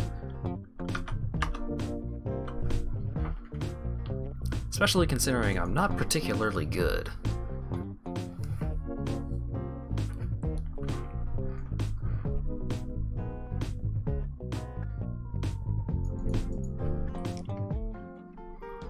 Don't get away when people immediately have a problem with zoning and not the fact that your big band will reverse all the shit about everything you try to do, or being Valentine and completely giving you no space, or everything about Parasol.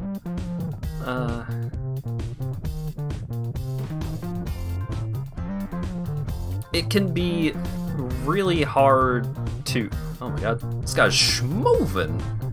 It can be really hard to appreciate, like... At low levels, it can be really hard to appreciate. Oh, you can just store... Oh, you can just put them in a thing! Oh, okay, that's great. But yeah, it can be hard to appreciate like how to deal with a zoning character, while other characters being difficult to deal with. How do I phrase this?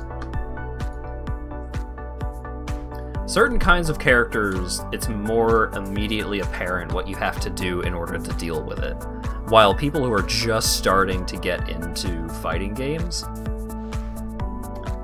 it can be really difficult to determine how to deal with a zoning character, like a character that just, like, really keeps you out of reach.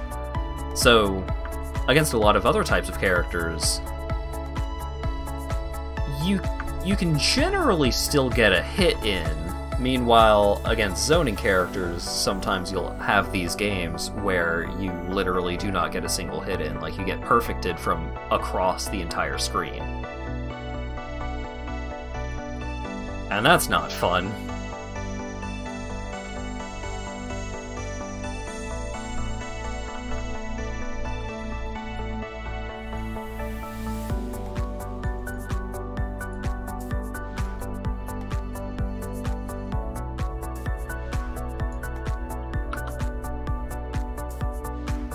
So a lot of it depends on like what your current skill set is and the depth of your understanding of the game.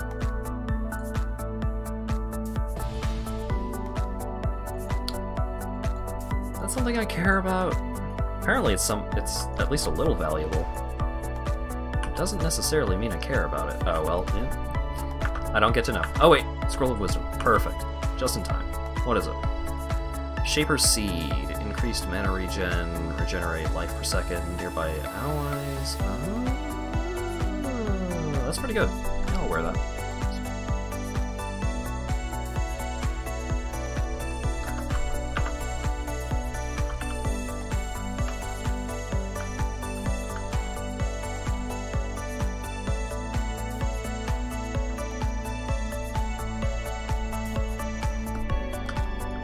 Really gotta be scoping out the identify scrolls here, though. One of the worst parts about early game Path of Exile. Oh god. Out of Scrolls of Wisdom again, huh?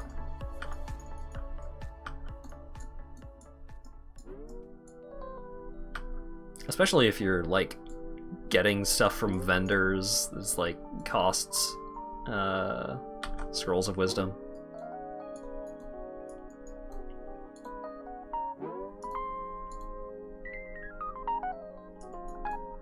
Still not entirely sure why unidentified items are a thing at all in this kind of game, but...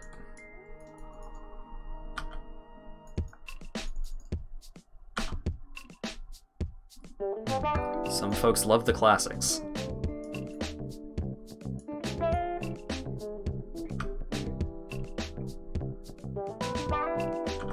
At least Path of Exile has some mechanics surrounding unidentified items.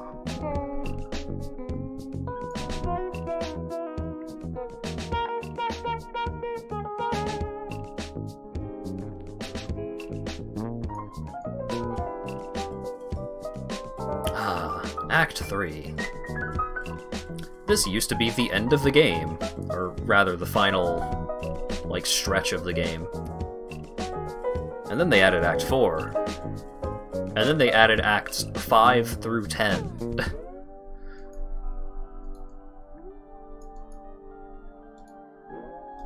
One of those expansion packs really just did it. Okay. All these transmutation orbs. Welcome to Vendor Town. Because I need to identify items. That's nothing!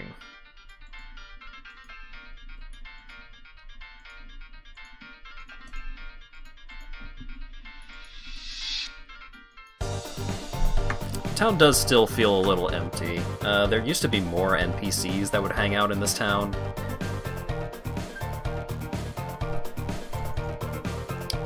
Green, green, red. We got red, green, green, or red, red, green. Red, red, green, and 3-link. Oh. Well, that went well.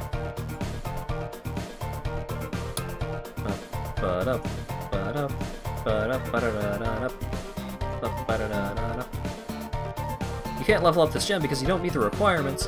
What? Oh. I'm just not high enough level. That's fine.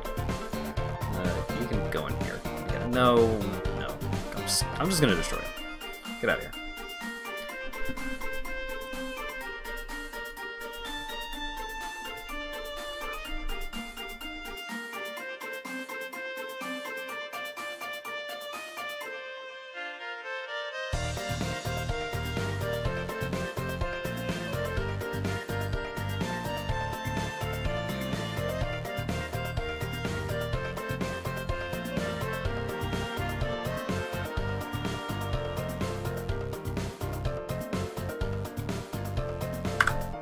All right.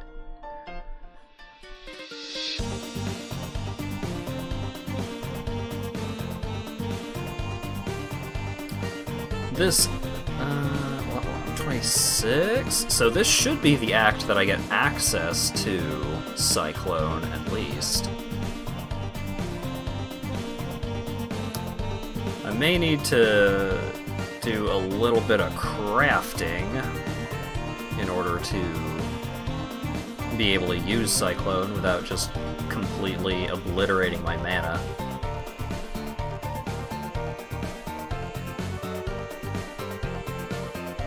But I don't remember where that recipe is found.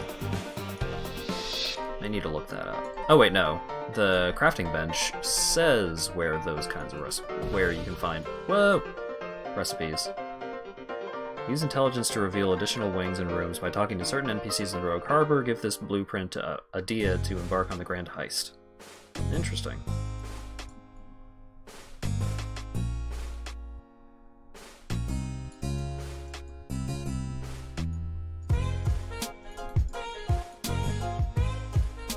Sewer grating. Alright, well at least I found that, but I am going to need to come back here later. Once I have the keys to the sewer.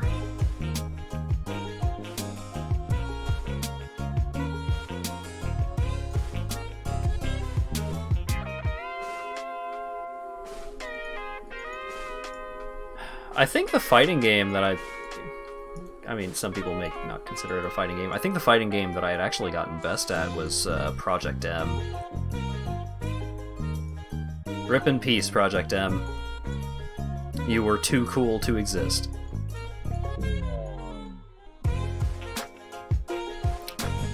But, man, if there was some kind of, like, Slippy type dealio for playing Project M online, oh my god. I would love to Aurasphere some motherfuckers with Lucario. There was one point where I had actually, like, knew combos and was executing combos in a fighting game. It was crazy. Even crazier considering that it was a platform fighter, which usually I just don't even bother considering combos. I mean, I usually end up knowing a couple of follow-ups here and there, but never like full sequences with like setups and everything.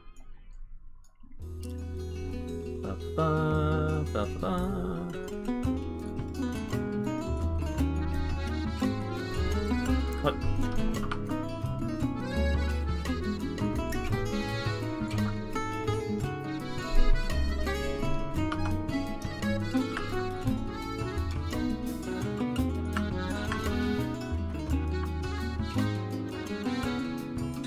It certainly helps that Lucario, as a character, was generally just... a lot of his stuff just, like, chained into each other. So he kinda did combos for you in a couple of ways.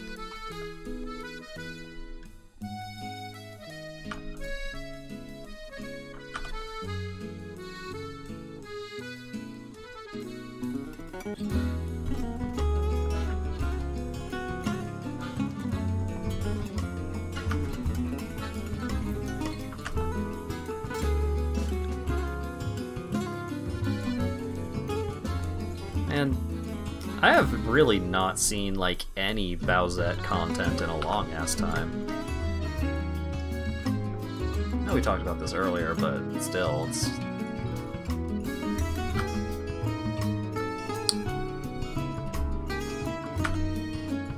I have seen more Sans Xtorial content than I have seen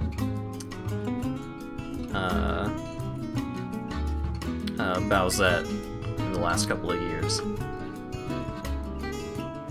Well, I suppose saying the last couple of years is a little much because Deltarune came out during that period. And I gotta say, never been a fan of Sorial. People keep trying to make Sans horny. Don't make Sans horny. That's not okay. Don't fuck the skeleton.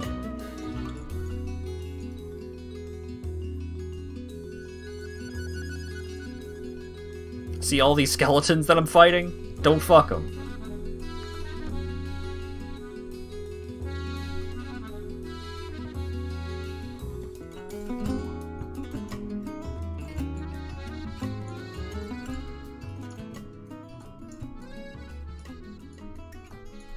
Shouldn't have to say it, but I'm gonna.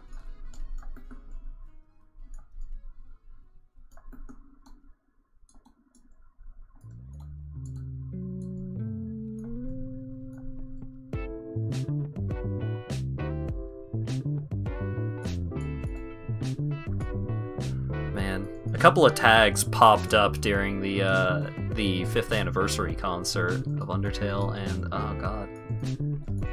I did not realize the depths of depravity that people who were horny for skeletons would go.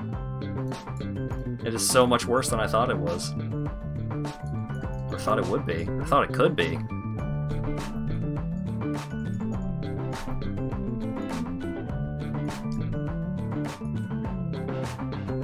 I mean, like, I guess you do you, like, I'm not gonna kink shame that hard, but I'm gonna kink shame a little. Folks need to chill.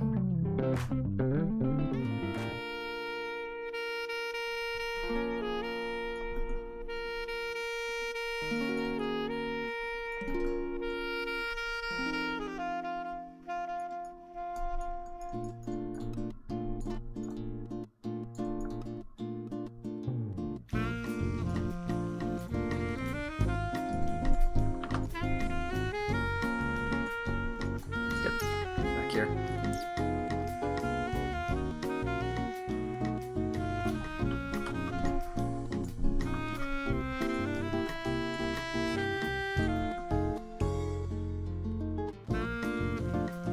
Oh god, she has so... I don't know if it's that she had so much health or I'm doing so little damage. I think I'm just doing, like, no damage at this point. Which is unfortunate.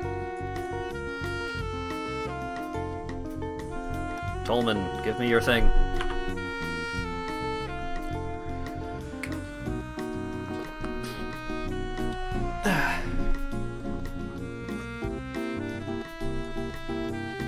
Clarissa, give me the sewer keys.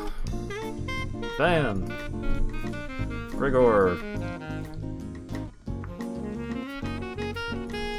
Marmoa. Grace, hatred. Pride is the one that I want. Yeah.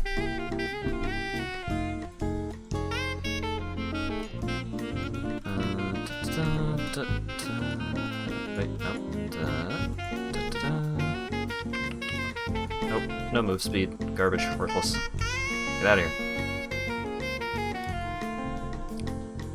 Superior giant life flask.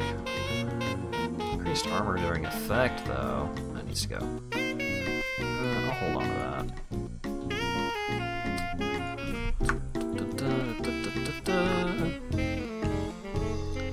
Do I have a red socket available? Probably not.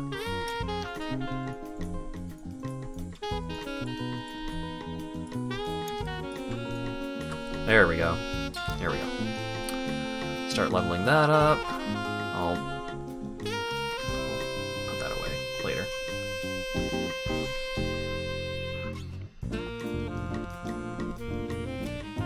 So long, lesbian Bowser. I mean, so long, gay Bowser still applies.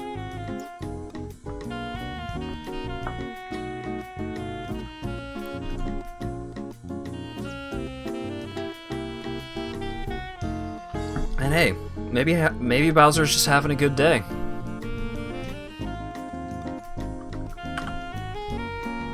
Maybe they're happy. Who knows? They removed that line in 3D All-Stars. Yeah, I know, they used the Shindo version for 3D All-Stars, which removed the BLJ. They removed the BLJ, they changed the voice line to bye-bye.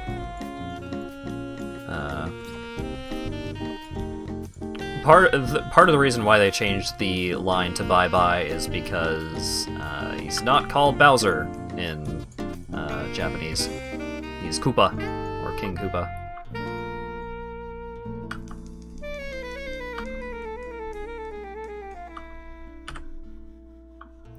Oh, I do not have the mana to support that.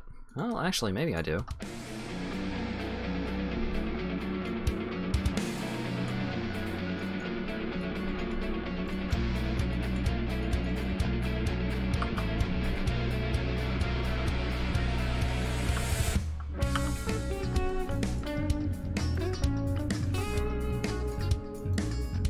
Yeah, it should be fine. Once I actually get Cyclone, then we're gonna have an issue with mana sustain, but we'll cross that bridge when we come to it. So long, Dr. Robotnik!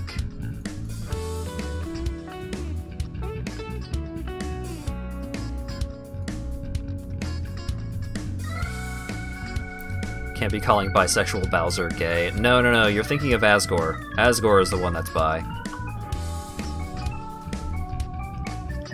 Although I suppose Bowser may also be bi. I don't know. Never asked.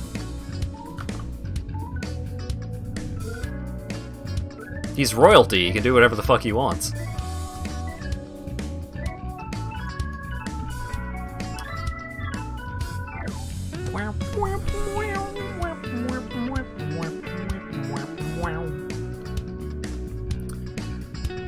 So long, angry Kirby box art.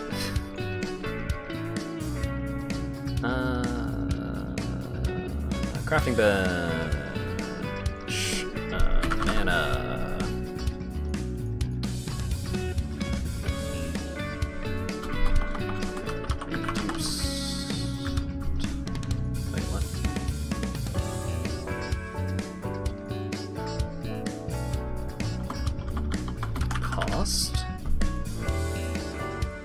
What?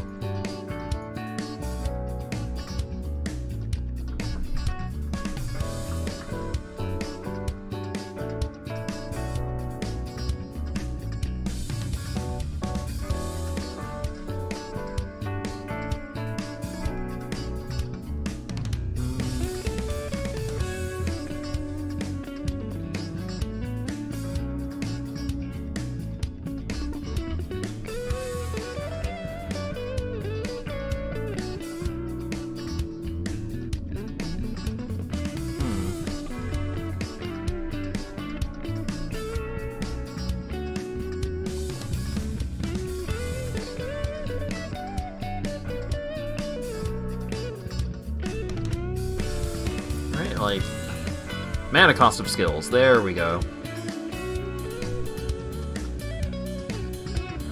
Unveiling certain rings or amulets from Elrion. Well, that ain't happening anytime soon. So I'm probably gonna have to drop Pride. Oh, wait.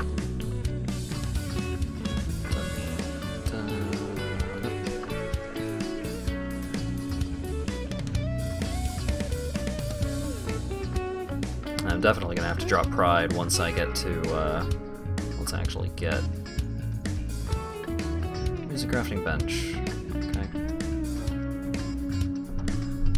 Is there anything I care to?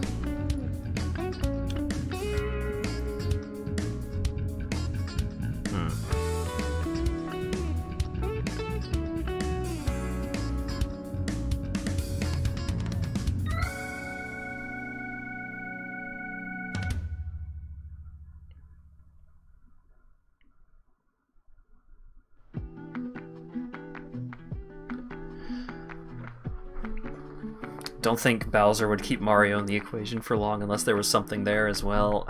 I mean, I don't know, maybe.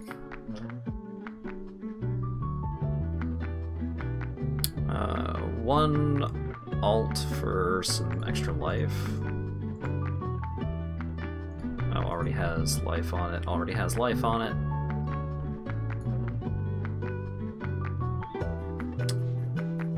Already has life on it. That's a unique, that's a unique.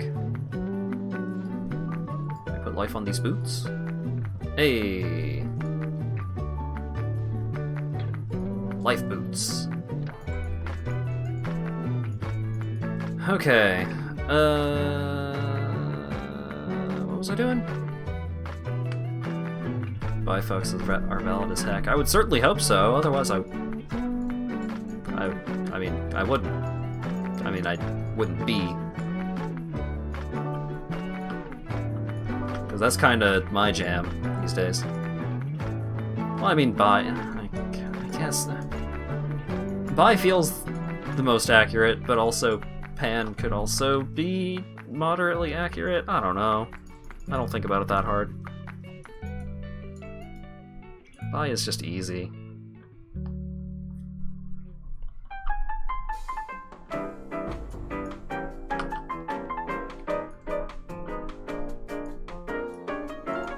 Just like me.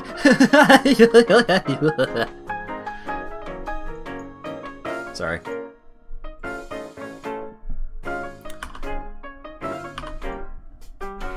Looked over and thought the stream was ending. Yeah, I don't know why Hold On Please is in my stream safe music.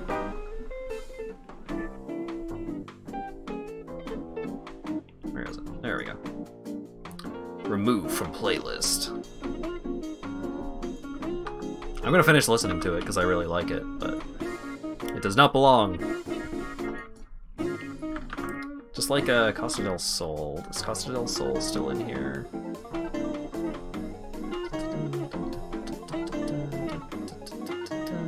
Damn. It is. Remove from playlist. Bam. Although that does mean that now I am certainly obligated to try and find some more songs to add to the stream safe playlist. Gotta check to see if the consoles have added some more music, I suppose.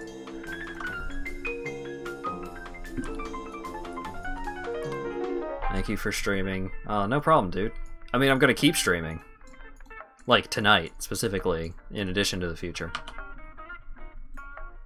How long have I been going? 4.5 hours? Good God, it feels like it's been 45 minutes.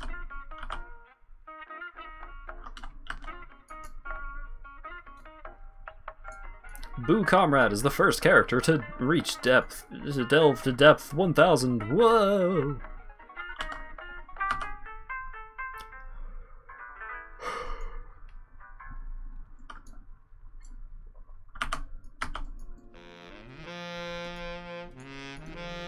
Alright, someone said Big Band earlier. Stray Sideway was talking about Big Band.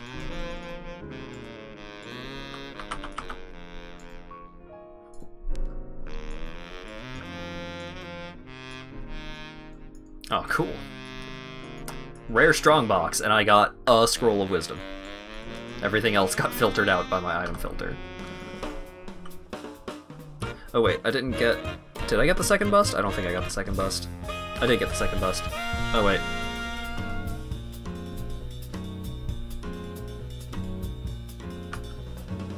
Are there any relaxing massages or shower moments in this game? No, there's just murder. Basically, this game is pretty much just murder.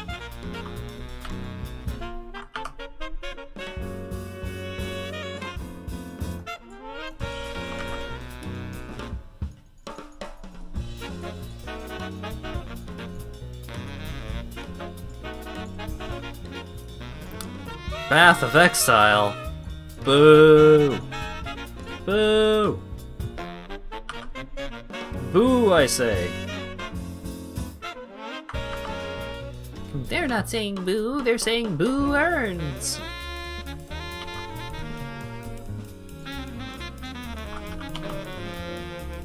I was saying boo earns.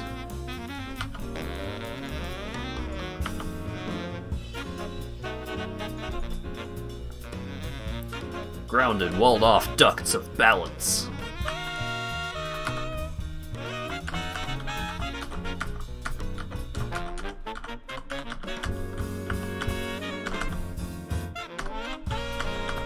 Whoops.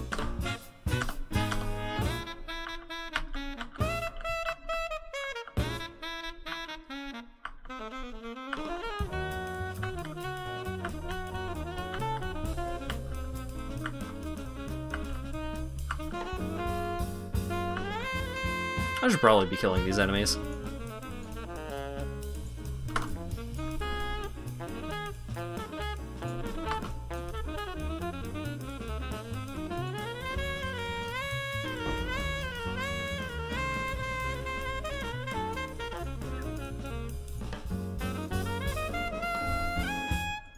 Oh, what? Nope. I got a cool item. That's... Quit while I'm ahead. Okay, I still need to find the bust. There it is.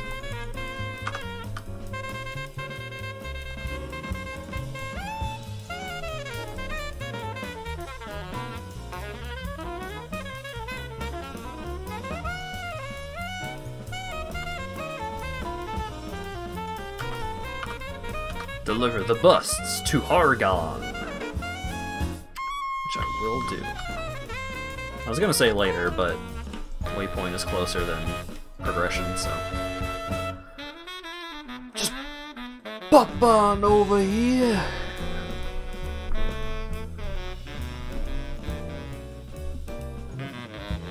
Passive skill point and 2 respec points. Pretty good.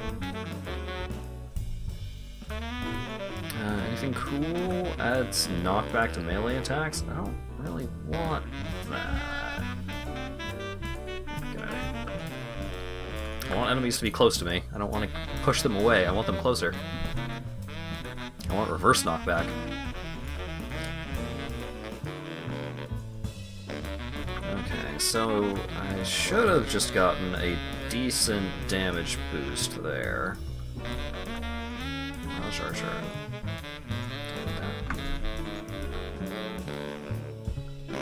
Stolen lockpicks. We'll do that later. Oh, it's a quest item. I'm not allowed to get rid of it.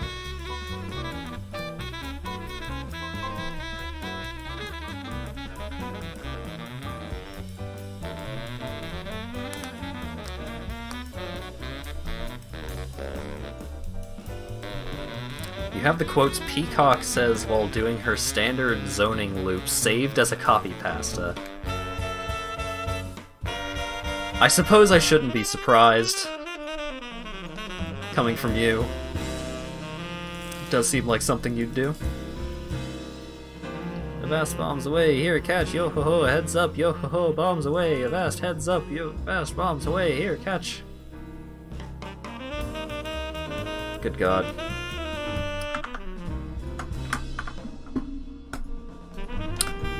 Restart the captioner real quick. Wait, no. Get me out of the sewers. I need to figure out what I'm gonna do for dinner. I might just do spicy rice. Because it's easy. It does a lot of damage.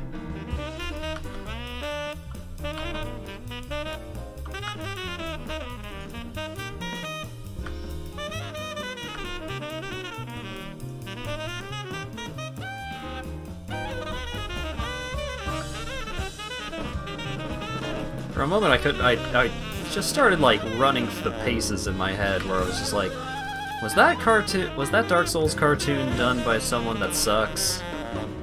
And then that train of thought led me to remember that YouTube recommended me a Hot Diggity Demon cartoon today.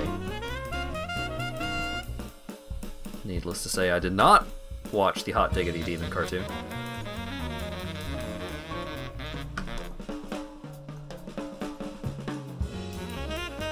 And I did tell YouTube, hey, never show me this again.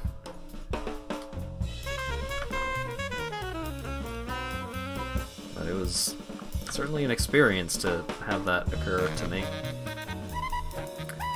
Getting sufficient nutritional diversity, I take a multivitamin just in case. So, my diet may not be as varied as it ought to be, but probably not going to be deficient in anything. My biggest deficiency lately has been cereal deficiency. My body has been acting all weird because I haven't been having my daily cereal. Because we haven't had any lactate in the house for like a week now.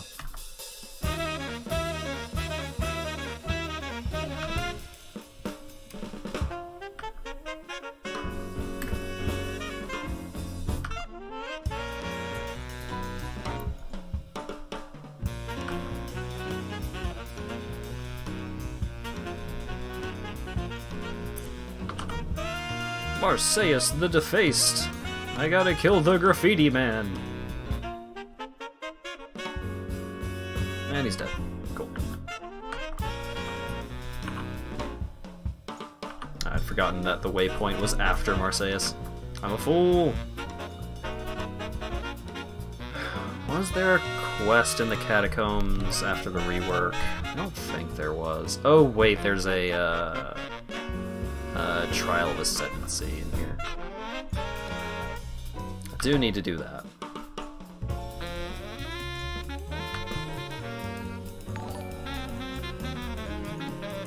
The mission logger isn't locked. Thank you very, very much for the $10 donation, Cult. We're doing a store trip soon-ish.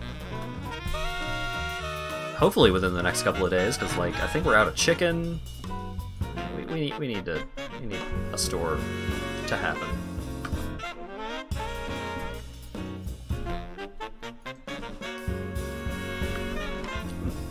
My food money.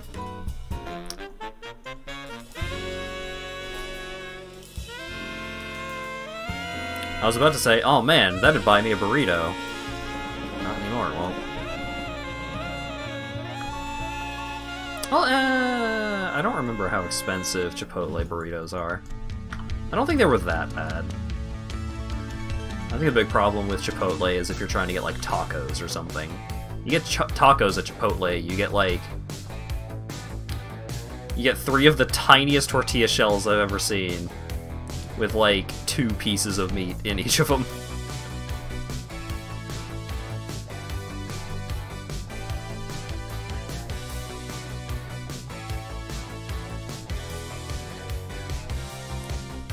8 Taco Bell $1 beef burritos after taxes. Oh, Jesus. I've never had a Taco Bell burrito. I don't intend to change that. If I'm gonna get Taco Bell, I'm gonna have some shitty tacos and I'm gonna like it. I don't even think there is a Taco Bell around here, though. Even if I wanted to. Even if I wanted to have a bad time.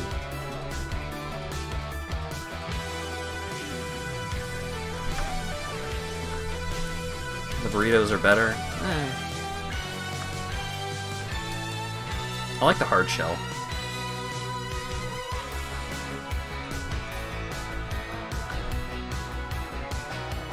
Although I suppose there's probably more filling in the burritos.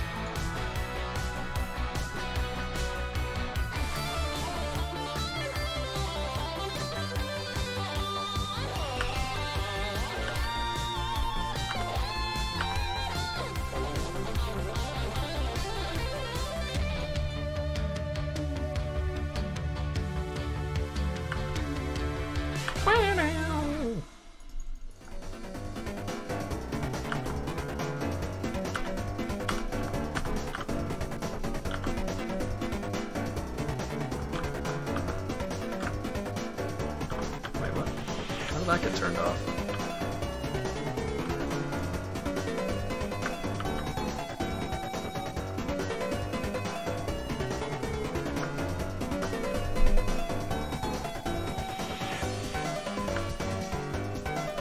Well, my auras was just off. I don't know why. Okay, let's portal back. I don't want to make my way all the way back out of the dungeon. Only need to clear one more Trial of Ascendancy before I can go do the Labyrinth. That's exciting. I don't actually know what Ascendancy I'm getting first, or what it does, but it's probably good, because Ascendancies are very powerful.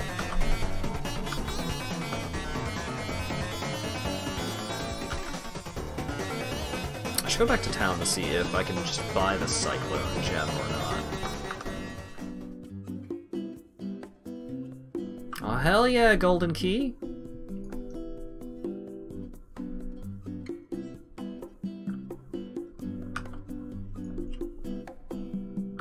I still cannot believe that word is pronounced key.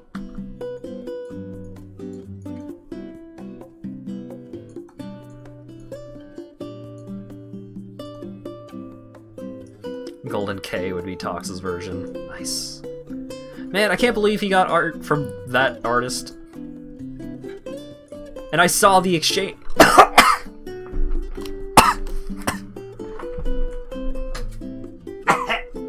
Fucking fly just flew into my fucking throat.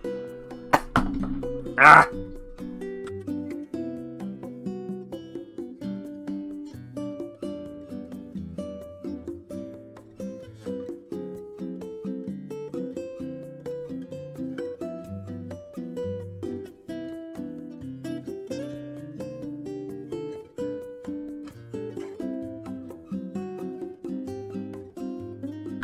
What a son of a bitch.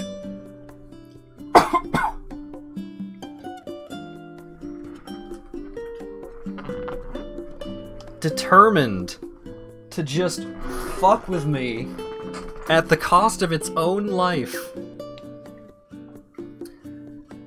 I am alive. I mean, it wasn't like a full-sized fly, like I'd mentioned before. It was like, it was something small. If it was a full-size fly, I'd be fucking dead right now. But, oh god.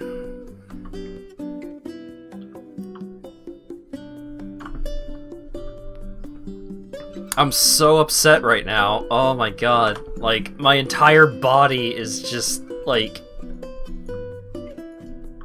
everything feels bad.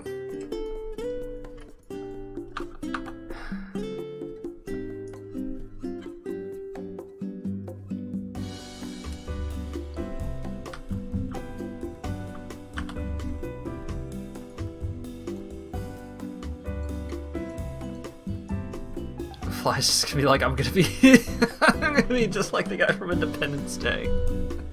Motherfucker. god.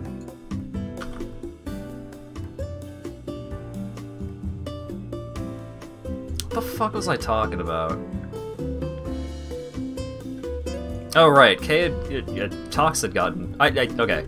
Tox had gotten had gotten art from a really cool artist, and I saw the exchange on Twitter. I was like, oh shit, he's gonna get art from that cool guy, and then he did, and I was like, oh man, it's so cool.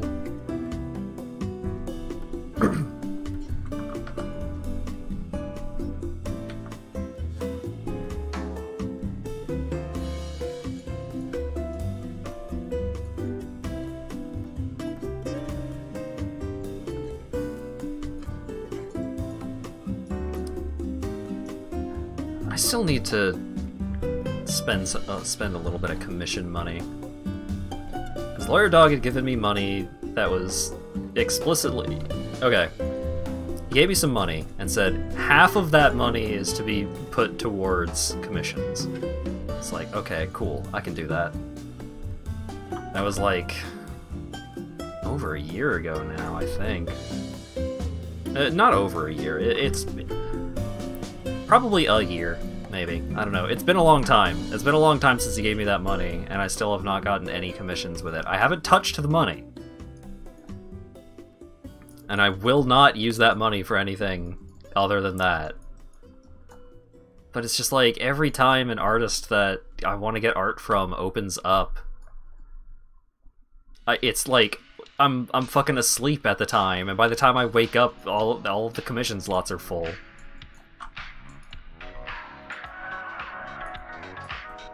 There was one artist that was like, "Oh, hey, I'm opening up for commissions. I'm gonna be closing submissions on Thursday," and this was on like Sunday or Monday or something like that. And I was like, "Okay, sweet." It gives me a few days to figure out what I want to get from the artist. And then Tuesday rolls around, and it's like, "Oh, hey, I got too many submissions, so I'm closing submissions now. Sorry." It's like, motherfucker. I want art!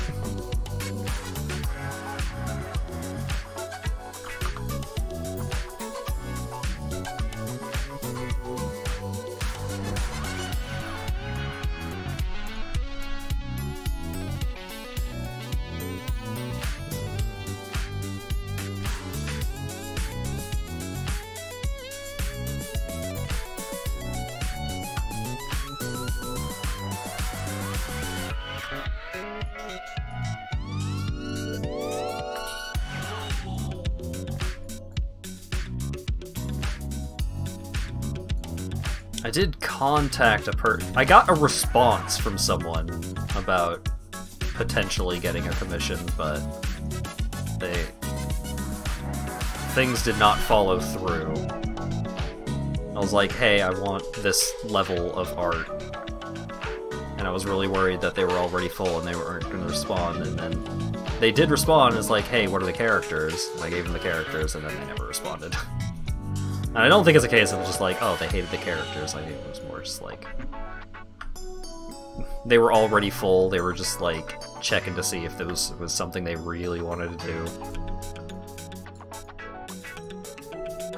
I don't know. Someday. Because another part of it is just like, I haven't been good at shopping around at all. I just haven't been very diligent in seeking out artists to get commissions from.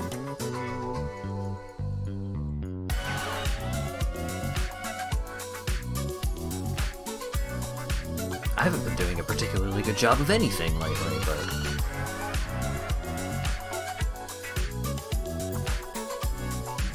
The upside of the situation is that, at this point, expectations are so incredibly low from my financier that if I actually do follow through with it eventually, then it's going to be a wonderful surprise. That's why you basically only commission friends and friends of friends. Yeah.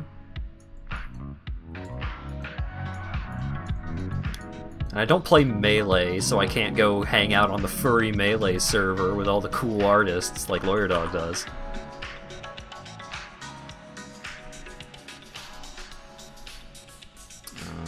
This is a 2x2? Is there anywhere I can put a 2x2?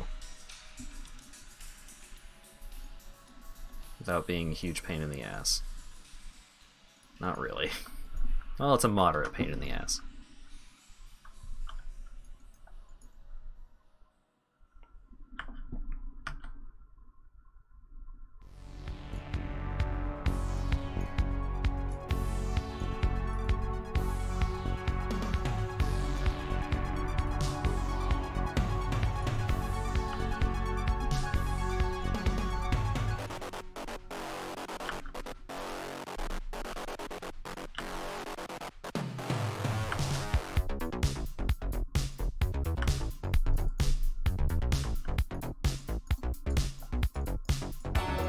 I'm not talking about horny art, I'm just saying I need to get art. I need to make art happen. So watch yourself, Drake. I know how you get.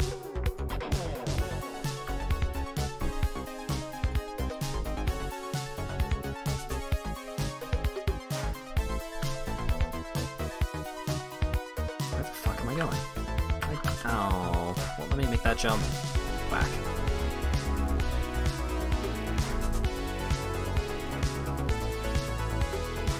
Can I make this jump? Oh, definitely not. It's all this fucking debris over here. Oh god. My throat's gonna feel awful for like days. It's that fucking thing.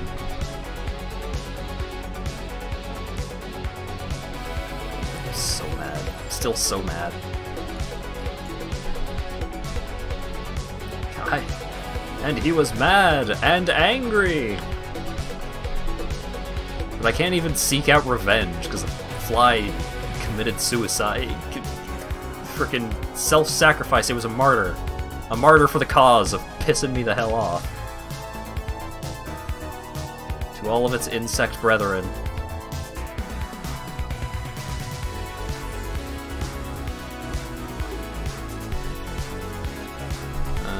Do you like Sarko's art? I do! Sarko does cool art and is a cool person.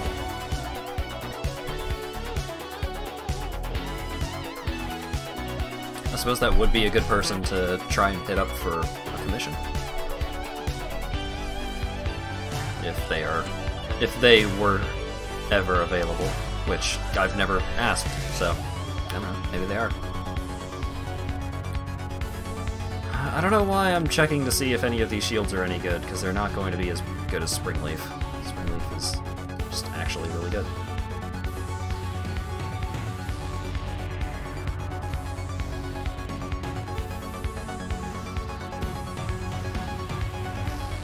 It's not actually a link.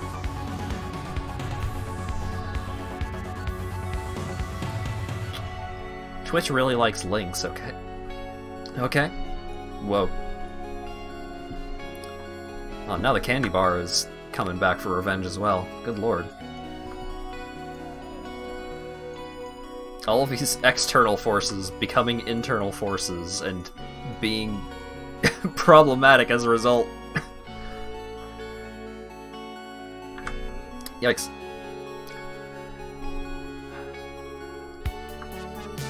I do love lynx.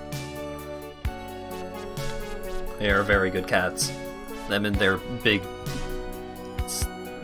goofy feet. Just the fur is so frickin' thick. Because they gotta have all that fur padding to protect their feet from the cold, and also to spread out the surface area so that they don't break the surface of the snow as easy, so they don't leave tracks. A lynx is, I think, the only wild feline, like non-house cat variety animal that I have seen in the wild. I saw a lynx. And it was just hanging out in the trees.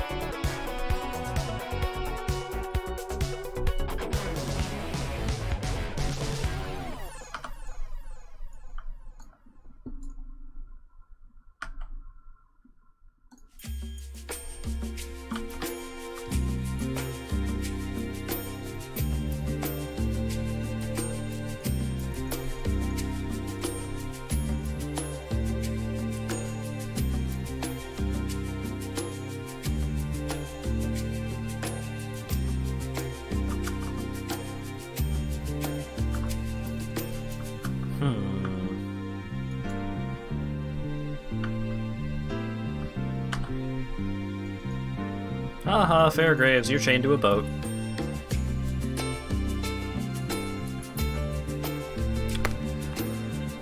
That'll show ya, ya pirate jerkwad. Okay, none of that asshole's friends got into my drink, did they? Okay, no, it's just tea debris.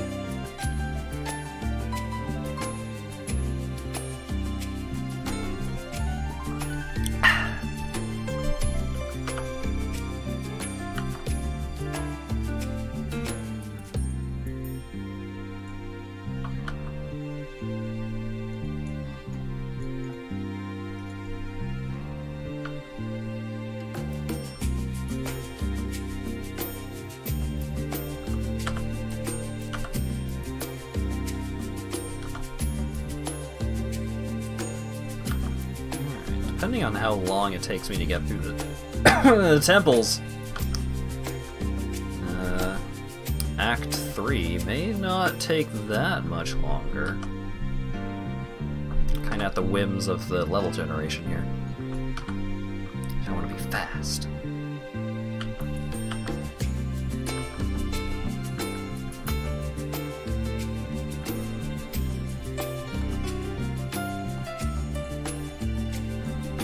We got a rogue exile. Nice. No. Get out of here. Oh, what are you doing?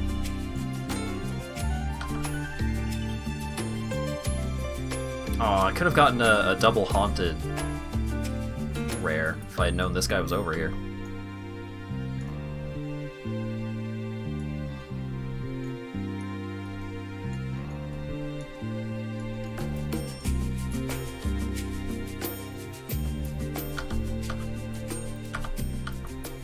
Okay, waypoint.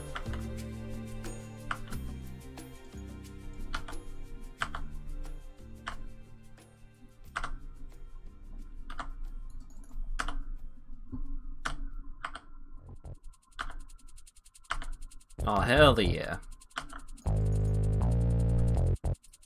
Good old checker dance. Maybe one of my favorite tracks from the Deltarune soundtrack.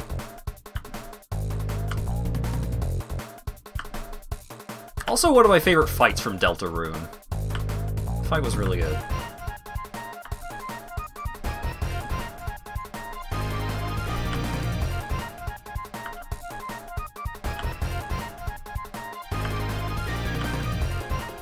Because you don't get a lot of, like, notable fights with a full party. And that was one of them. And it was a good one. Dexterity, rarity of items found.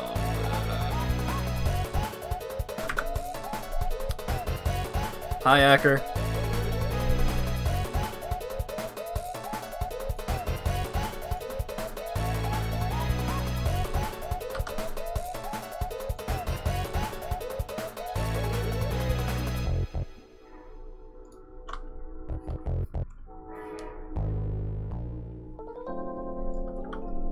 Hi, Patrain.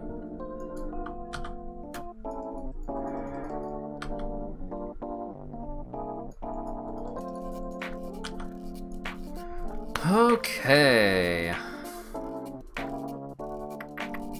Okay, I should have access to Cyclone by now, right?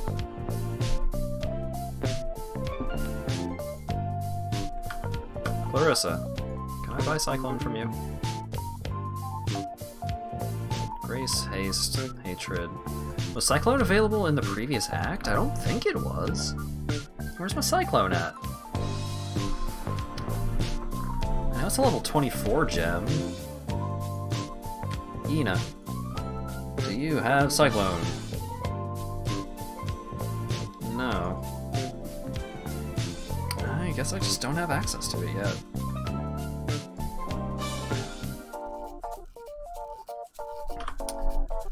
My inventory's fine. Let's go beat up the nerd at the top of the hill.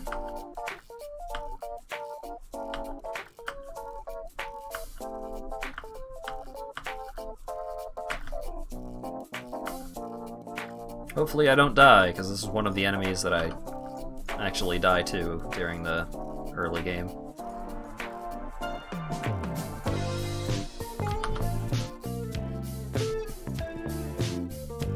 He just has so much energy shield. It takes so long to actually get through to him.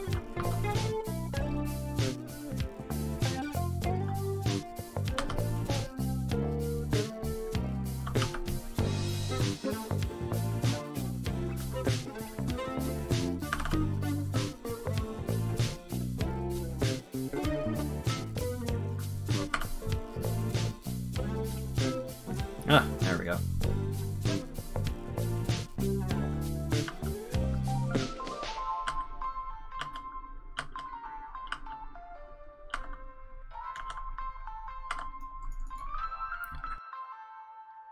Completed a quest I didn't even have. Hell yeah.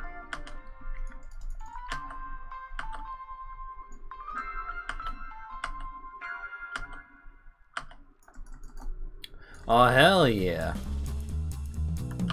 Meow. That's what I'm talking about.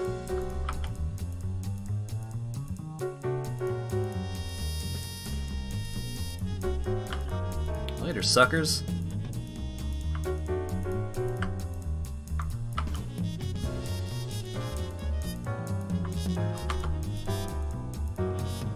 Whoa.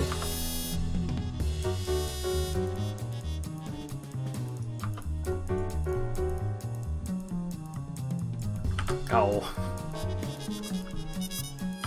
Didn't drop a gosh dang thing.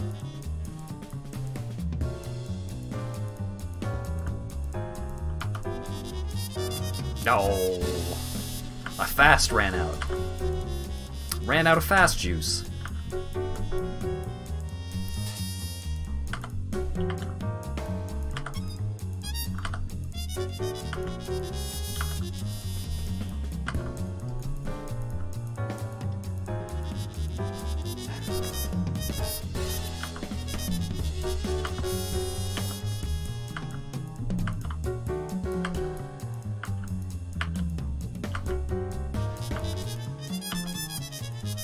I'd forgotten how good Leap Slam feels to use. You just go. You just jump. You got these mad hops. I guess I should kill a couple of things since I'm so close to leveling up anyways.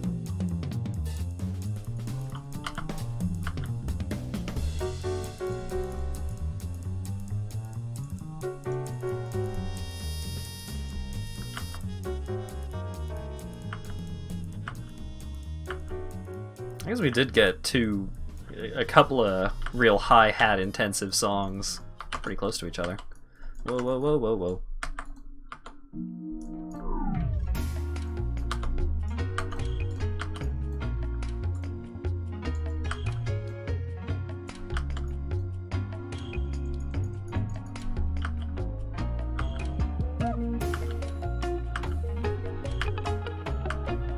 There we go.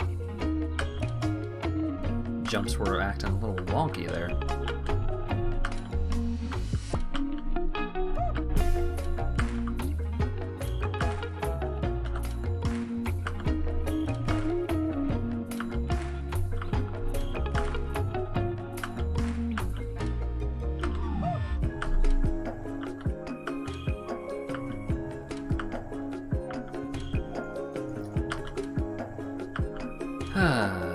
Disregard mobs, acquire skill points.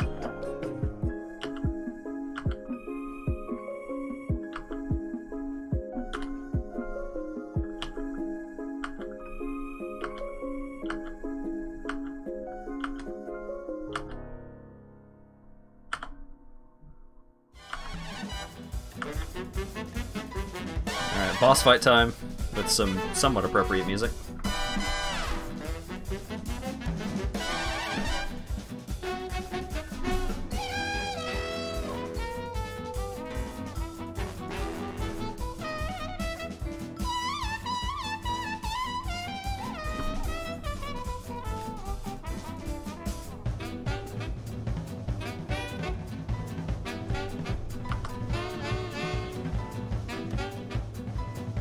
Alright. Yeah, this fight not gonna be a problem.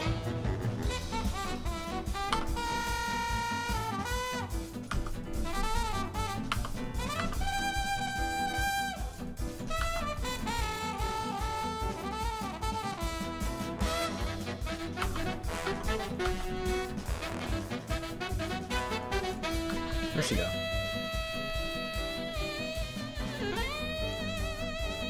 There you are. And then she gets dragged to hell! Yay! Da-da-da, da-da. Okay. A couple of quest rewards to grab here. Ah, there's Cyclone. So good of you to join us.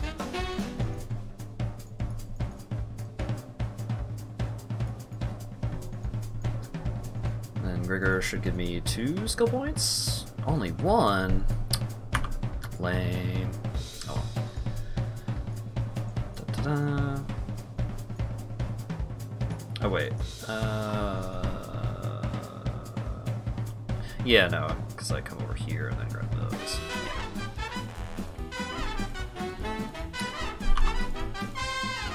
Da-da-da.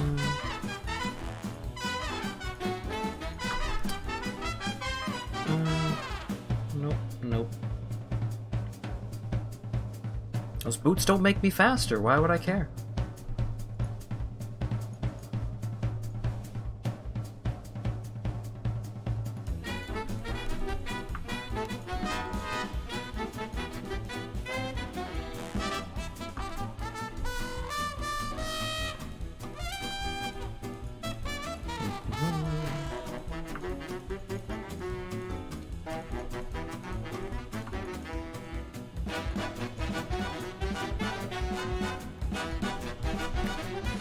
Alright,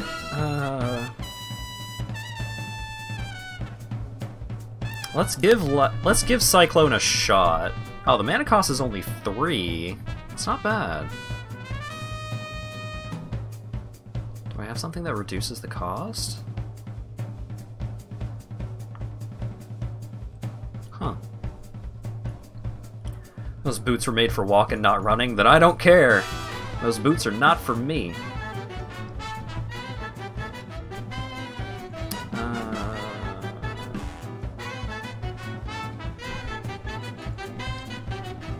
Last one. Unknown area. Oh, right. I know where the last trial is.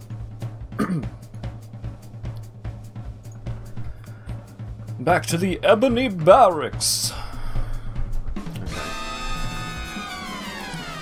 Okay, so I can't Cyclone... I can't spin forever yet, but I can do a little bit of spin. I can spit! And that's about it.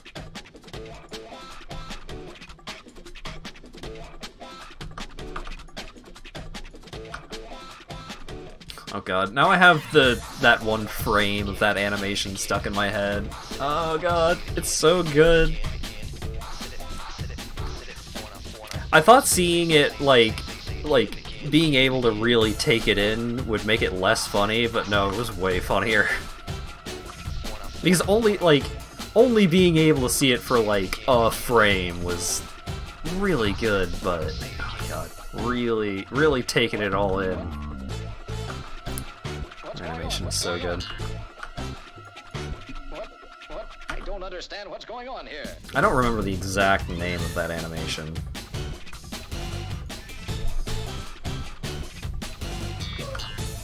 I have linked it in the Discord, probably a couple of times at this point.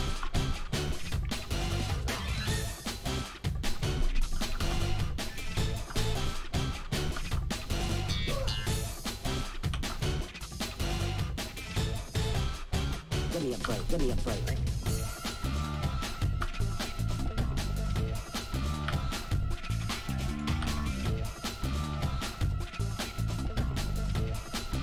What?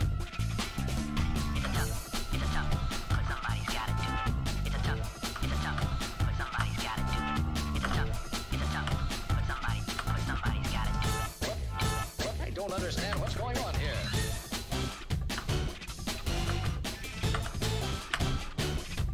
Alright, where's that candle? There we are. Let me in, let me in, let me in.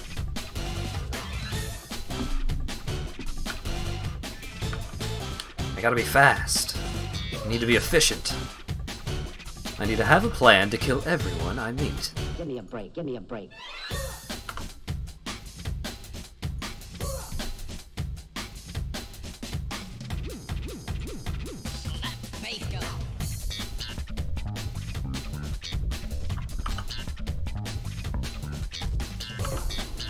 Aha. Real quick. Okay. I had to make sure there wasn't like a branching pathway off of that side. I would just wander around trying to find the last page and it was over there the whole time. I've lived that reality far too many times. What's going on? What's going on? To live a life limited by mana. I don't understand. Someday I won't have to live like this.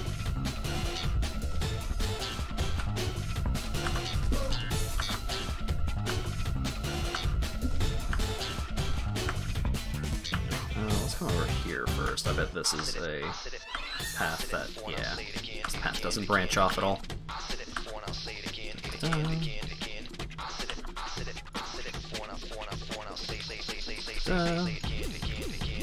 Another quest blueprint, eh? Getting a lot of these.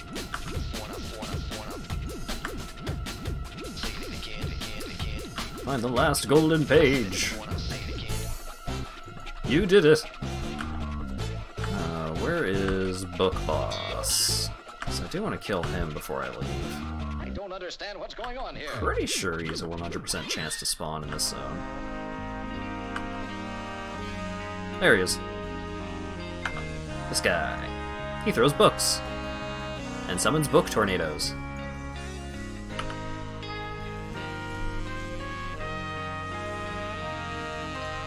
And now he's dead. I'm out of here.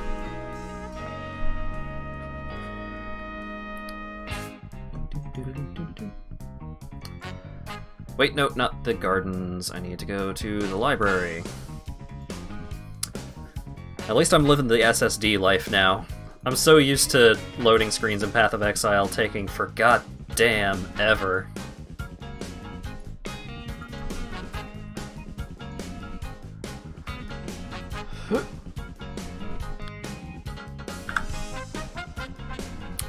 Okay. So I gotta find the plum, and I gotta enter the Scepter of God. And then I need to beat up a man. My coach, my big-ass man.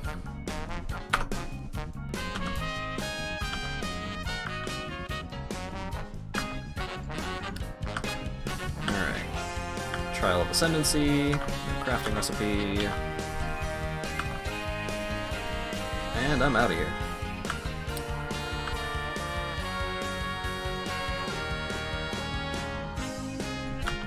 Yeah, I definitely need a better weapon. My damage output is subpar.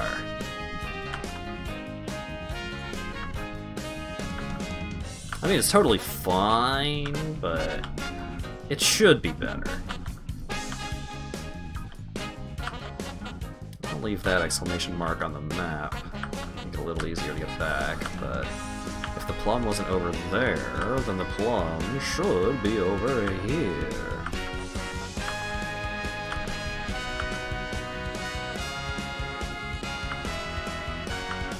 Whip, whip, whip. Whip. Whip. Whip. Whip.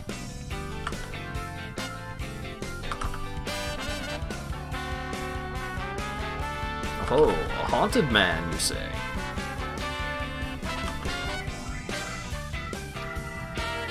Okay. Mesh boots, yeah, fine. Who's... oh, who's that guy? Where's the plum? Yo, Fitty, get that plum!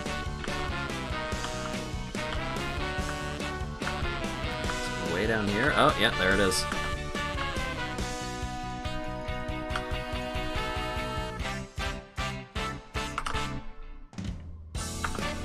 Kill the boss for funsies. Augmentation orb, hell yeah.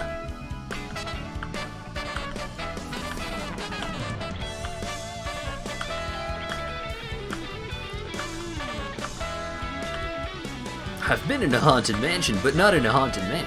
Would you like to be? I don't think I'm haunted, to be quite honest.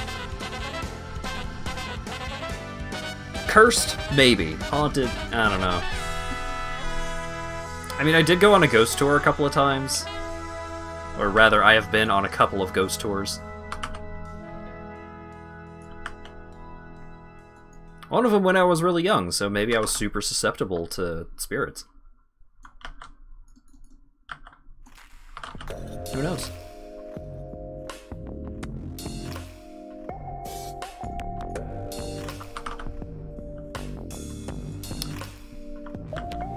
My family is probably still a little miffed at me for my decision to walk back from the walking haunted tour in New York City. Because it wasn't even that far, but we had been walking all day, and I vastly underestimated how long the walk back was. Although, to be fair, I did say, I was like, hey, if you guys don't think we can make the walk, we could take the subway back. I got a pretty good idea of how to get back by the subway, and they were like, no, we're already this far, we'll keep walking. And then the walk took, like, it took it took just too long enough to make them all really cross with me.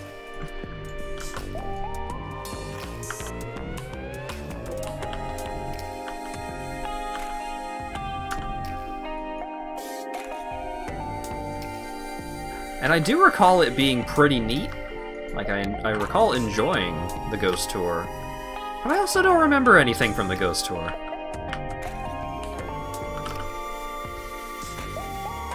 Maybe the tour guide was just not spectacular. I don't know. It's hard to tell. I suppose I don't remember any of the specific details. Well, I remember a couple of things from the architecture tour in Chicago. Once, you know, the Rona is no longer a concerna, I would highly recommend the architectural boat tour through downtown Chicago. Super duper cool. Because, you know, Chicago, the second city, has a lot of really cool shit when it comes to the architecture. You know, one of the homes of American architecture, some of the universities in downtown Chicago. Chicago is such a neat city. I'd like to go there more often, but despite living in Illinois, does not mean that Chicago is just a hop, skip, and a jump away. It is still a 3-hour drive, which is a little too much to hit up on a whim. And also, you know, pandemic and so on. Is your tour guide spectral? Probably not. Maybe.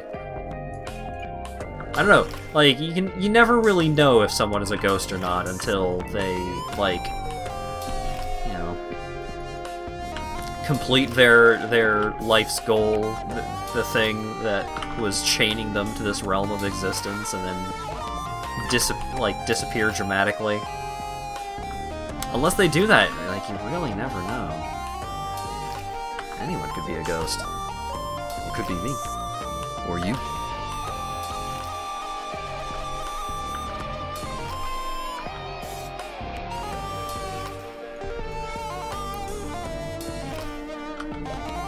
That Tumblr post really had a great impact on me when it comes to, like, viewing Metal Gear Solid 5.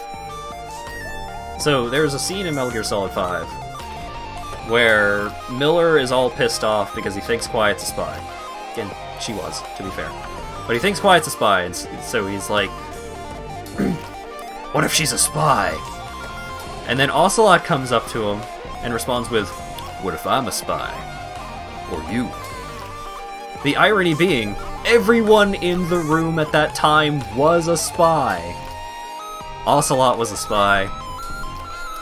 Miller was a spy. Big Boss was kind of a spy. And Quiet was indeed a spy. Like, everyone in the room was a spy, so it's like, what if I'm a spy? Or you? And Ocelot definitely knew that everyone in that room was a spy. And he's just like, it doesn't fucking matter, shut up, Miller. And Miller's like, eh. Yeah, but she sucks, though.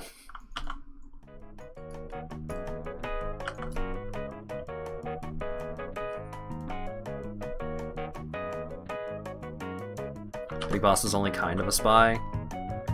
In the context, whoa! In the context of Metal Gear Solid 5, he was only kind of a spy. He was comparatively much less of a spy than most of the people in that room. Oh god. At least my life regen is super good.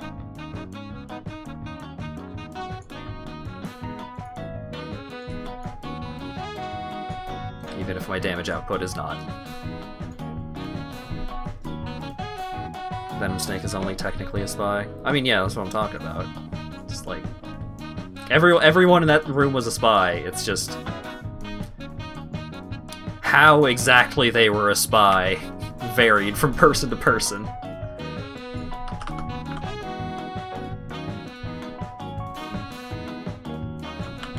Oh my god, my damage. My damage is so bad.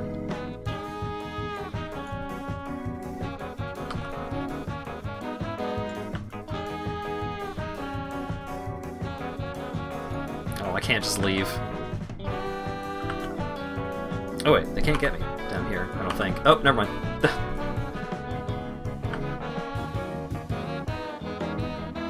I think this would be less of an issue if I could actually regenerate some of my flask charges. It's like I jump in, I get hit once or twice and take a shitload of damage, and then I gotta leave.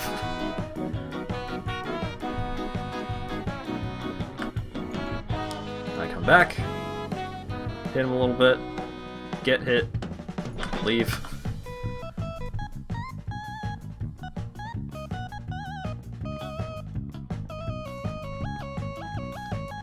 Come on. If I can kill that guy, I'll get some of my flask charges back so I can actually maintain a fight.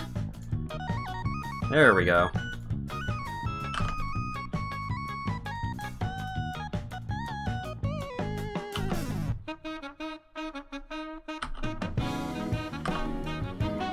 Oh, it seems like the other guy was also the one dealing all of the damage, so...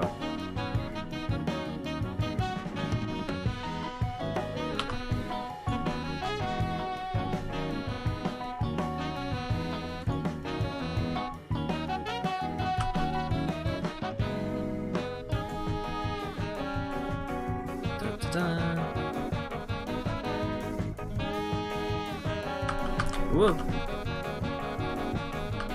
Oh wait, he died. Yeah. Get some flask charges back.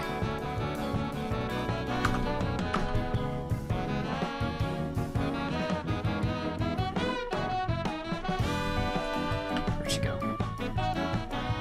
Where'd you go? There. What's up, Dan?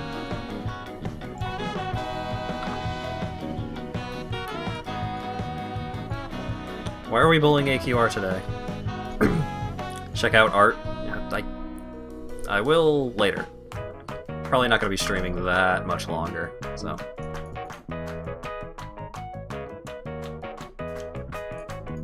I gotta kill Alal the Terrifying first.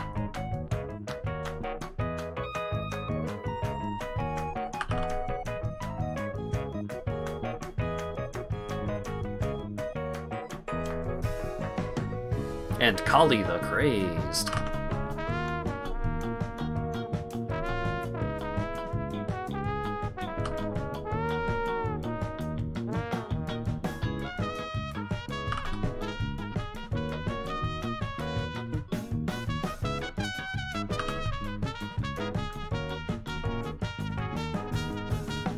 Always good to bully AQR. I mean, usually I prefer to have a good reason, but I mean, it's fun either way.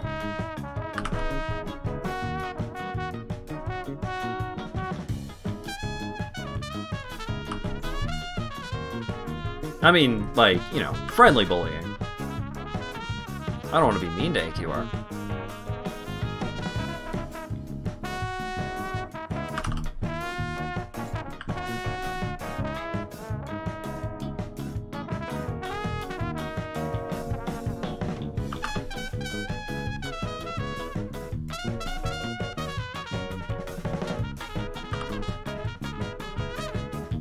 Friendly bullying. I mean, it's kind of the MO of several of my friends, actually.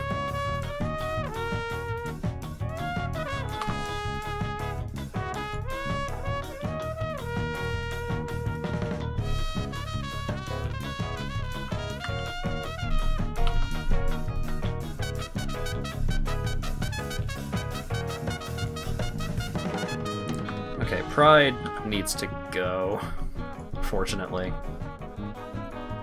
My mana situation is just bad.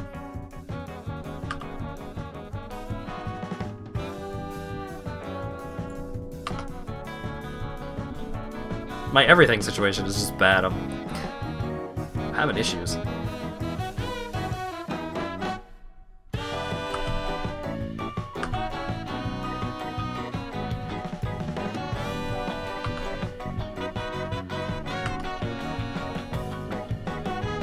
I'm very surprised I haven't died yet, though. That's impressive.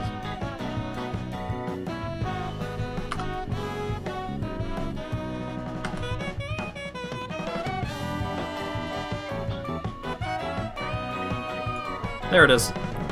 I got crit.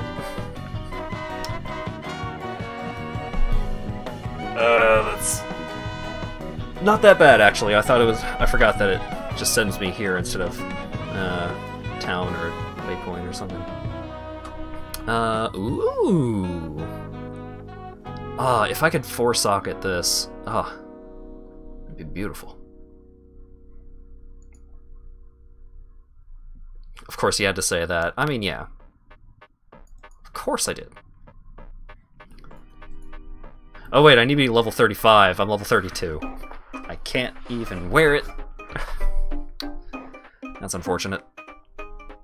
Ooh, max life, movement speed, lightning resist. It's kind of everything I need right now.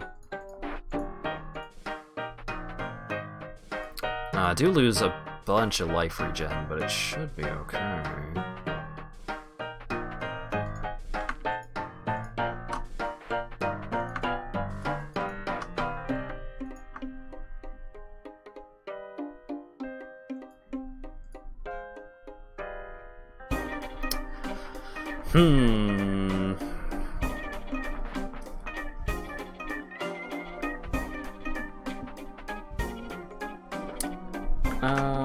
Let me check a thing real quick. Let me look at a thing.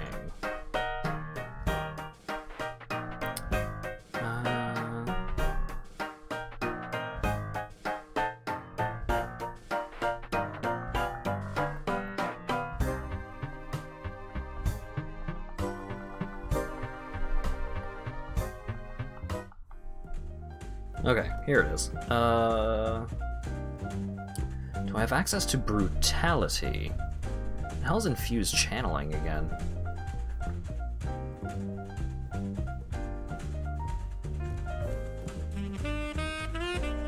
I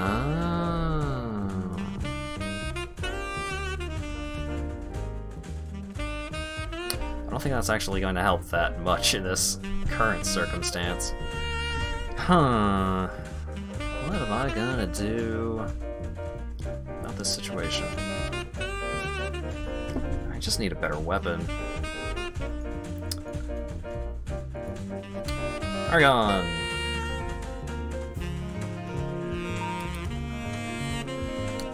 I'm level 32.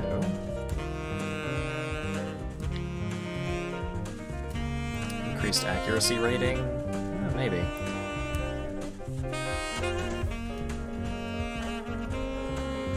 This is probably a better base. Okay. So I'm going to take the sword.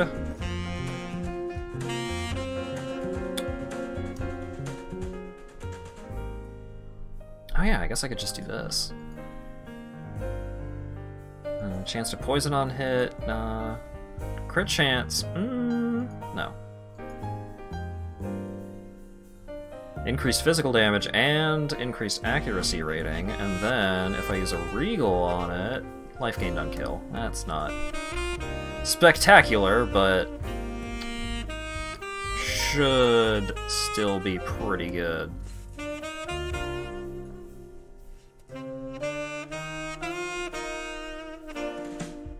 Yeah. Hold on to you for later, maybe. Oh yeah, I could, I can go... Wait, no, not library. I need to go to the... No, not the temple. I need to go to the docks. I don't remember what this quest gives me, but I remember that this quest gives me something. I just forgotten to hand it in. Hey, Fairgraves. It gives me a ring! Oh wait, mana ring. Is it a good mana ring? Cast speed, I mean lightning resistance, but no, it's not good.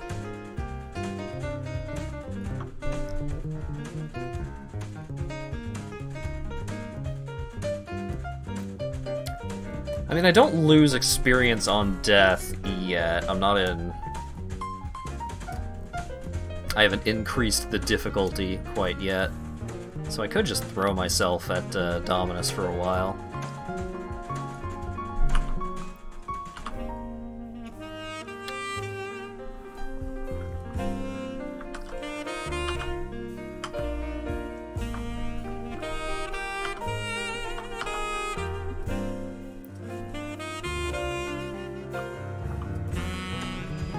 Alright. Yeah, my damage output is way nicer now.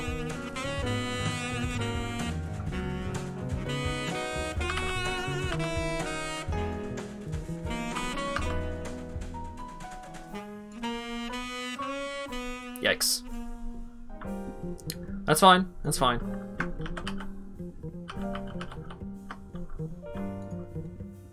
I'm gonna get him.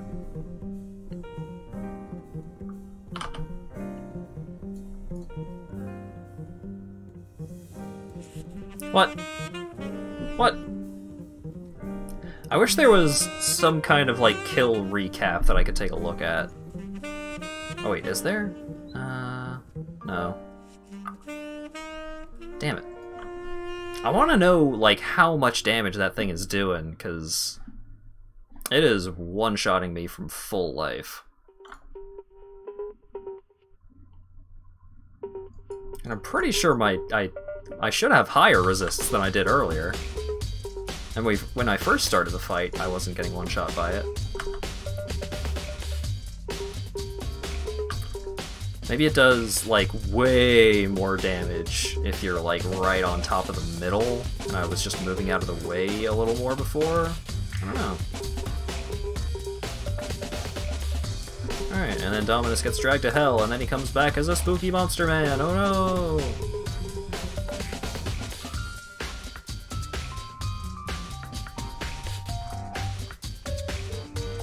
Oh man, I am doing so little damage. Holy shit. Look at that.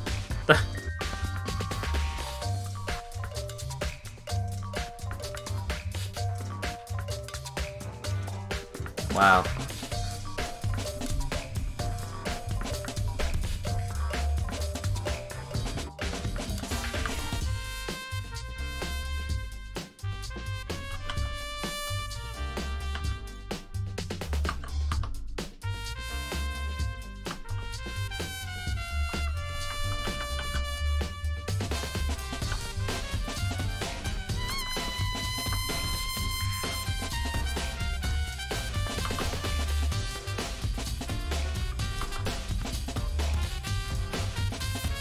What?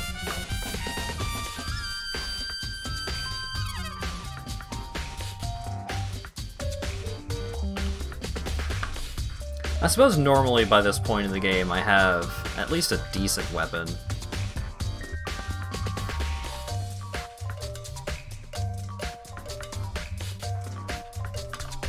But golly gee.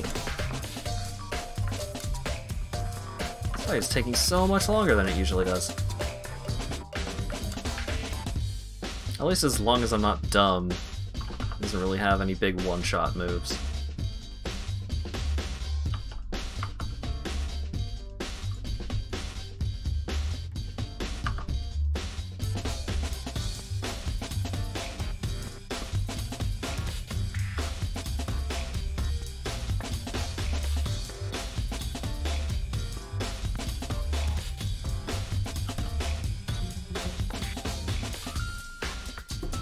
Oh my god.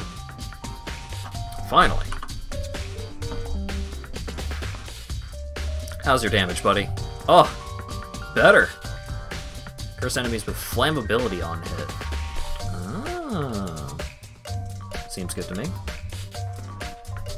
Do I have any spare red sockets? Of course I don't. Damn it.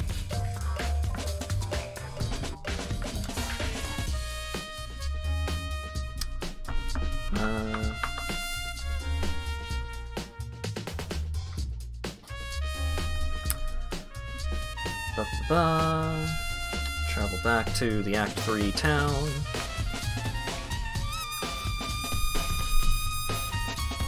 And if Dominus was giving me that much trouble, maybe it won't be as much of a problem once I shuffle some things around to actually use this. Oh, perfect. Okay, so put Pride in here, switch that out. Okay, so 923, 699. Yeah, a little bit of a damage boost.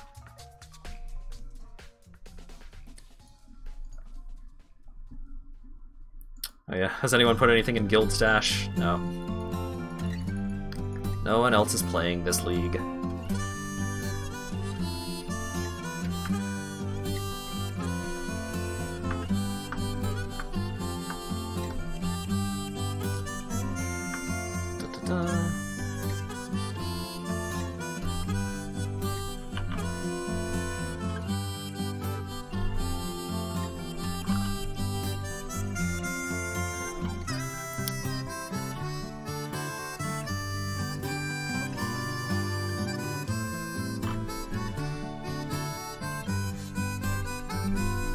Playing Path of Exile alone, even with a guild. It's not like it was a big guild. It's just like 4 or 5 people that played, or like 3 or 4 people that played regularly.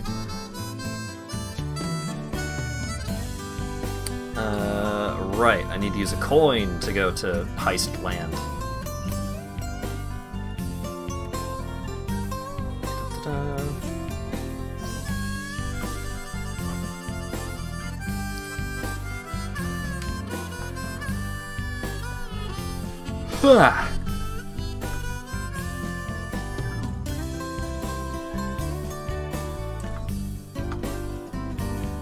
Alright. Hey, Tibbs. Contract! Man, my bill gets a lot of attention. By the time I was 13, I was taller than most adults. By my next birthday, I was invited to join a little circus as a strong man. Cool.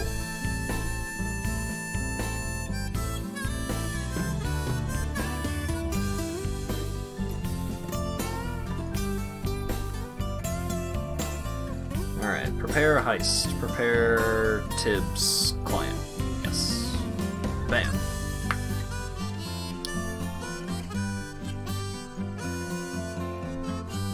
Oh yeah, this is the first heist that I'm going to be doing with Cyclone as my attack. Exciting. Oh wait, no.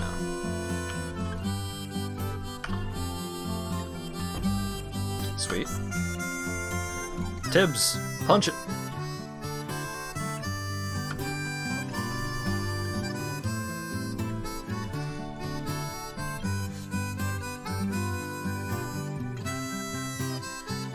Tibbs, hit the door, Tibbs. Thank you.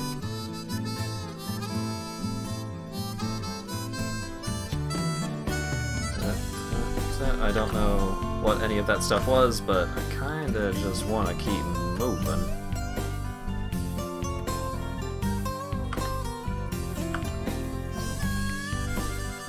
I mean, that's worth a chromatic, I guess. I'm not all alone. There's a quintillion enemies everywhere to fight me.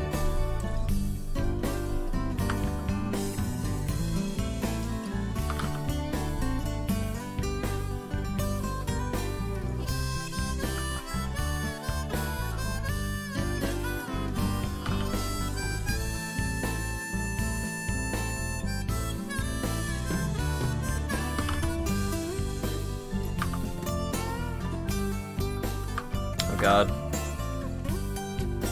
All the glowy curse indicators. Because my current weapon curses enemies with flammability on hit. And flammability makes them more susceptible to fire damage. And the weapon also has a little, just a teeny, just a skosh. Just a sprinkling of extra fire damage. Or added fire damage, specifically. Because that kind of terminology matters. Because extra adds to what you've already got. Added is a flat addition on top of what you got.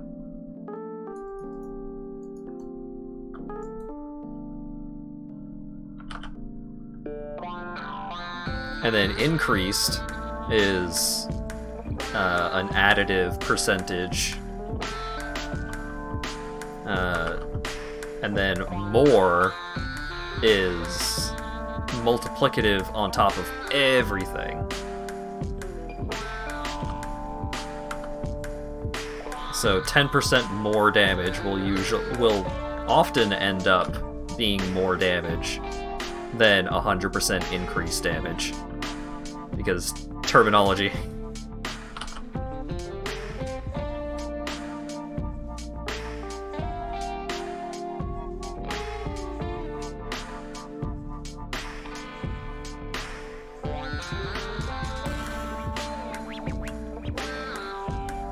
Okay.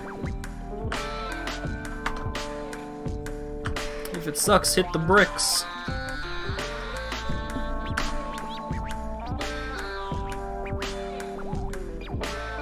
Talk to Tibbs. Gladly.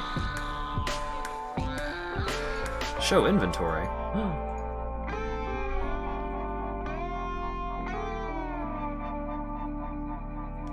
Oh, he can do demolition now. Hey. Cool.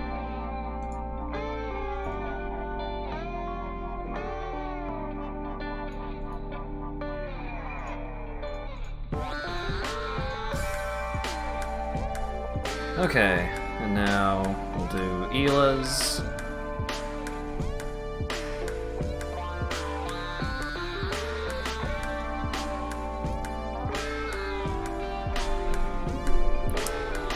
Probably gonna spend less time like slowly grinding down a boss that probably isn't even gonna drop anything this time.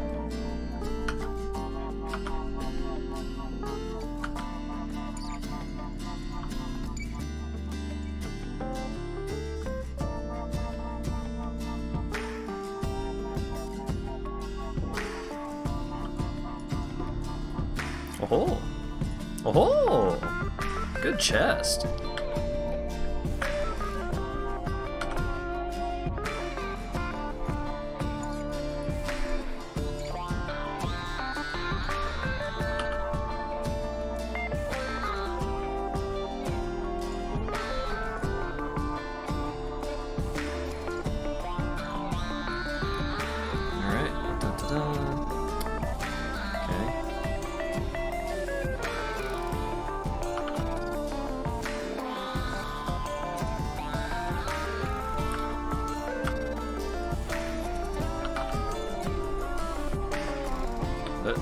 Begin trap disarmament. There we go. I'm having so much trouble just hitting that button.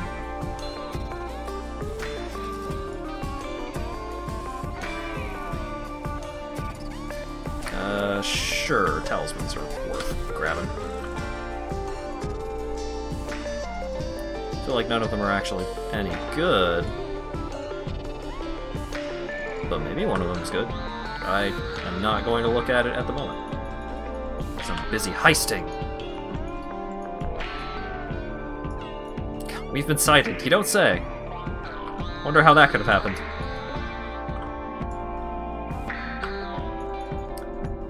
Pile of inexplicable junk. Hell yeah. As usual, Hat just grabs the junk and then gets out of there.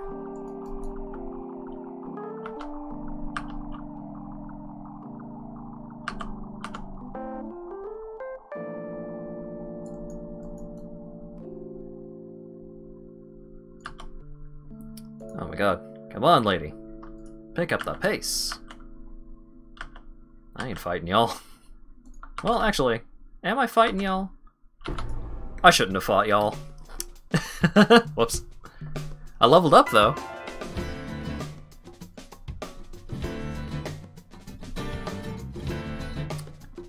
That is a bit of an issue with my current state of survivability, where there's no good in between from not dead to dead.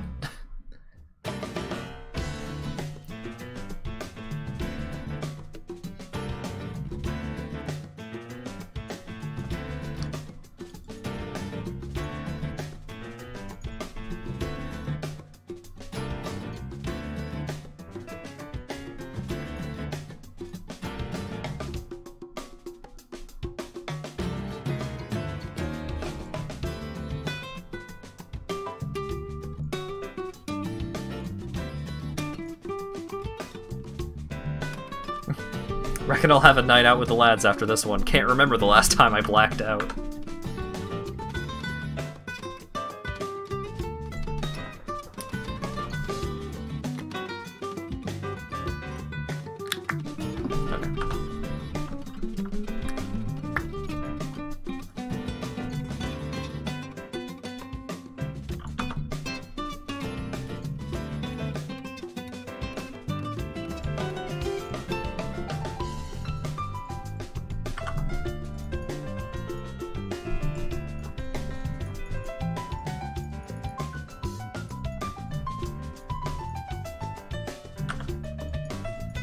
Ooh, a diamond ring.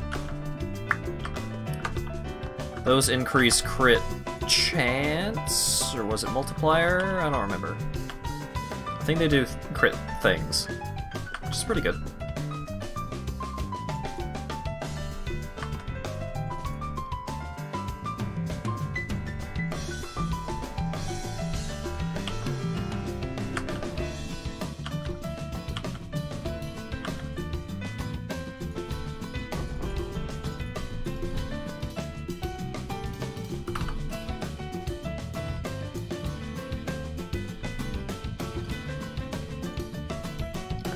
Let's see some big money in this chest.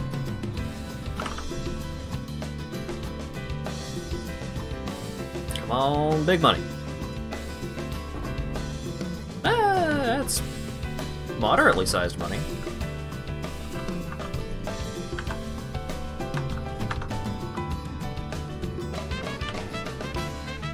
Let me in.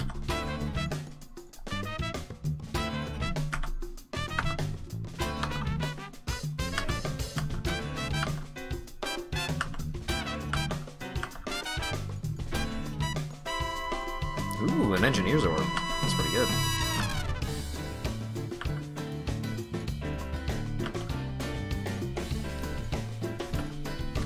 Alright. Lockpicks obtained. Let's make like a leaf and get the fuck out of here.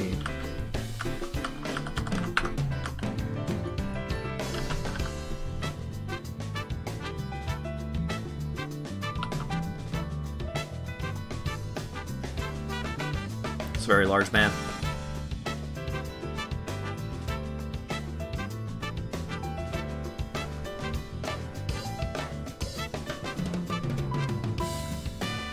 Yeah, I really need some damage boosts at this point. Goodness gracious.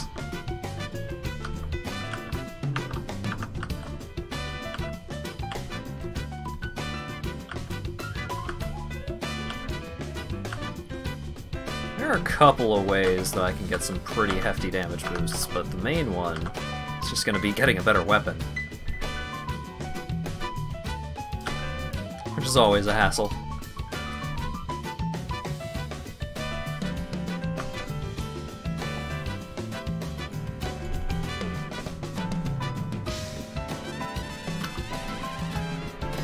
Alright, are you any good? Eh, not bad. That's bad.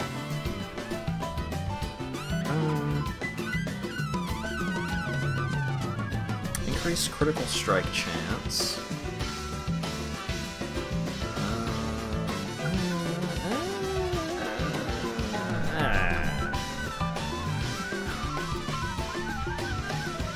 Not close, but no cigar.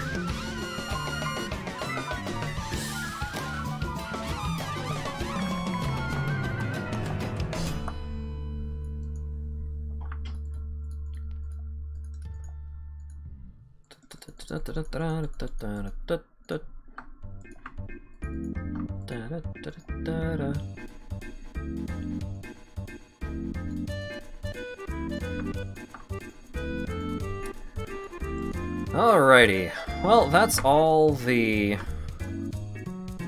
heist quests I have available right now. And I've been going for almost 6 hours, so I think it is as good a time to leave off as any. Hopefully, if I do end up streaming this game again, I don't know if I will, but if I do end up streaming this game again, hopefully I am a little more powerful, because golly gee, it is, my clear speed leaves something to be desired.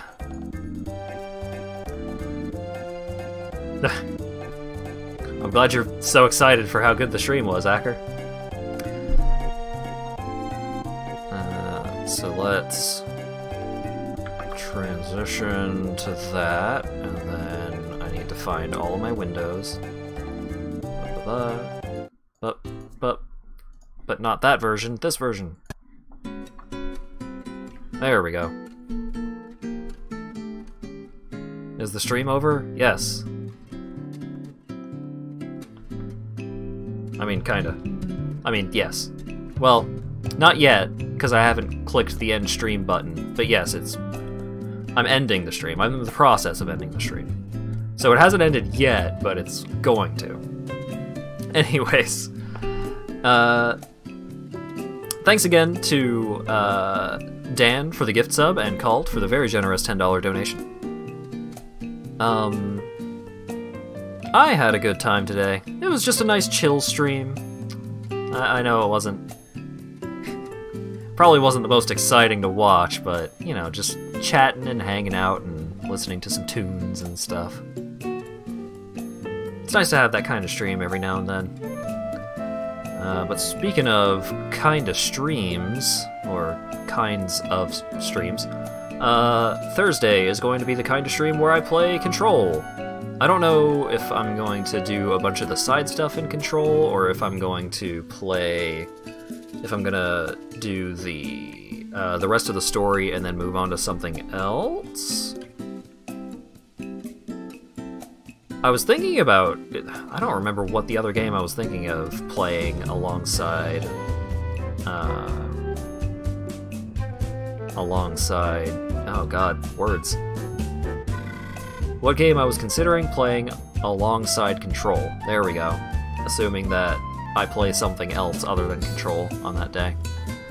Hopefully I figure it out by the time I stream, because today was kind of just like, oh god, I don't know what to stream. Fuck it, just reinstall Path of Exile.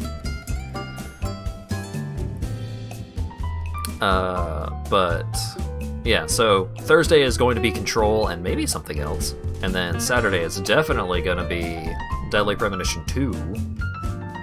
And probably not anything else, because I can't imagine that we're going to be anywhere close to being finished with that game.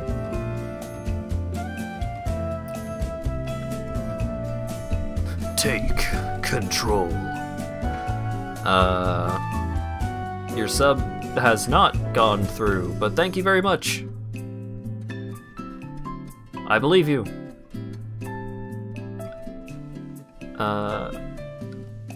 Oh god, train of thought. Okay, yes. Thank you very much for the subscription, Drake. I don't know if it's gonna actually go through by the time the stream is over. It seems like there is some kind of technical delay on that front. But yeah, it means a lot. And what also means a lot to me is everyone showing up and hanging out and chatting and all that good stuff. It's always nice to have friends around, just to show off a video game a little bit, hang out, relax, all that good stuff. When's Tetris? Maybe after Control. I don't know. What's a friend? A miserable little pile of secrets. Anyways, yeah, thanks again, and hopefully I will see you guys again on Thursday. Oh yeah, also if you're not in the Discord, you should join the Discord.